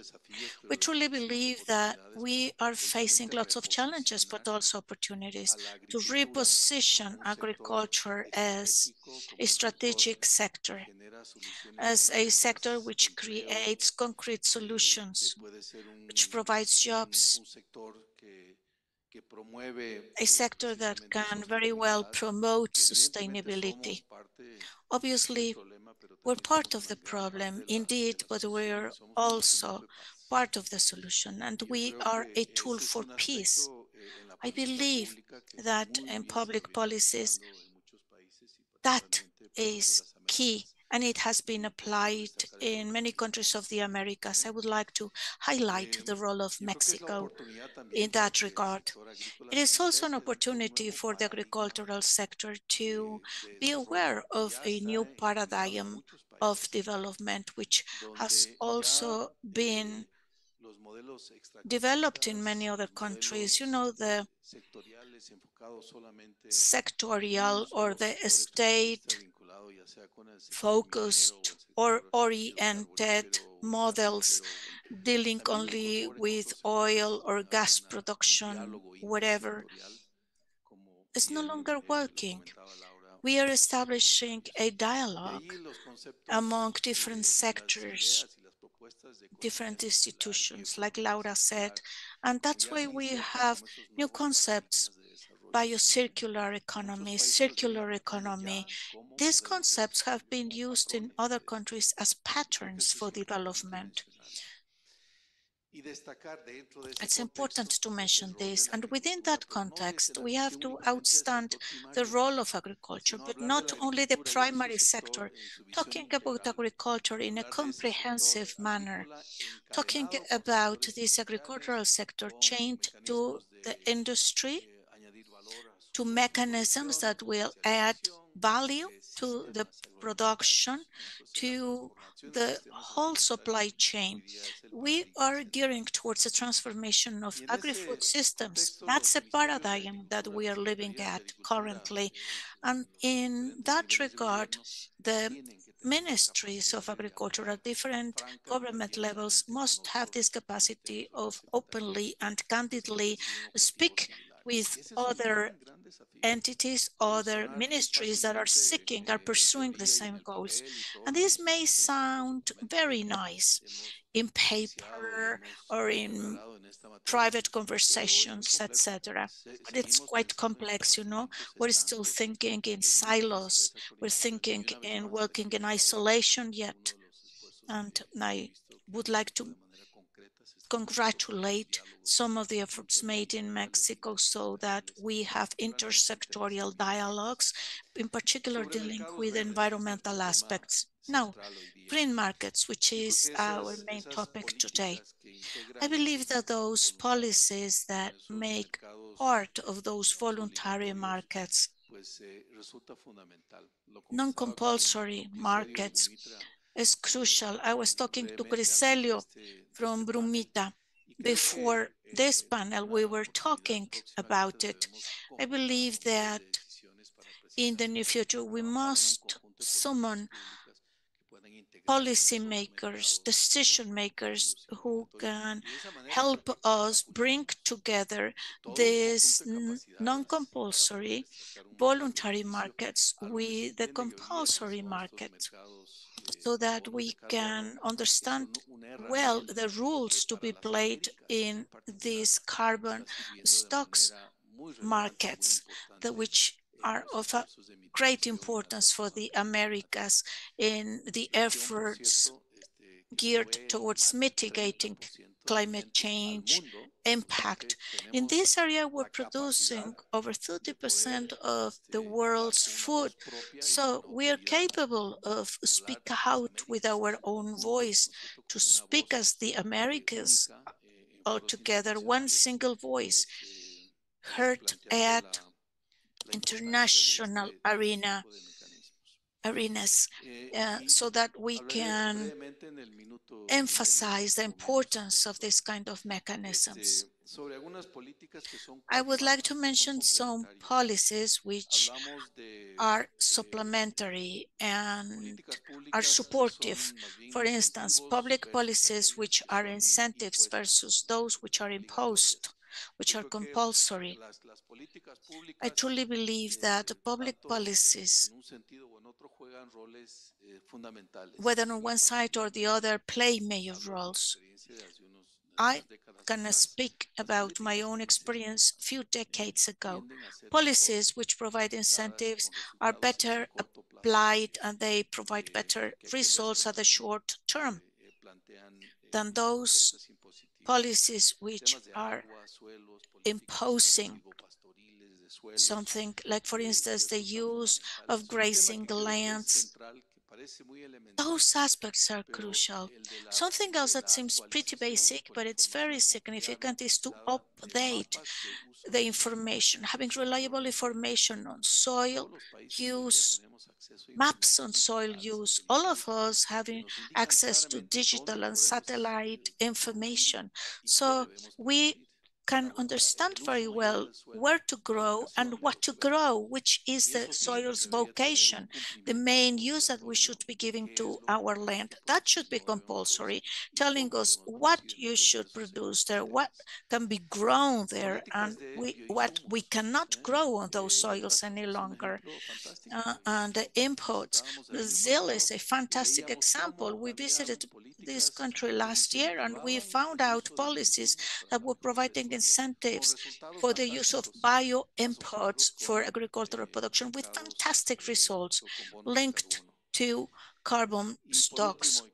And finally, and I will close by this, having reliable measurement systems. In fact, we have a huge debt with all the stakeholders, private, public, international agencies, national ones, the growers. We need standardized measurement systems to understand what we're producing in terms of CO2 and reaching a global consensus, hopefully, and how much is being sequestered of that CO2 production, and have methods, measurement methods, which are accepted by all of us. I will give you a very clear example in livestock. If we want to burden on them all the production of greenhouse gases, we would be completely wrong because it's not a primary sector, but the rest of the supply chain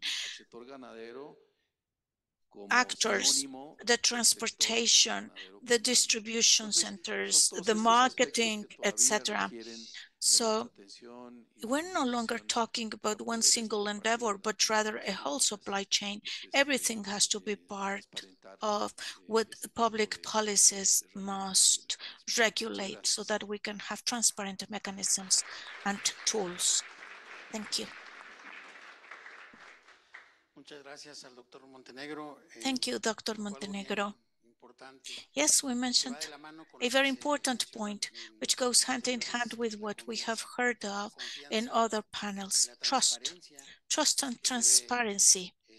The transparency that should prevail when we talk about, for instance, methodologies that are helping us to establish actual baselines so that from them we're going to start measuring of what we are reducing in terms of CO2 emissions, and also how can we offset the situation. So thank you so much, Doctor, for your great contribution. Now I'll give the floor to Margarita Galeana. Once again, thank you. We are already well conditioned, right? Please go ahead. Thank you so much, and we're going to listen from the State Secretary for Agricultural Development from the state of Morelos about these challenges, these opportunities, as well as the actions that are going to be performed from the Secretary in terms of carbon sequestration and decarbonization of agri-food systems, and as well as markets, carbon markets. Please go ahead. Well, thank you so much. Thank you to everyone who is here. Thank you for the invite. Dr. Diego, thank you so much. Jose Luis, thank you to my co-panelist for giving me enough time for getting here. Thank you so much. I wanted to mention that, yes, it is necessary to, first of all, establishing goals that are very clear for the reduction of carbon, reducing emissions, so that we can have enough of a parameter where we can have a foundation to be able to establish carbon markets, whether they are state, regional, so that we can move forward towards this scheme, and also incentivizing a lot the research in terms of carbon sequestration. Something that is very important is to be able to perform a consensus with the society, because this work involves all of us. The fact is that a single secretariat, for instance, I have agricultural development, but a single department can only input whatever their mandate dictates. But here we have to involve other institutions such as Emarnat or sustainable developments within the states.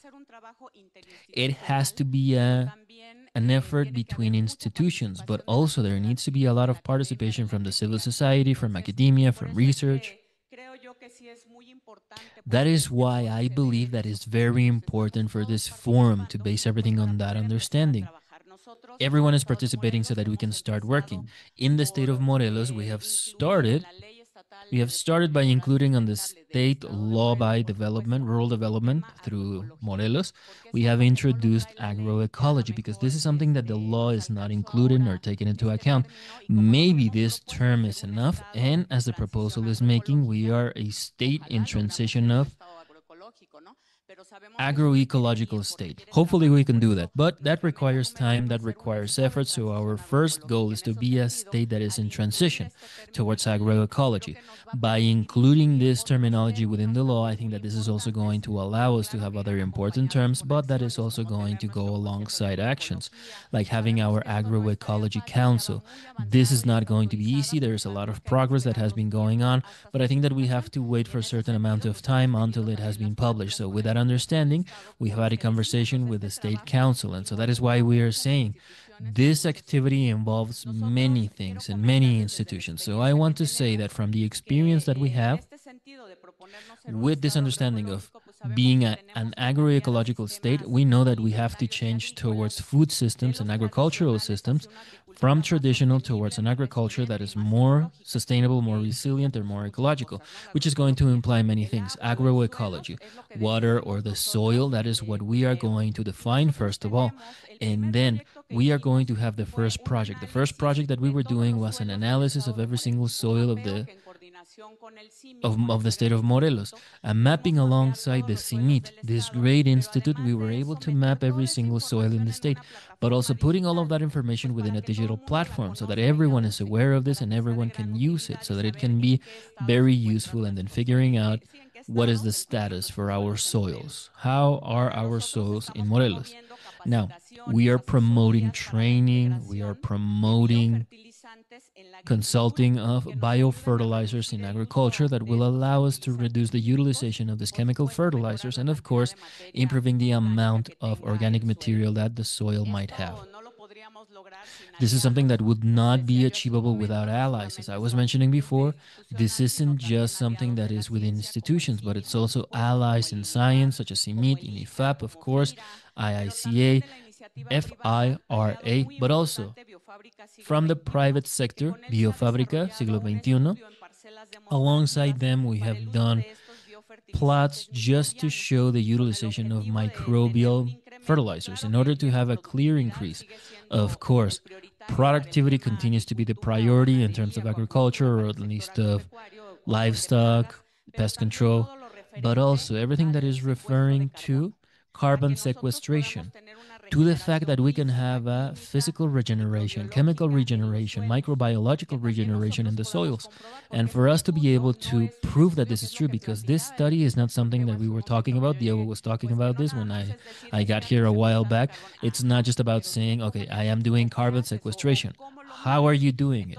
How do you measure this? So this is something that was taken into account through a measurement, and it was done through a survey with Biomedica and Bonsucro. It is a certifying entity that is telling us how we are doing and what we look like. The survey has already been done, and there has been a regeneration of the soil. There is carbon sequestration. And so what we want to do is to scale this into a massive level. If we don't take these successful experiences and we don't bring it to producers and it's just on paper, then this is where we fail as an institution. That is why this successful experience, we want to scale it into a mass level, into something that we have called production and research units for the transition of agroecology in the state of Morelos. These are going to be units that are almost like biofactories. We're going to start with 2 modules. Within those 2 modules in the state, in different parts of the state, the producers have been trained. They have been trained for bioinputs, but we are aware that the producers are going to do bioinputs like lixivation, composting, but we have, like piles, for instance, but we have to include microorganisms. It is not easy. Sometimes we say, yes, I am going to produce that. I have it here. And so we put it with a mesh that is not even acidic, and that is why we get pollution.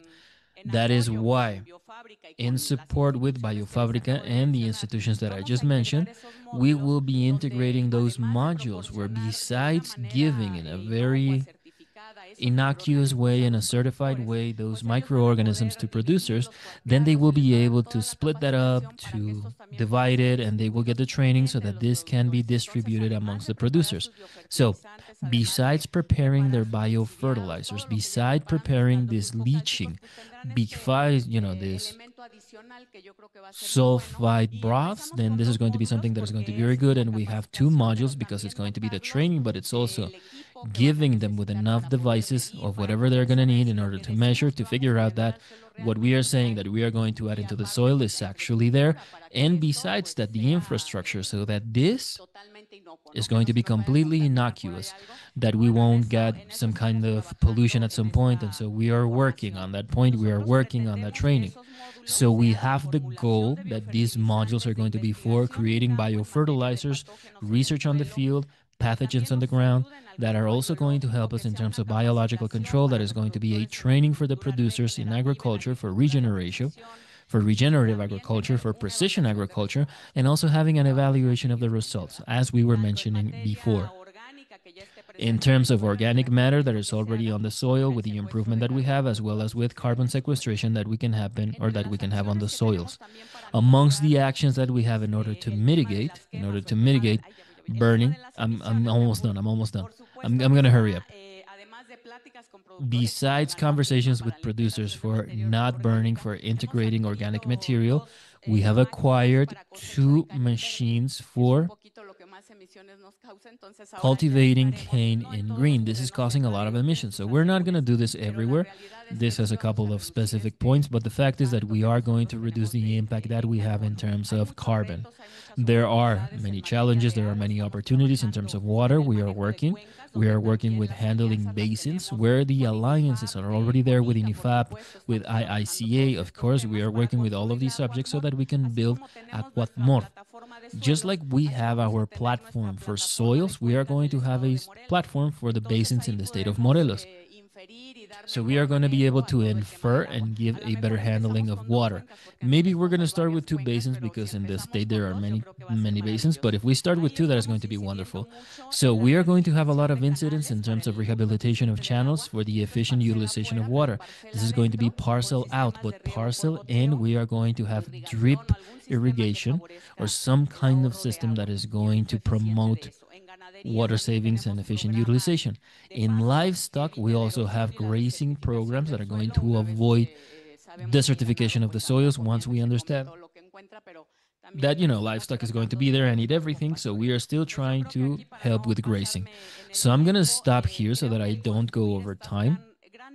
I think that by building these huge networks or this single big network, by working with emissions, I think that this is going to be a commitment from everyone. And I say this again, it is a commitment from the government, from other institutions, not just for agricultural development, not just for agriculture, but for other institutions, academia, science. But the most important thing is the participation of the producer and from the civil society that is going to be involved on this subject. Thank you so much. I did it, right? I made it, right?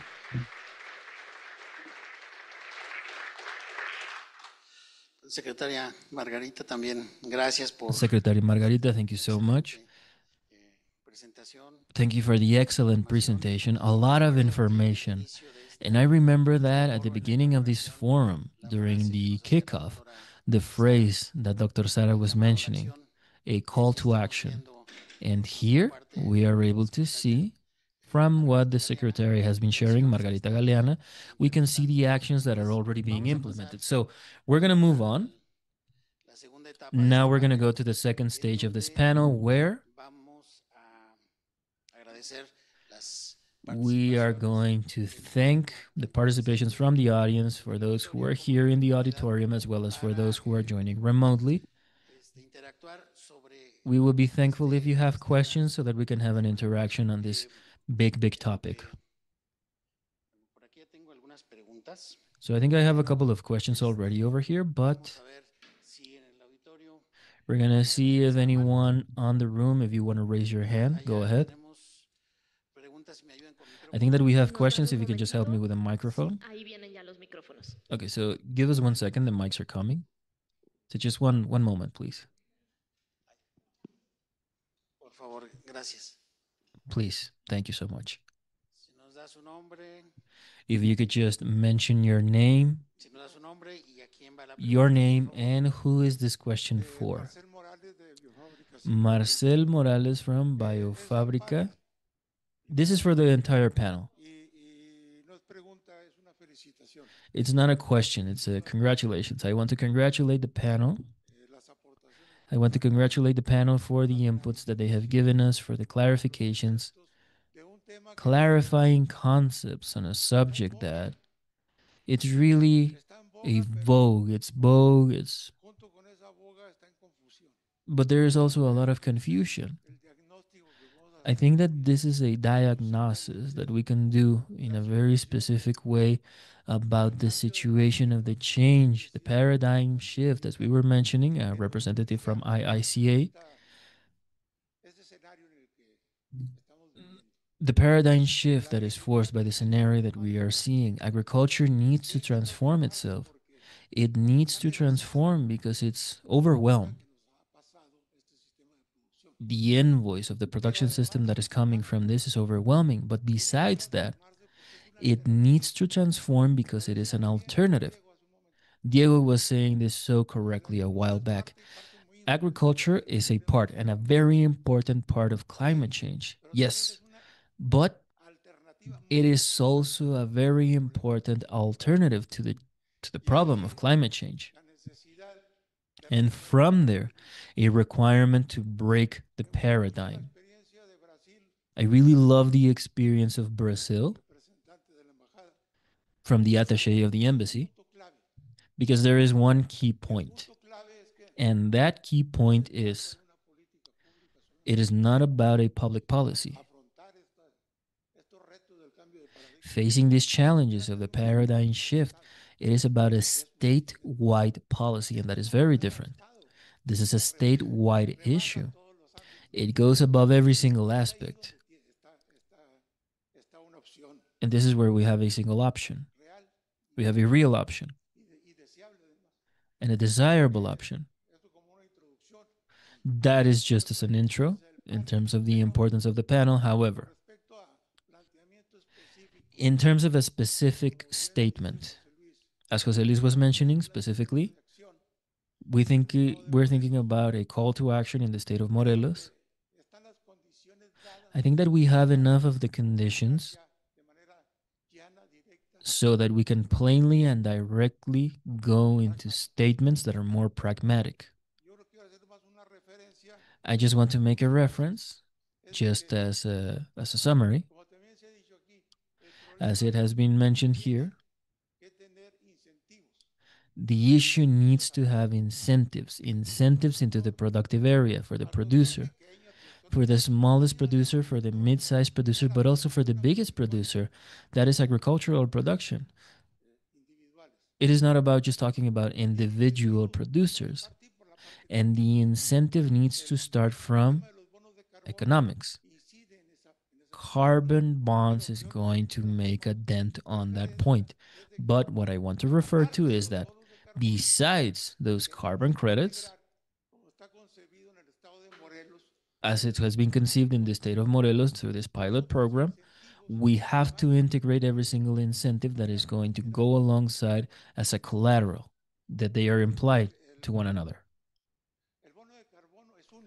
Carbon credit is going to be one, but we also have the biodiversity credit, and we need to go for that. We have a credit for efficient utilization of water. Marcelo, apologies, just because of time, just one more minute. We need to integrate the credit of the utilization of biocarbon. Thank you. Thank you, Dr. Marcelo.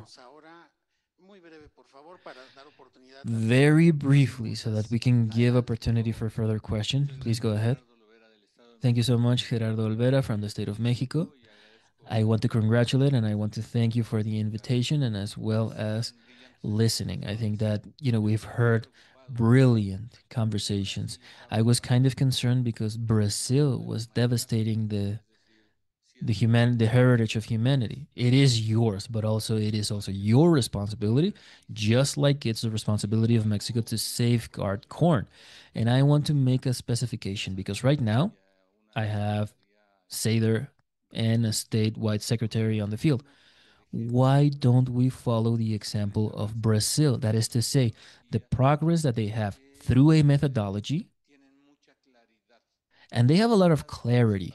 Whenever we are talking about social participation as well as a consensus, that is the most valuable thing that we can give. When everyone has a commitment, when everyone is pulling in the same direction. So I want to congratulate you, and I would like to have further communication. I represent the Agricultural Secretary of the State of Mexico for the Institute of Research and Training in Agriculture of the State of Mexico, ICAMEX.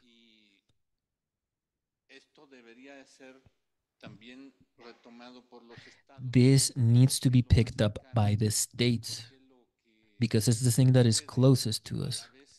Because at the same time is something that can be known and can solve in a very short term. Can solve, and it's something that saddens me.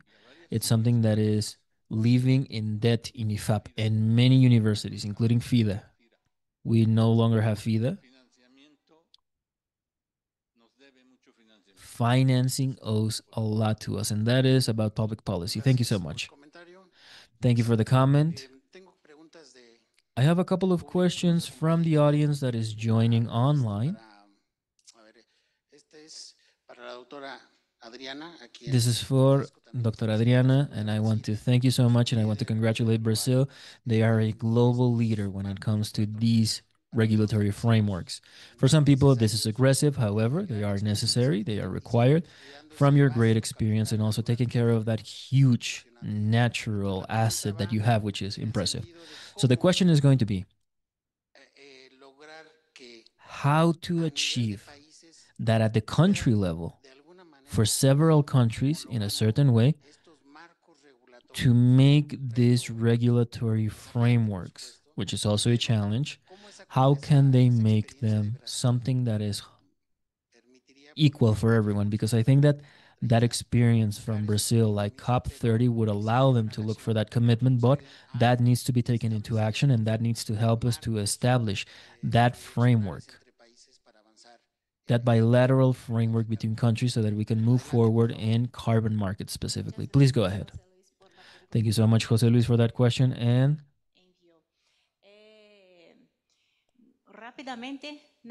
very briefly, no one achieves anything on their own.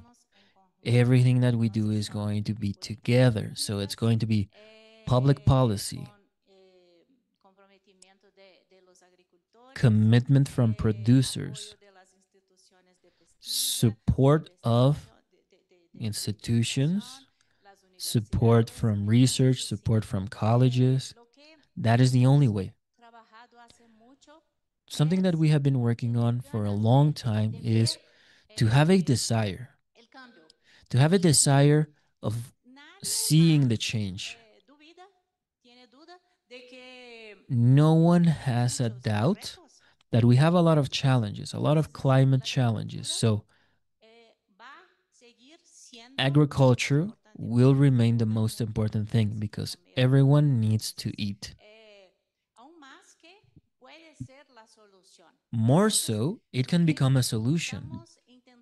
So what we are trying to show through COP30 is we have a lot of tools, we have a lot of solutions, and Brazil is trying to look for a way to display that we have several solutions. We have several solutions for many challenges, for many problems.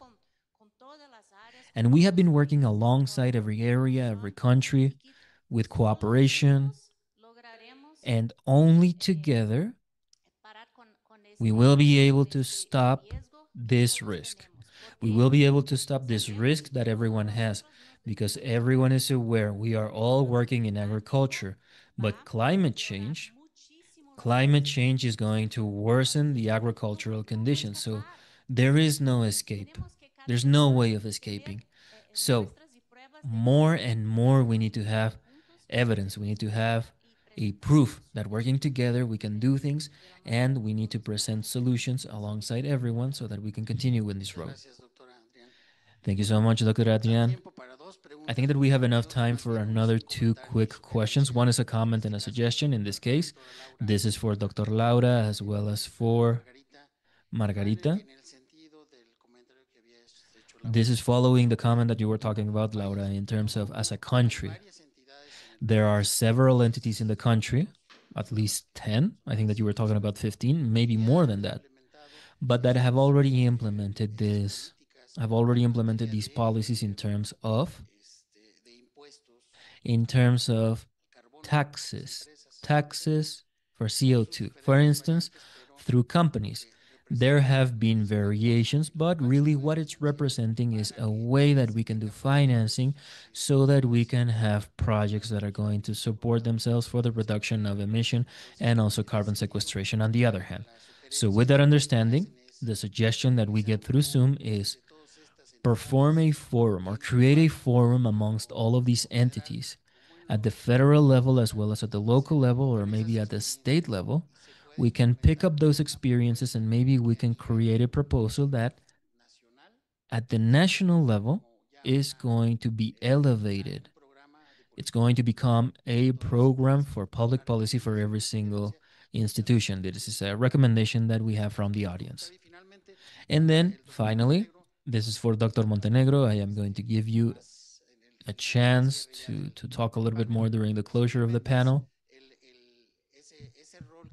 But it's the role that international organizations have, cooperation agencies have. So with that understanding, how can we also push forward the fact that through these public and private alliances at the hemisphere level, how can we effectively close gaps on something that Miguel Angel was talking about at the beginning, from the fundamental basic concepts in terms of carbon markets, and that at times it's something that becomes unknown, but it is something that is important in order to understand and to become involved in these initiatives.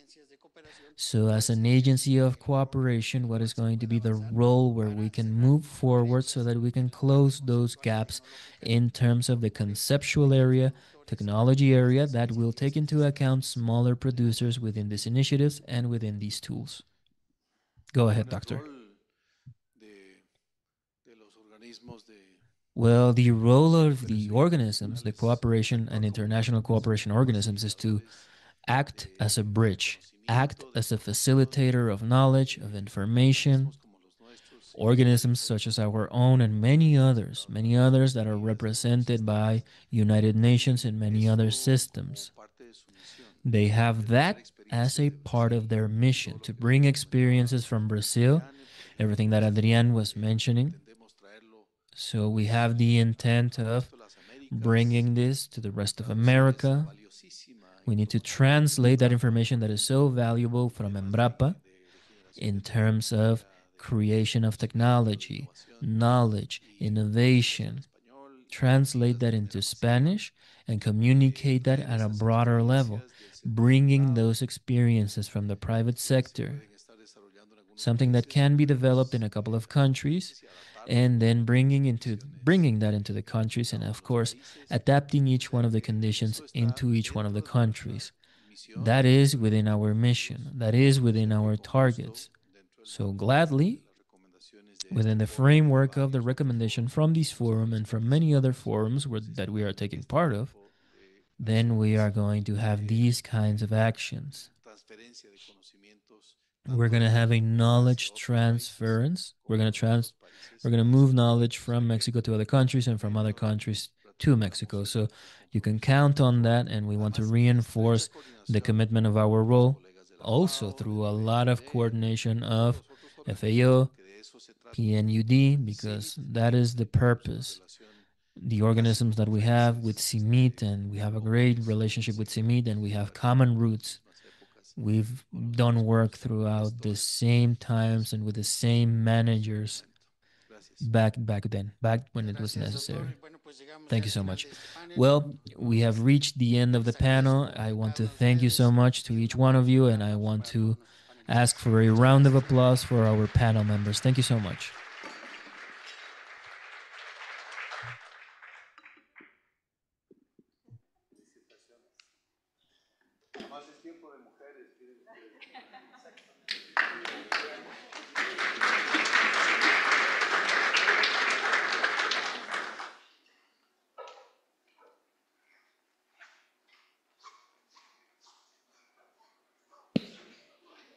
Muchísimas gracias por este Thank you tercer y so último much. panel. Thank you for the third and final panel.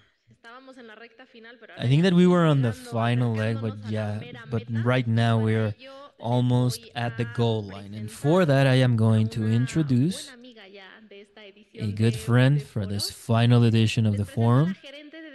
I'm gonna bring the manager of rural development, Syngenta, Gloria Meléndez Roca. Welcome, Gloria. Llegamos a la fase final de este segundo foro de recarbonización de los suelos y descarbonización de las cadenas agroalimentarias. Decarbonization of soils and, decarbonization of supply chains, agri-food supply chains, and recarbonization of soils. Now I would like to ask Sara, Laura, Diego, and Carlos to come forward, please. Muchas gracias. Thank you. Okay. Es para hacer más eficiente el tiempo. Trying to be time efficient. Y bueno, la verdad es que en esta segunda edición, and well, the fact is that in this second edition,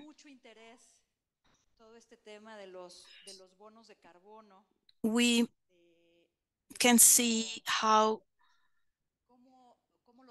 the carbon stocks are very interesting for many more people, and how we can make them accessible to small landholders.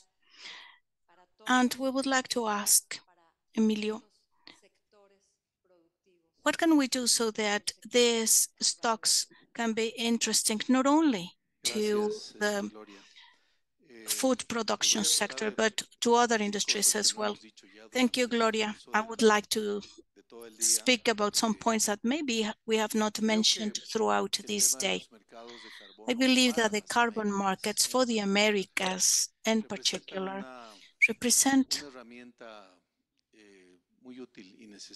represents a very useful and necessary tool for the efforts made in terms of adapting and mitigating climate change. On the one hand, because the Americas are an immense source of biodiversity, huge source, but at the same time, highly vulnerable source. So we have a twofold responsibility: make the best use of our biodiversity, apply it to these new developmental paradigms, the bioeconomy, circular bioeconomy, regenerative agriculture, etc. But at the same time, we have this other huge challenge of closing this enormous gap between having access to technology and information by a privileged group in our society versus other groups who do not yet have access to that information. Therefore, public policies, public-private alliances, innovation centers, international agencies have to work on both sides, which are crucial.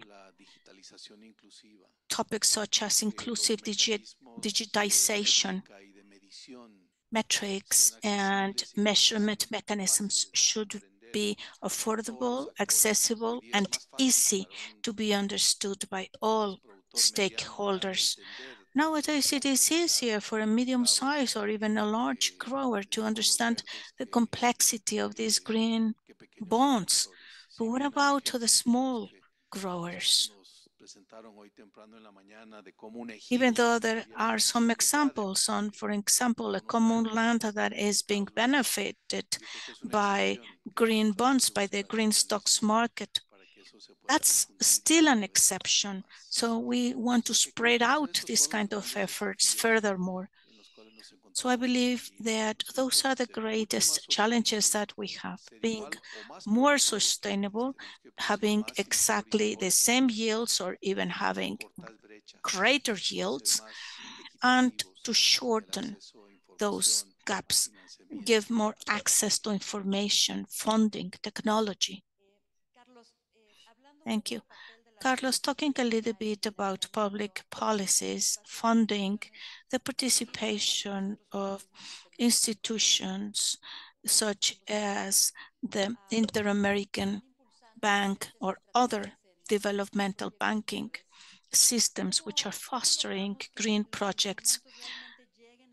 How can we put those instruments into the hands of growers so that they can undergo the transition in a sustainable and profitable manner? What do we need really in order to connect this environmental side, making emphasis on profitability for the agri-food sector? Thank you, Gloria, for this question. El gran faltante del impulso a la sostenibilidad missing in the drive, the driving force in the agri-industry is the lack of understanding of the market itself. The market that is buying these products grown in the fields does not understand that good pricing is required. And therefore, all the developmental institutions will have to keep on injecting resources in order to keep the balance. Maybe what we should be thinking on is in taking all these benefits that are being given to the environment through the different stakeholders in supply chains. All those actors from the supply chain which are not only made by growers, but they can also leverage the whole supply chain so that the environment is benefited. As we have heard this morning, we believe that a comprehensive involvement of the supply chain will definitely be the answer, because we have just been working on the side of the grower, at the end of the grower, but we have to do it comprehensively. So we have to provide comprehensive incentives as well to all the stakeholders. Having a market policy that will value fairly what we have not yet considered in the price given to the products, which are the benefits to the ecosystems. Maybe it's not only the carbon stocks, like Marcelo said, but also biodiversity, for instance. Laura, in this forum, we have heard highly inspiring examples, Brazil, Canada, which are the learnings that you believe can be adapted to Mexico and to other countries in the region in order to create sounder, more reliable and more inclusive legal and regulatory frameworks. Let's see. We are doing it already. We're working on it. Yet a while ago I said that we have challenges, but we're doing it already. And yes, we share this with Brazil. We have a mega diversity in our countries. We have social and economic major challenges for a big segment of our population. Yes, indeed, we can be measured by a per capita GDP and maybe thinking that, okay, these countries should have access to the market, but how? Yes, there are many challenges. There are lots of inequalities at the structural level, and that's why we have to be very careful with our policies. Let's remember that the ambition, environmentally wise, has to be calibrated because we don't want us to happen what has happened in already developed economies. The market will reject all these efforts, you know, and they establish barriers that on the production side, growers cannot comply with. So the public policy has to be based on science, techniques, and a good calibration, which is almost fine-tuning by hand. It is a work in process. We are considering all angles, and we are also trying to understand each other. One of the efforts made by Brazil in its sustainable taxonomy is based on what Mexico did in the past. In innovation in Mexico, taxonomy was based in mitigation, adaptation, and gender equality. Brazil also included a very important social dimension for them, trying to close the gaps of social or racial discrimination, facts that are very important for them. So yes, we're learning from each other. You have heard a lot about me already. I will close by saying that, just like Diego mentioned, international organizations, cooperation, closing gaps and cooperate will help us create those bridges that we can all cross through. We cannot do it by ourselves, definitely. Science, funding, growers, companies must work on the same playground. Sarah, what about the regional level? Which kind of cooperations are important in order to accelerate soil decarbonization in the Americas? There is a saying in Africa, it takes a village to raise a child. And it's the same thing in this situation. It takes a strong network of diverse partners to be able to achieve soil recarbonization, and an even more diverse network of partners to accelerate that. In and among all of this, the farmer has to be the central focus. If we come at this with a preconception that I have the magic bullet, I have the technology, I have the approach, it won't work. We have to form networks that are humble, that listen, that are data-driven. So what works well in one country, in one village, in one situation, may not work well in another, and it's critical that we ask the question, why? Is it because of the farmers' networks, their ability to access finance, their ability to access technology? Is it because of the environmental characteristics of that region? And so among these partnerships, we need to bring the fantastic diverse experience that we have in the room, that we have online, and that we have more broadly, and bring that together in a way that we enable the sharing of knowledge, the sharing of learning, but are really led by the farmers themselves. And so this is one thing that I think we've got some great examples of in Mexico where this has been very successful. It's been successful in other countries, and it's looking to how we scale this model in a manner that's equitable, that recognizes the great innovations that people bring in, but is not necessarily led by the nose, as we say in English, as a bull is led by the nose, through the idea of the technology, your technology is going to do everything. So it's bringing it together in a holistic manner and making sure that we learn and we document that learning so that we don't repeat the same mistakes again, because we will make mistakes, it's part of innovation, but as long as we learn from them, there is no true mistake. Y bueno, para cerrar la conversación,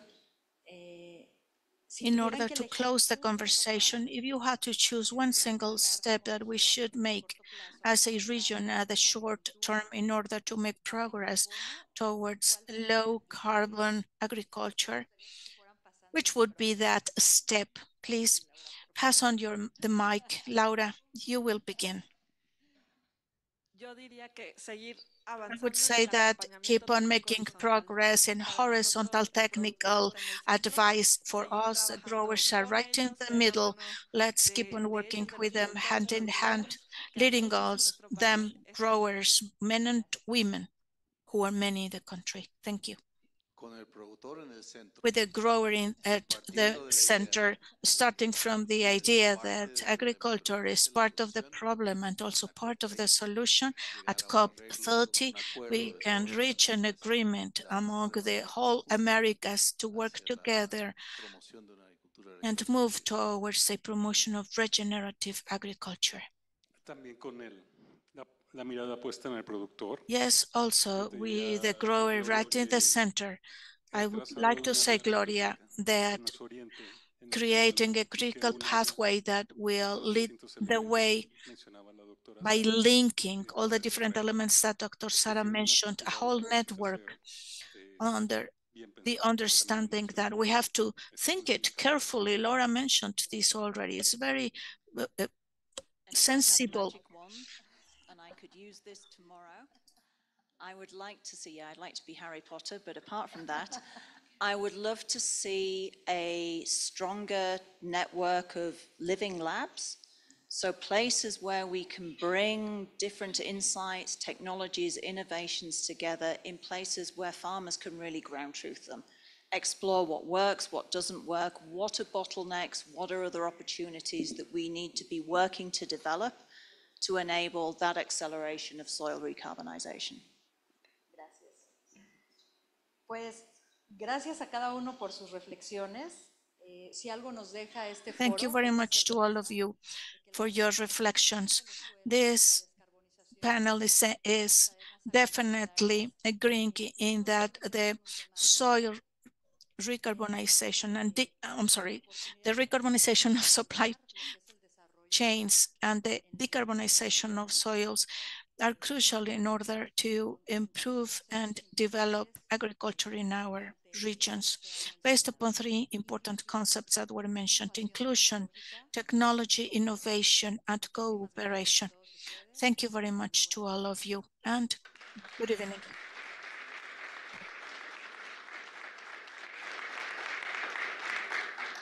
Muchas gracias. Los invitamos a que se queden ahí donde están para nuestro cierre. Thank you. Please remain where you are at so that we can have the closing. We have reached the end of the Second International Forum on Agricultural Soils Recarbonization and Decarbonization of Agri-Food Systems. It has been a very enriching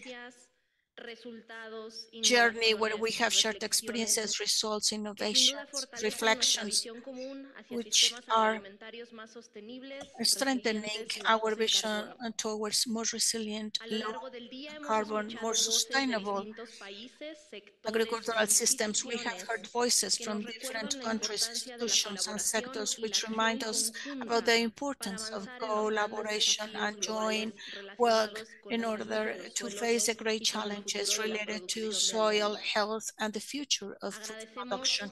We thank all our speakers, presenters, moderators. Thank you so much for your participation. Thank you, of course, to the public.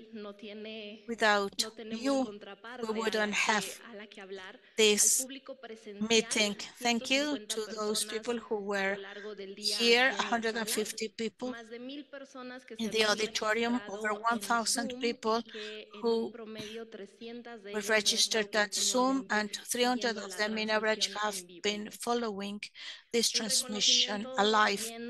a recognition to all the organizing team, the technical team, the logistics team, who have made possible this event.